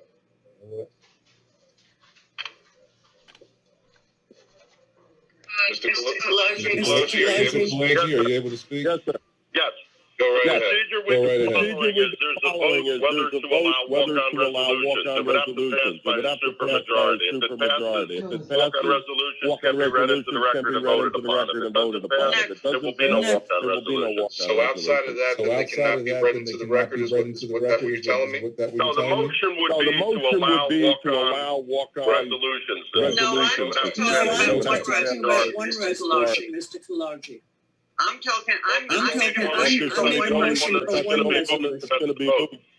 I put the resolution on the record. You need to put the resolution on the record. Mr. Kaloji, you should know better. Well, the procedure has been determined whether we're going to allow walk-on resolutions. No, Mr. Kaloji, the motion was she is allowed to read her motion into the record. Please, Mr. Kaloji. You're not allowed to read a motion into the record unless it's on the agenda. He has to be able to identify what the resolution is about. She has to be able to identify and make the record clear. You are wasting our time. It can be identified without reading the entire thing. Yes, so allow Marge to identify the topic of the resolution. The record has to be clear. Marge, you're correct. You're correct. They just don't want to hear anything except for their pay raise. Retroactive. Yes. You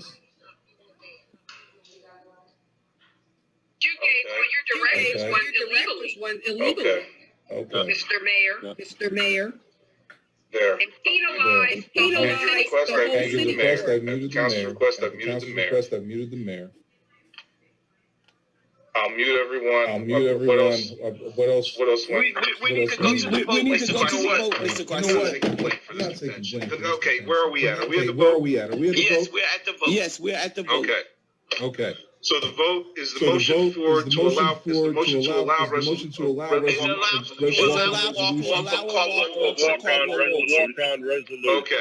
Okay. Are we at roll call? Yes, we are. Ms. Caldwell Wilson. Yes. Mr. Harrison. Yes. Mr. Mushel.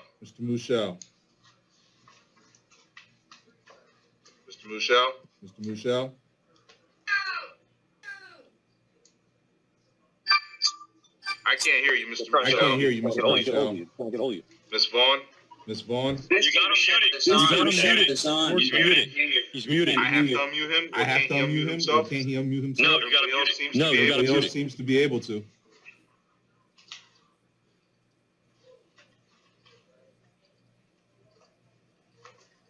Mr. Michelle, can you unmute Mr. yourself? Michelle, can you unmute yourself?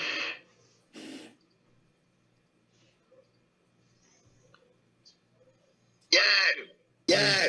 Okay. Okay. There we go. So that's a yes. There we go. So that's a yes. Miss Vaughn? Miss Vaughn. Unmute yourself, Councilwoman Vaughn.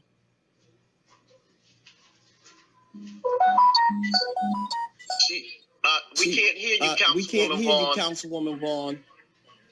I know people can unmute themselves. People can unmute themselves. There you go. There you go. Councilwoman Vaughn. Okay, no, absolutely not. No, absolutely not. Okay. Okay. Monkeypox. Where am I? I'm sorry. Where am I? I'm sorry. Councilwoman Wilkins. Wilkins. Can she unmute? Okay. I need unmute to herself? unmute herself? Hold on a second. There you go. Hold on a second. There you go. Can you hear me? Can you hear Now me? we can. I Now can. we can. No.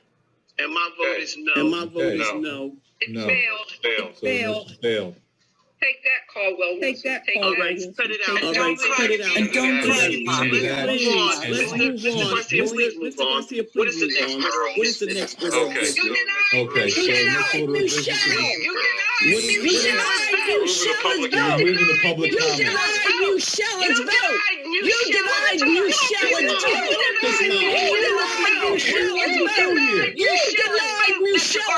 Mr. Garcia. You denied it. You denied it.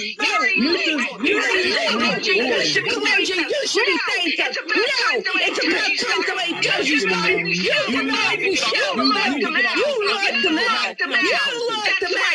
That's right. Now lock everybody out. You're not a council person. You're not a council person.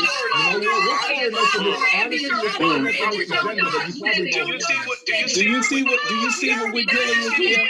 Do you see what we're dealing with? Mr. Garcia, move to the next order of business.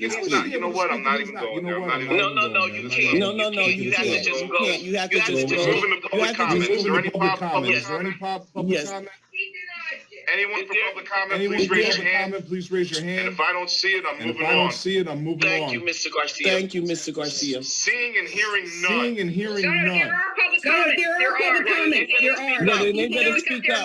No, because they're mute. I see. Okay, the first one is Miss Child. Miss Chowdhury, you have 3 minutes. Unmute yourself.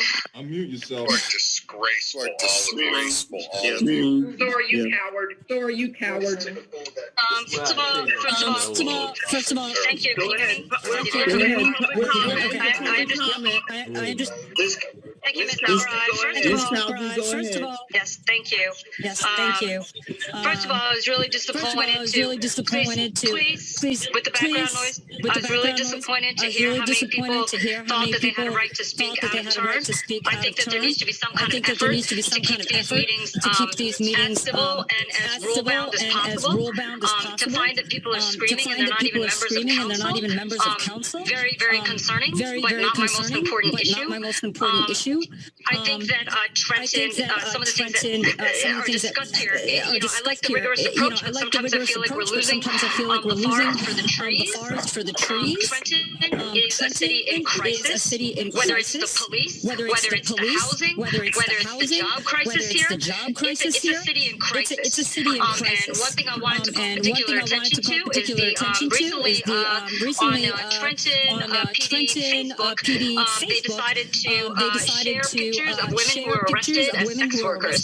Putting these pictures out is misogynistic and inhumane. It further adds to these women's trauma and their humiliation. I'm calling on Trenton PD to take these down immediately.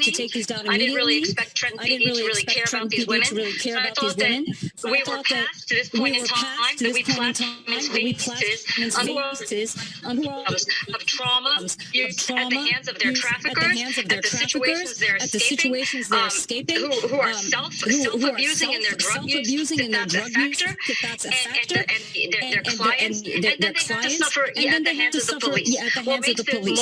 What makes this more disgusting and shameful behavior is that Honor Free actually, as our prosecutor, prides himself on being a member of the Human Trafficking Task Force. He's actually accepted accolades for this, and he has actually spoken at Mercer College about the causes and effects of human trafficking and how terrible this is. But when I called Honor Free's office, there was no response at all. I was told by his receptionist that it's not his business.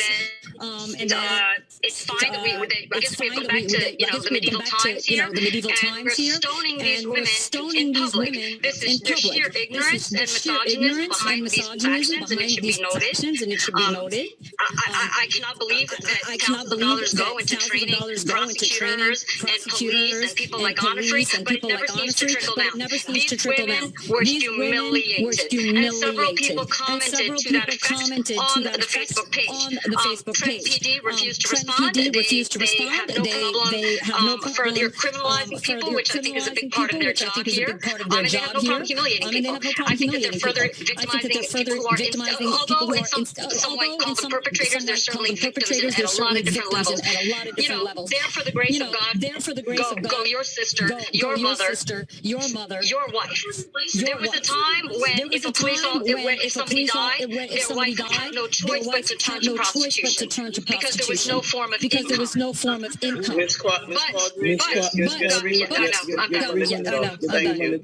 Thank you. Who's the next person? There's a 3 minute. There's a 3 minute public speaking. For 3 minutes.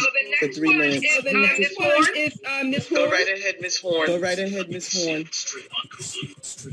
Miss Horn. Miss Horn. You gotta unmute yourself. The next one is Lydia Thornton. Go right ahead, Miss Thornton. And we'll come back to Miss Horn. Can you hear me? Yes, we can. Yes, there's a lot of music going on now. Okay, so Miss Horn. Yeah, we had Lydia Thornton. Okay, go right ahead. Just hold on, and then we'll hear Mrs. Thornton, and then go right back. Miss Lydia Thornton, can you unmute yourself to come back to speak, and then we'll hear from Miss Horn. Yes, I can. You can hear me still? Yes, we can, and it's better. Thank you. Okay. I'm not even going to comment on the last 20 minutes because it'll be commented all over the country. And it's embarrassing for the city of Trenton, frankly, because all of y'all are adults and you're better than that. The three things I wanted to point out. Okay, we've switched platforms. We're now on Zoom. In a lot of ways, that's better. It's easier. But I still only see one council person. No, I'm sorry. I apologize. 2 council people who show themselves. I don't understand why the public, for 2 years now, can't see you when you technically work for us. It shouldn't be that hard for 5 or 6 hours, a couple of times a month, to, put your makeup on, put a nice shirt on, and come on camera while you're working. It should be a requirement, and I respect the 2 people who do that because I think it is an act of respect. The other thing I wanted to comment on, y'all went into executive session earlier tonight, and obviously personnel issues, lawsuit issues, whatever. But the last thing that was listed on the executive session listing was Brunswick Village Apartment Complex Pilot Agreement. My question is, why would that not be a public discussion? Because that wasn't heard in the session. it was listed. Yeah, but it was listed basically by error. Okay. And that wasn't heard. Okay. Because it made no sense at all. No, it wasn't heard. And I'm going to ask again, and Mr. Garcia, I know you're new, but if somebody can help him out, the last docket on the Trenton City Council website is February. It is still not listed publicly on the site under docket and agenda. And it's not hard. I'm having to get mine emailed third hand to me because there's certain people who are on this special email list. No, you can just give him your name and your address. You can call the clerk's office and he will get one delivered to you on Friday when they're delivered to the council and to the public. Or if it's a delayed by a holiday, then you'll get it on Tuesday. But you can give the clerk your name and your email address and you will get a docket delivered to you via email. Oh, I know I can. My point is that the entire city of Trenton, anyone who wants to should be able to go on there the day of council and find the agenda. Okay. Have to have it emailed to us. That's my only point, and I'll rest with that because I'm not going to take all 3 of my minutes. Ms. Horn can speak. Thank you for allowing me. Thank you. Ms. Horn? Thank you, Ms. Thornton. Mary Horn, Trenton. Just in regards quickly to the zoning board. 4, to have a quorum. 5, to move a vote. 7 should be allowed on the zoning board due to the fact that, in fairness to the applicant, if one person chooses to vote yay or nay and you have 5 people, then the vote won't pass anyway. So, and people who are waiting as an alternate should be allowed to be as a permanent member or asked to be. And as many as we can get on the zoning board, that would suffice. That would be great. And that's all I'm going to say about that. And the next thing, number 2, the 500,000. If it's possible that we can get a list of the trees and that are uprooted from the sidewalks and curves, because our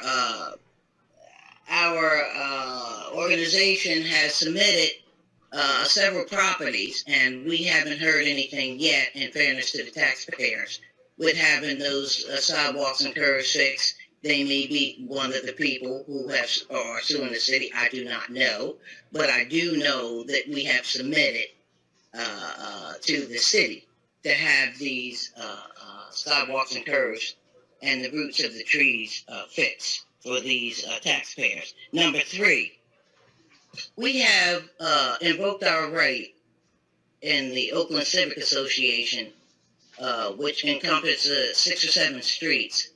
And in fairness to the taxpayers there also, we've invoked our rights, for our constitutional rights, to have speed humps there through petition. And we petition the city. That is our right for a constitution. Yet and still, the taxpayers there in the area that people couldn't care more. That's a beautiful area there that encompasses Oakland, Moreland, Brenton, Huff, Oliver, Catwater Terrace. Huff, including street paving that's been needed for years now and have been promised, and they haven't been fixed yet. But they are included in the speed humps. And the people want to know why they haven't gotten the speed humps yet when we sit and wait while other surrounding streets around us have gotten speed humps, and we have petitioned all these streets, Hoffman also. So we would like to see or know, because we know that our councilwoman has sent an email. She emailed everybody in this area that with the email she has sent to the city. Why haven't we gotten speed humps yet? It's not me so concerned. I live on another street, but I'm the president of that association.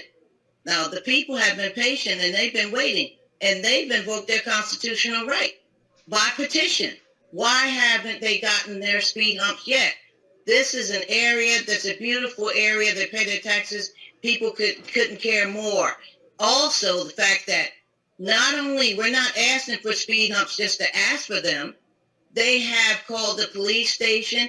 We have used our detective liaison in the area to put in complaints about it because of people's properties being damaged. The speeding that comes through that area is awful and horrendous. So please, if we could please get speed humps on those streets. You have the petitions down there in Public Works, City Hall.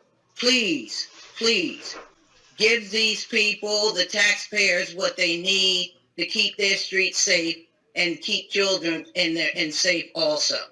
Thank you very much. That's all I have to say. Thank you. Next person, Councilwoman Vaughn, did you see the next hand? That is Cherie Garrett. Go right ahead, Ms. Garrett. Thank you, Council President McBride and the council body. I'm going to start off with enough is enough with Mayor Gutierrez. I mean, that was a lot of nerve.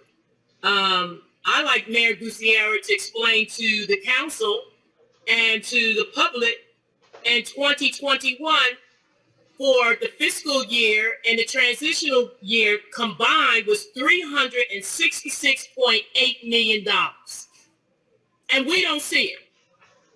Okay, so you're pointing fingers and saying what council is not doing, and Joe Harrison and Marge Caldwell Wilson making comments, but I'd like you to ask the mayor, since she is royalist, at where did $366.8 million went to? Now you're trying to present another budget for 200. You claim in the paper for 227 million, but it's probably close to 300 million. I have no problem with 2227 and about increasing the wages for council and council's aide because it is a job. You know, it's part-time wages, but you're doing full-time work. My concern with council is that we need to slash this budget to at least $100 million. There's got to be, that budget should not be more than $100 million or $150 million. If you want to increase, we got to cut down on the spending because this is ridiculous. The budget is increasing and we don't see the money circulating in Trenton whatsoever. In regards to 2223, in regards to this gentleman talking about putting local jobs, how are we selling him? If he's a business, why are we selling him the land and we're not leasing it? I think there's a confusion about what our priorities are within the city of Trenton. We should be, if he wants to acquire, and I don't understand why he's putting a pharmaceutical business on Bond Street. Why is it in the neighborhood? If he want to do business, why isn't he doing business downtown Trenton? We have many buildings downtown Trenton he could fulfill, okay? So I don't understand why he's hiding on Bond Street. Unless it's a cannabis business, I'm not really sure because it doesn't seem kosher for 70 people. 70 people what? To pump some synthetic drugs in the community to create more of a problem that we are more of a problem with drug intake, legal drug intake? Come on, what is that? In regards to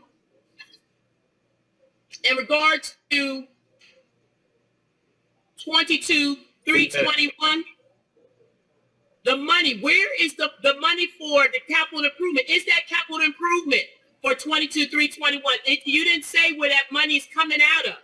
So I'm not really sure. That was never explained. In regards to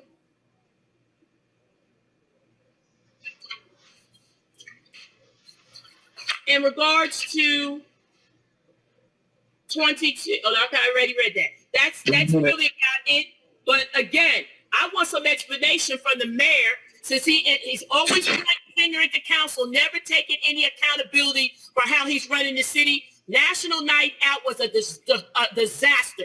That park thing, you had all people in the neighborhoods there, but people came back to me and said nobody was friendly, nobody was talking, nobody was trying to get to know each other.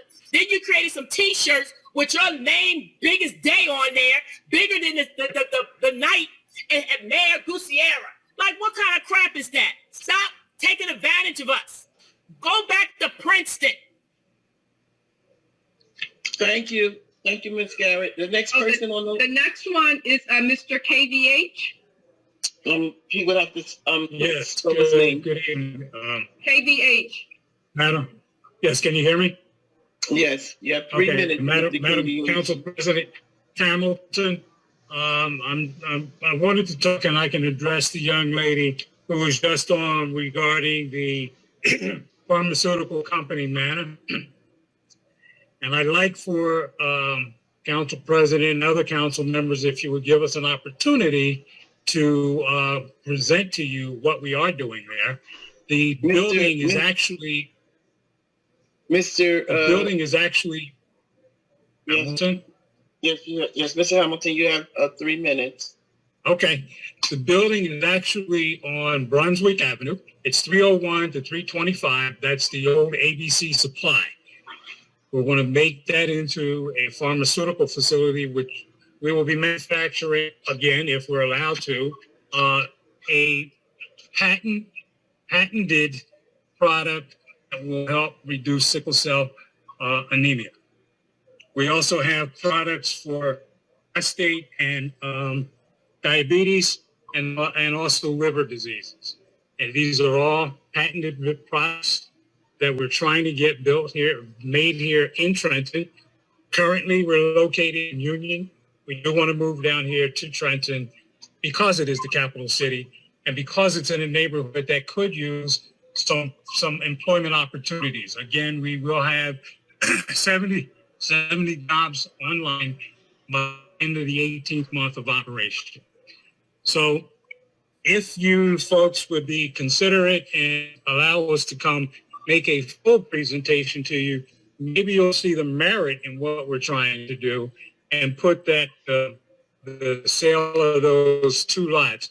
And by the way, we need those 2 lots for parking so that we'll be able to meet the zoning requirements for parking in that area. That's the reason we need those 2 lots. So hopefully I haven't gone over my 3 minutes. I do hope that someone on the council will reach out to me and say, yes, we'd like to see and hear from you guys. And maybe we can reconsider putting that back on the agenda. Thank you very much and have a good evening. Thank you. The next person. The next one is Woflow Matthew Kutch. Go right ahead. Thank you, Council President, for the floor. My name is Matthew Kutch. Most of you know me now. Of 226 South Broad Street. As you know, we are a medicinal cannabis company slated to open in Trenton this year. I wanted to thank the governing body for taking another landmark step in the regulation and government of cannabis in the city. It is with your guidance and action that a new industry will begin to flourish in Trenton in the right way. We look forward to the seating of the remaining members and submitting our required applications and continuing to speak with all of you. Thank you. Thank you. The next one is Kaylin, Keilin. Hello. Can you hear me? Yes, we can. Okay, my name is Keilin Scott. I'm a resident of Lodi, New Jersey. I'm not Trenton, but I'm a New Jersey resident. My wife and I were assaulted by the police while we were grieving over our brother. So basically, we were beaten and assaulted and framed by the police while we were literally grieving over his dead body. And the whole family was there as well. This happened 4 years ago. So I say that because I'm still struggling from the effects of police brutality to this day, both legally, emotionally, physically, and everything. So my wife and I are college graduates, upstanding citizens. It happened to us. So why do I say this? I say this because if a regular person who does not commit any crime we did not do anything to anybody, and regular people can be assaulted by those that are supposed to be protecting us, that we actually provide money to, then it can happen to anybody here, councilwoman, councilman, mayor, this can happen to anybody. Of course, it can't happen to you if you have enough power. It can happen to someone you love. So I urge everyone to be concerned that this epidemic, this pandemic of police brutality and judicial misconduct does not spare anyone. And we need to enforce bills. We need to enforce anything possible and radical to stop it from happening. It hurts me. It hurts those around me. My entire family is affected. Many are affected. This affects everyone. It may not happen to 10% of the population, but that 1% of the population in New Jersey that is assaulted by police, framed by police, killed by police, put into the prosecutory system where the prosecution should be happening to the police. Another thing, the prosecutors are continuing in the state to purposely prosecute the wrong people. Who are they prosecuting? Innocent taxpaying citizens. And who are they not prosecuting are the police. Who needs to be prosecuted are both of them. Sometimes even the judges. Thank you, sir. Your time is up. No, it's not. I got him on. I have it right here. 13. He started at 11. I got 50. You know, I got 51 seconds on. I got a stopwatch right here. And I'm looking at the clock. I'm gonna continue talking then. That's right. So You got 42 seconds. we urge everyone to do anything they can. You can help me, everybody to keep in peace. You can help any others. This is an urgent matter. If you have a government, its first responsibility in the government is the protection of its own people. If the government is attacking its own people, what is the purpose of that section of the government? This is how abolitionists rise up. This is how extremists rise up. And if the council and the leaders don't do anything about it, the people will rise up. I'm urging people, the council, I'm urging Trenton, I'm urging everyone to take this seriously, because this might not be something that is seen by every single person in their eyes, but this is traumatic, it is wrong, and I'm having to deal with it. Thank you. Bye. Thank you. The next one is, let me see here. No one else. Unless somebody's on the phone that I can't see them, but I don't see any hands. Is there anyone on the phones? Sure. Got a hand up. Yes, my name is J.K.M. Pearson. Go right ahead, Ms. Pearson.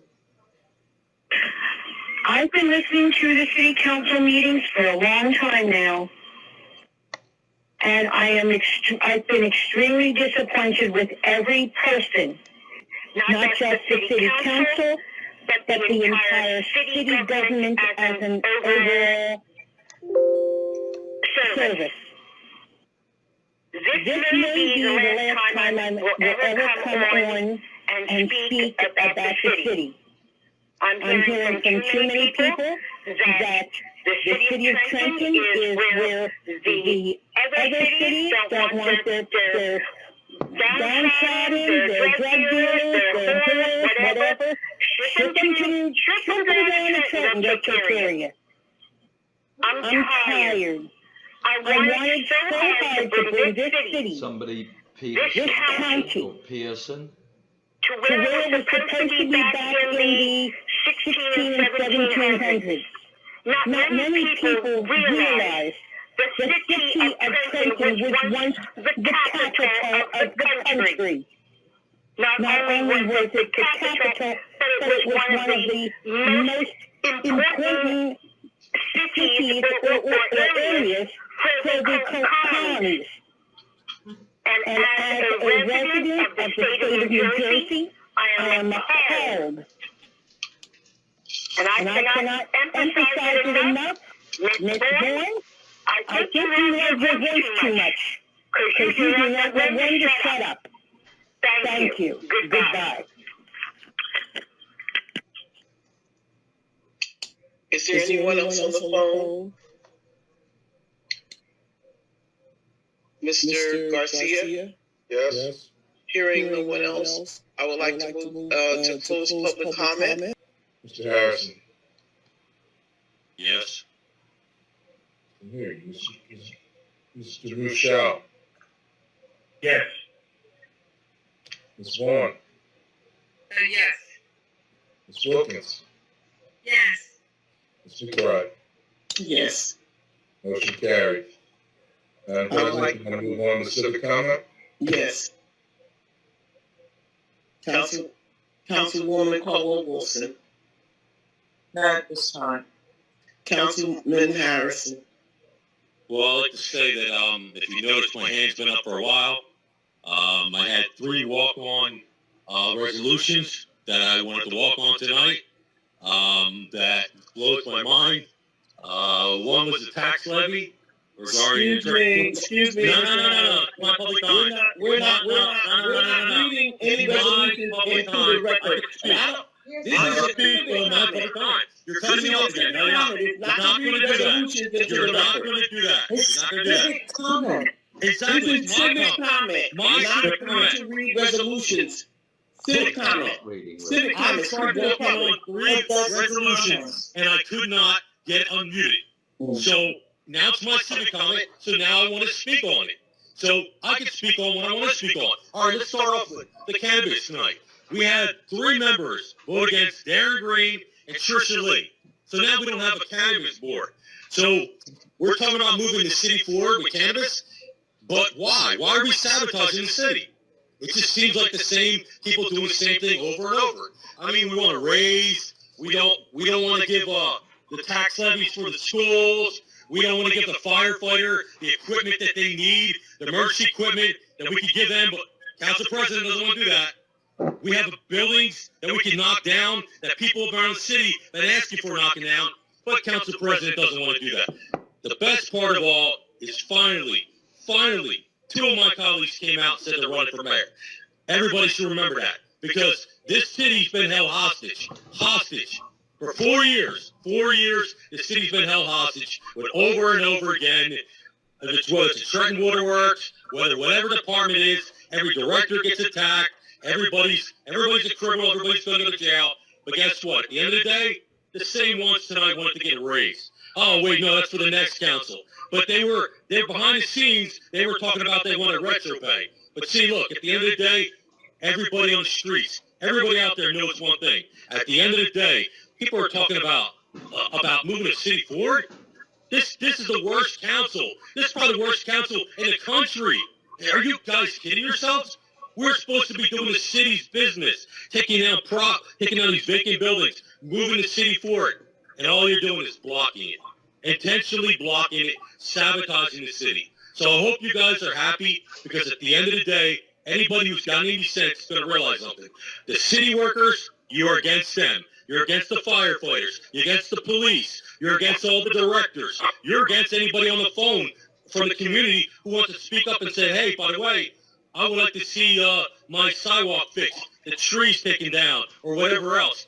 We should be working together, but at the end of the day, it's not about that. It's about people wanting power. That's what it's about. And it's embarrassing. It truly is. Because at the end of the day, the city and the people of this great city suffered. 4 years, we did nothing to move the city forward. And at the end of the day, you're going to tell me you did? Why? How? People want us to work to move the city forward, and we haven't done any of that stuff. Any of it. Anything, the community meetings. I'm going to a community meeting tomorrow night, and I'm going to show them prime example of how this council continually votes against what the public wants. The public wants to see that things addressed. Whether it's senior centers, whether it's things for the kids in the parks, whether whatever it is in the city, they want to see addressed. But we're not doing any of that. We're not. We're just grandstanding every meeting. Tonight's a prime example. It's unbelievable. So at the end of the day, the city suffers, the people suffer, and then what are we going to do? November can't come soon enough, so hope and pray that the next council is better than this. Because I'm telling you, it should have never gotten to this point. It should have been about the business. You should be able to walk stuff on, and you shouldn't be afraid that when somebody walks something on, that you can't handle it. And you shouldn't run for politics if you can't take the heat. Because at the end of the day, the public, the people, have the right to vote, to say whether you get reelected or not, and that's what it comes down to. But at the end of the day, what are we doing? I don't know. It's the same thing. I mean, Council President, You multiple times. You keep telling me I don't do my homework. I don't do my homework? That's kind of funny. You should look at your phone and look at my city phone. I'm always working. I don't know what you're doing. So don't ever talk about that. I hustle all day, every day. Just go out there and ask the people in this community. They'll tell you that. So don't kid yourself. At the end of the day, I don't know what you're going to put on that flyer. Here goes what? Here goes a story? I mean, really, what kind of story are you going to be painting? Because I don't know what. No, no, no. People want things? No. I'm going to vote no. I'm going to continually vote no. So at the end of the day, just remember, people, please come out and vote and make sure that this next council actually works for you. Because if they're not working for you, then guess what? Get them out too. Thank you, and have a blessed evening. Oh, wait. I also want to talk about Saturday, Bridge the Gap Block Party. Saturday, 12 to 4 at 1115 Greenwood Avenue. They're having come out day of fun for kids. They're having live music. They're having relay races, obstacle courses, fun games for kids. So at the end of the day, Miss Howard is doing a wonderful job at the Briggs Library, doing a wonderful job. So at the end of the day, Bridge the Gap parties on Saturday between 12 and 4. If you're in the neighborhood, please come out and show your support and be a part of moving the city forward. Thank you. Councilman Michelle? Yes, I'd just like to say to Marge Quawwell Wilson, sorry I couldn't give you the vote. I was unable to get online. I was muted out, and it's disappointing just to say that I never got online to give you that vote. Sorry about that. Good night. Councilwoman Vaughn. Yes. I want to say that, very interesting how folks perceive themselves and how we perceive ourselves. We live in a city that has a diverse demographic, but it's still majority, African American and Black people. And I want to say that my council members, right now, pretty much, we have 3 whites on the council, and we have 3 blacks on the council. That doesn't reflect the demographic of the city of Trenton. And most people I talk to in the city of Trenton, we realize that, and I believe strongly that government, all governments, should reflect the population of its people. And the reason the city hasn't grown the way we would like to see it, and why this government and previous governments haven't been successful, and we haven't been able to get the capital city. The capital city, everyone should have a stake in the capital city, all the way up to every level of government, the county, state, and they don't. They don't care about Trenton. They don't want to invest in Trenton. They don't want to properly and adequately fund this city. And it's the capital city. And not one of my council members, not one of my white council members, who say they care about this city and they want to progress it forward, they want to come on and talk about low-hanging fruit. I'm going to a community meeting and I'm going to talk about dogs, and I'm going to talk about the cleanup and the streets and this and that. But not once. Council is a legislative body. We have a whole public works department to do that. That is not the reason we got elected, to clean up the streets. Okay? We did not get elected to do policing. We have a police department that has a $35 million budget. We have a fire department. We have a parks department. We have a shade tree department. Council members are not supposed to waste taxpayer dollars doing that work. Council people are supposed to lobby the mayor and his administration and ensure they have the resources to do that work. The fact that you're doing that, you are not doing your job. And for that, you should not. Any council member who's out there doing the job of Waliana Terry in public works should not get reelected, and I guarantee you they won't.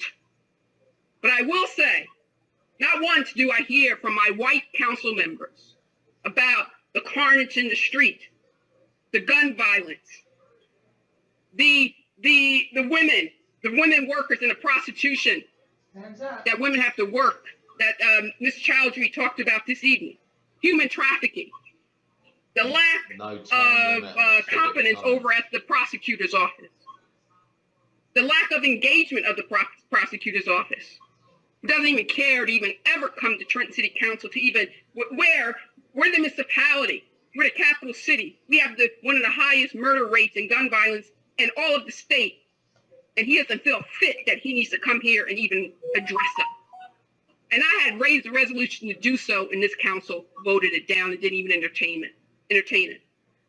So we're looking for, in this country, we're looking for police department reform, prosecutory reform and misconduct, what the gentleman talked about. So these are the issues that this council didn't talk about, and the mayor doesn't even talk about. We have a failing school district, We're at the bottom tier. We're one of the worst performing school districts in the state and probably in the country, with some of the highest salaries. But no, none of the white council members talk about that, because you know why? Because they're black children.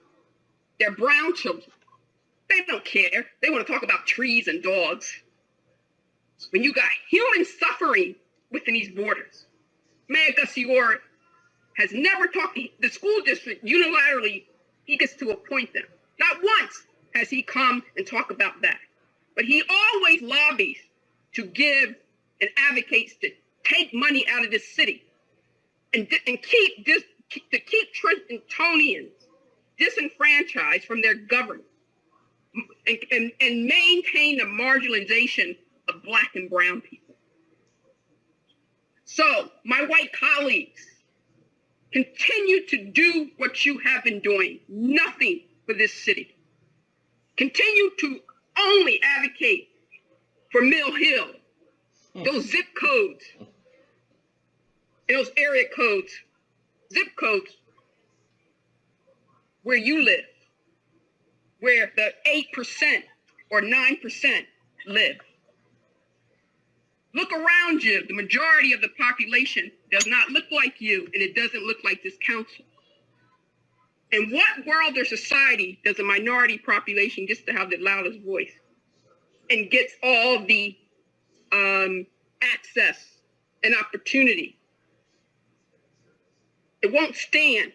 It can't stand, and that's why the city has not progressed. It will never progress until we begin to be inclusive and include every citizen, no matter what zip code they live in, no matter the color of their skin, no matter their ethnicity.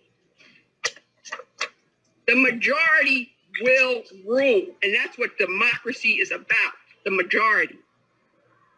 So the minority population come on this call tonight, and they show who they are. Up to the mayor. The mayor sets the tone. He sets the culture at City Hall. Look how he behaves. Everybody knows it. Everybody knows it, from City Hall to the county to the State House. He's a horrible human being. There's nothing no one ever has nice to say about that man. And not about his character, but his work ethic as well.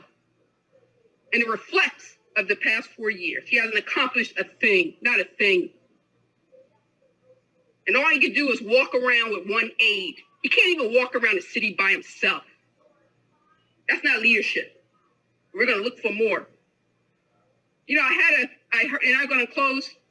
I watch the U.S. Department of Justice Attorney General Department of Justice Attorney General, U.S. Attorney General on television today. And he made an announcement that he is charged, finally, the police officers who shot Breonna Taylor. He finally charged him we're going to be looking for an honor free to start charging the police officers who shot Jawan Henderson. And we're going to look to Mayor Gus Iora and honor free to expose David Ardili, the officer who's on duty walking around collecting a paycheck. And for the same reason that Garland, the U.S. Attorney General, charged those officers for lying on search warrant affidavits, that's what David Ardili did down at the Trenton Police Department. And other officers as well. But what Mayor Gus Iora did, he put them back to work. So these are the type of people we got in our government. So Mayor Gus Iora can go around and have bad behavior and say what he wants to say and tell women to shut up and call women out of their names, B-I-T-C-H, and all that stuff that he does. And some people want to turn a blind eye to, but the majority has not turned a blind eye. And we'll see who will get elected come November. And I guarantee you, the city of Trenton will progress forward. It will prevail, and we will have a government that looks like the demographic. I guarantee you of that. Just watch. Thank you, Council President. Councilwoman Wilkins. I know I'm having issues with my microphone, but I just wanted to thank everyone for coming on the call, being on the call, their due diligence, all of the comments. But there's just one thing that concerns me greatly with everything that is going on and everything that I've heard. And it was mentioned regarding what's going on in the city. It was actually mentioned on one of the budget meetings that crime is down. And it's good to hear that type of thing if it's true, but it's not true. I've been hearing about crime is going on all over the city, but it's not being reported in the newspapers. There was a shooting, I believe today. There was a shooting last week where there was a barbershop shot up in the West Ward, but no one is saying anything. There is so much crime that's going on and it's running rampant. Kids are being, young girls are being kidnapped. Kids are being found deceased. No one is talking about it. It's not being advertised. It's not being put into the newspaper for the public to be aware of. And there's so many other things that we don't know about. But that crime is still running rampant in this city, but it's just not being, I'm not going to say reported, but recorded. Because there has to be a way and an outlet for the public to be made aware of what's going on in their own surroundings. And this concerns me because when the public doesn't know what's going on, how do they prepare? How do they make themselves ready? As the one young constituent, Ms. Aparna Chowdhury, she talked about the humiliation of the young women. That's a crime what was done to them. It's a crime to put it up publicly to humiliate them even further. When are we going to stop this in this city? Representation is everything in terms of leadership. I agree. But at the same time, we must be informed as a people, as a community. It bothers me when they tell untruths about the crime because the crime is still going on and is running rampant. I say to all, thank you for coming on the call. Thank you for your civic duty. And please, please stay aware. Do not be fooled in thinking that crime is down. Do not be fooled in thinking that shootings aren't happening. Be safe. Thank you, Council President. Thank you. I would like to thank everyone for coming to this call this evening. I know it's been a long evening. I would like to just thank all of the residents and the people that aren't a part of our residents, aren't a part of our community. I would like to thank them too. Am I muted? No. Okay, thanks. So I just want to talk about a couple of things that occurred here this evening. First of all, when we have a council meeting like tonight, the administration and any council member can bring any ordinance or any resolution to the table prior to the cutoff per rules of council. The Wednesday prior to the council meeting, if it's a conference on Tuesday, or if everything is combined like it is tonight, they have the opportunity to bring those ordinances and the resolutions to the clerk's office and have them put on the agenda. But tonight, what you saw tonight, it wasn't about a resolution or an ordinance. It was about disruption. It was about Mayor Reed Gussiora trying to distract from his failures over the last 4 years. He comes to the council meeting and he interrupts in the middle of a motion.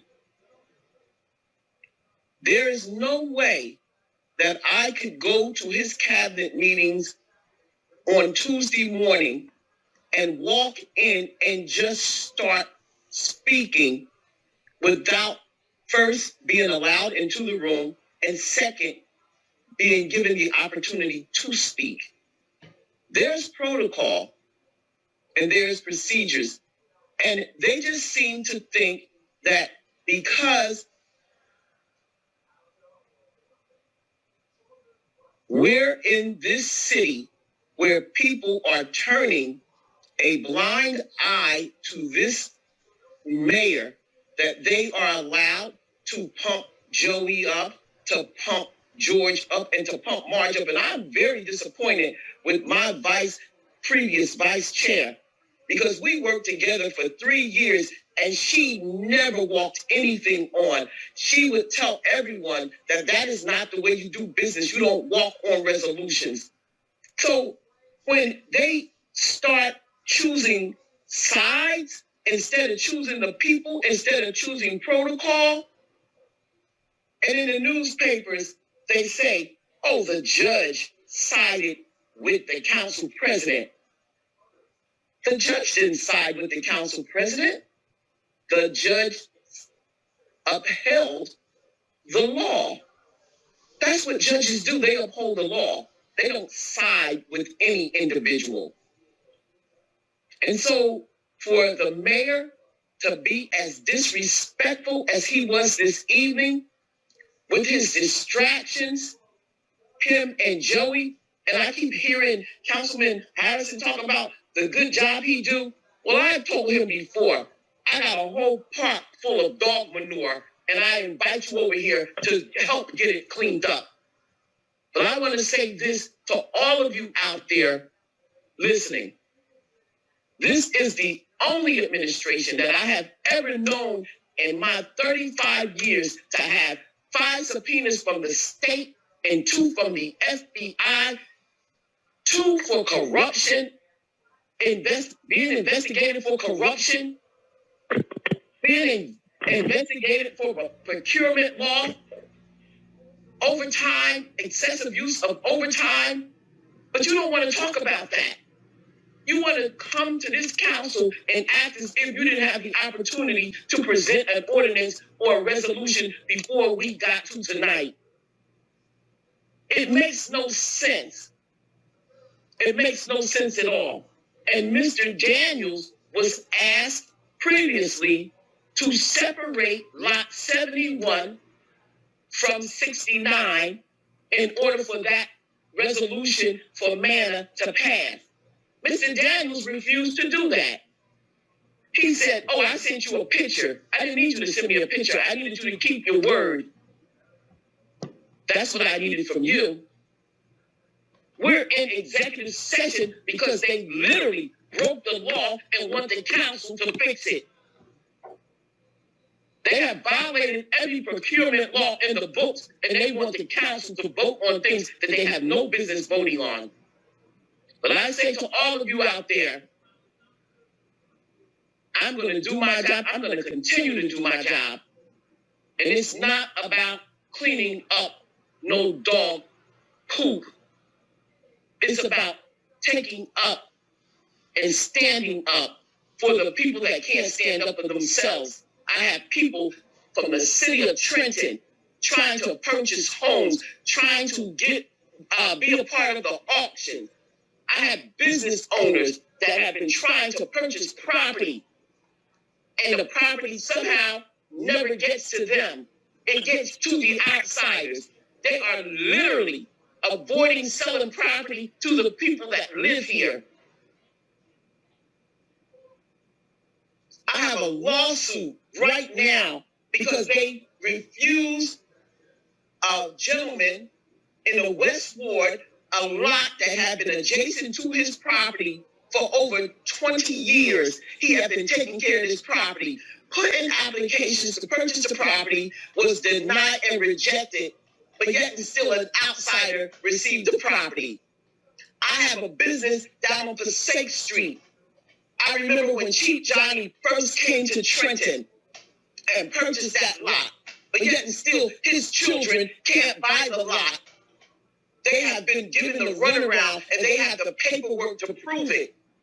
They refuse to give the Trenton residents access to purchase property here in their own city. Something is wrong with this picture. Something is very wrong with it. And then they come on the council and they say, oh, we're so embarrassed of you. But I didn't hear one of them call Reed Gusiora out for his disrespect. For his disrespect in the middle of a motion. And yes, Mr. Harrison, November the 8th is election day. And we'll all see whether or not the people in this city have blinders on or whether their eyes are wide awoke. But we will not be distracted by the likes of you or Gusiora with that dummy stunt here tonight about these walk-ons when he had every opportunity to walk those ordinances and those resolutions on 2 weeks prior. And in this case, an entire month, because our last meeting was July the 7th.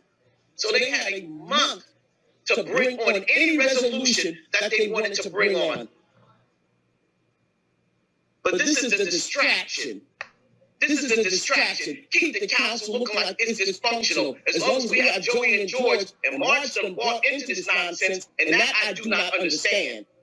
I don't understand how Councilwoman Caldwell Wilson has bought into this when she knows. She was the one that said to me, Kathy, we can not accept walk-ons because that is not part of the procedure. And we must follow Rules A316. She said that to me hundreds of times.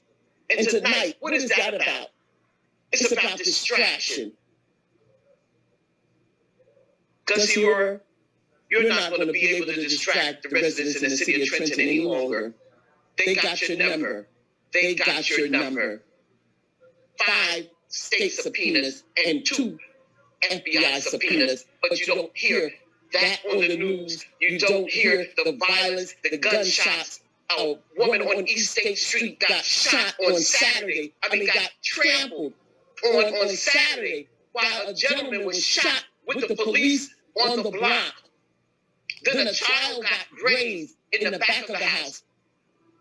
No one hears about it. They had a shootout on Friday around Oliver Street. Oh, the shot spotter didn't pick that up. We don't know what you're talking about. It's too much for me. It's too much for me to allow them to just keep perpetrating their lies. It makes no sense. And it has to stop. It has to stop. And it will stop with the will of the people. It will stop with the will of the Trentonians, because you have taken this to a whole nother level. It took them 9 months to get Tony Mack out of the city hall. 9 months. Now they want to allow this man to run for election. He shouldn't have even been allowed to collect petitions. 5 subpoenas from the state and 2 from the federal government. How is he allowed to get petitions? How is he allowed to handle money? People in the city of Trenton, you need to wake up and you need to understand that we need to change this narrative, and we need to change it now. Thank you. Mr. Garcia, I'm very disappointed that the mayor was not muted. He does not have the right to take over a meeting that I run or that council participates in. He does not have that right. And anytime they come to this council without being the floor being yielded to them, it is your obligation to mute them and take them off this hall. And I appreciate everyone tonight because it's been a long night. And our next meeting will be in September. This is the only meeting for the month of August based on the Faulkner's Act. You only have one meeting in July and one in August. And so we'll, I believe we meet, our next meeting will be held the early part of September, like the 2nd or the 3rd, somewhere around in there. And so I'll see all of you unless we have to convene a special meeting, which I don't foresee that. But if we do, if we don't, we'll see you in September. God bless all of you. Keep your eyes open and stay safe for the remaining of the summer. Thank you. Mr. Garcia, I move to adjourn this meeting. Motion, is there a second? Second, roll call, Ms. Caldwell Wilson. Yes. Mr. Harrison. Yes. Mr. Michelle.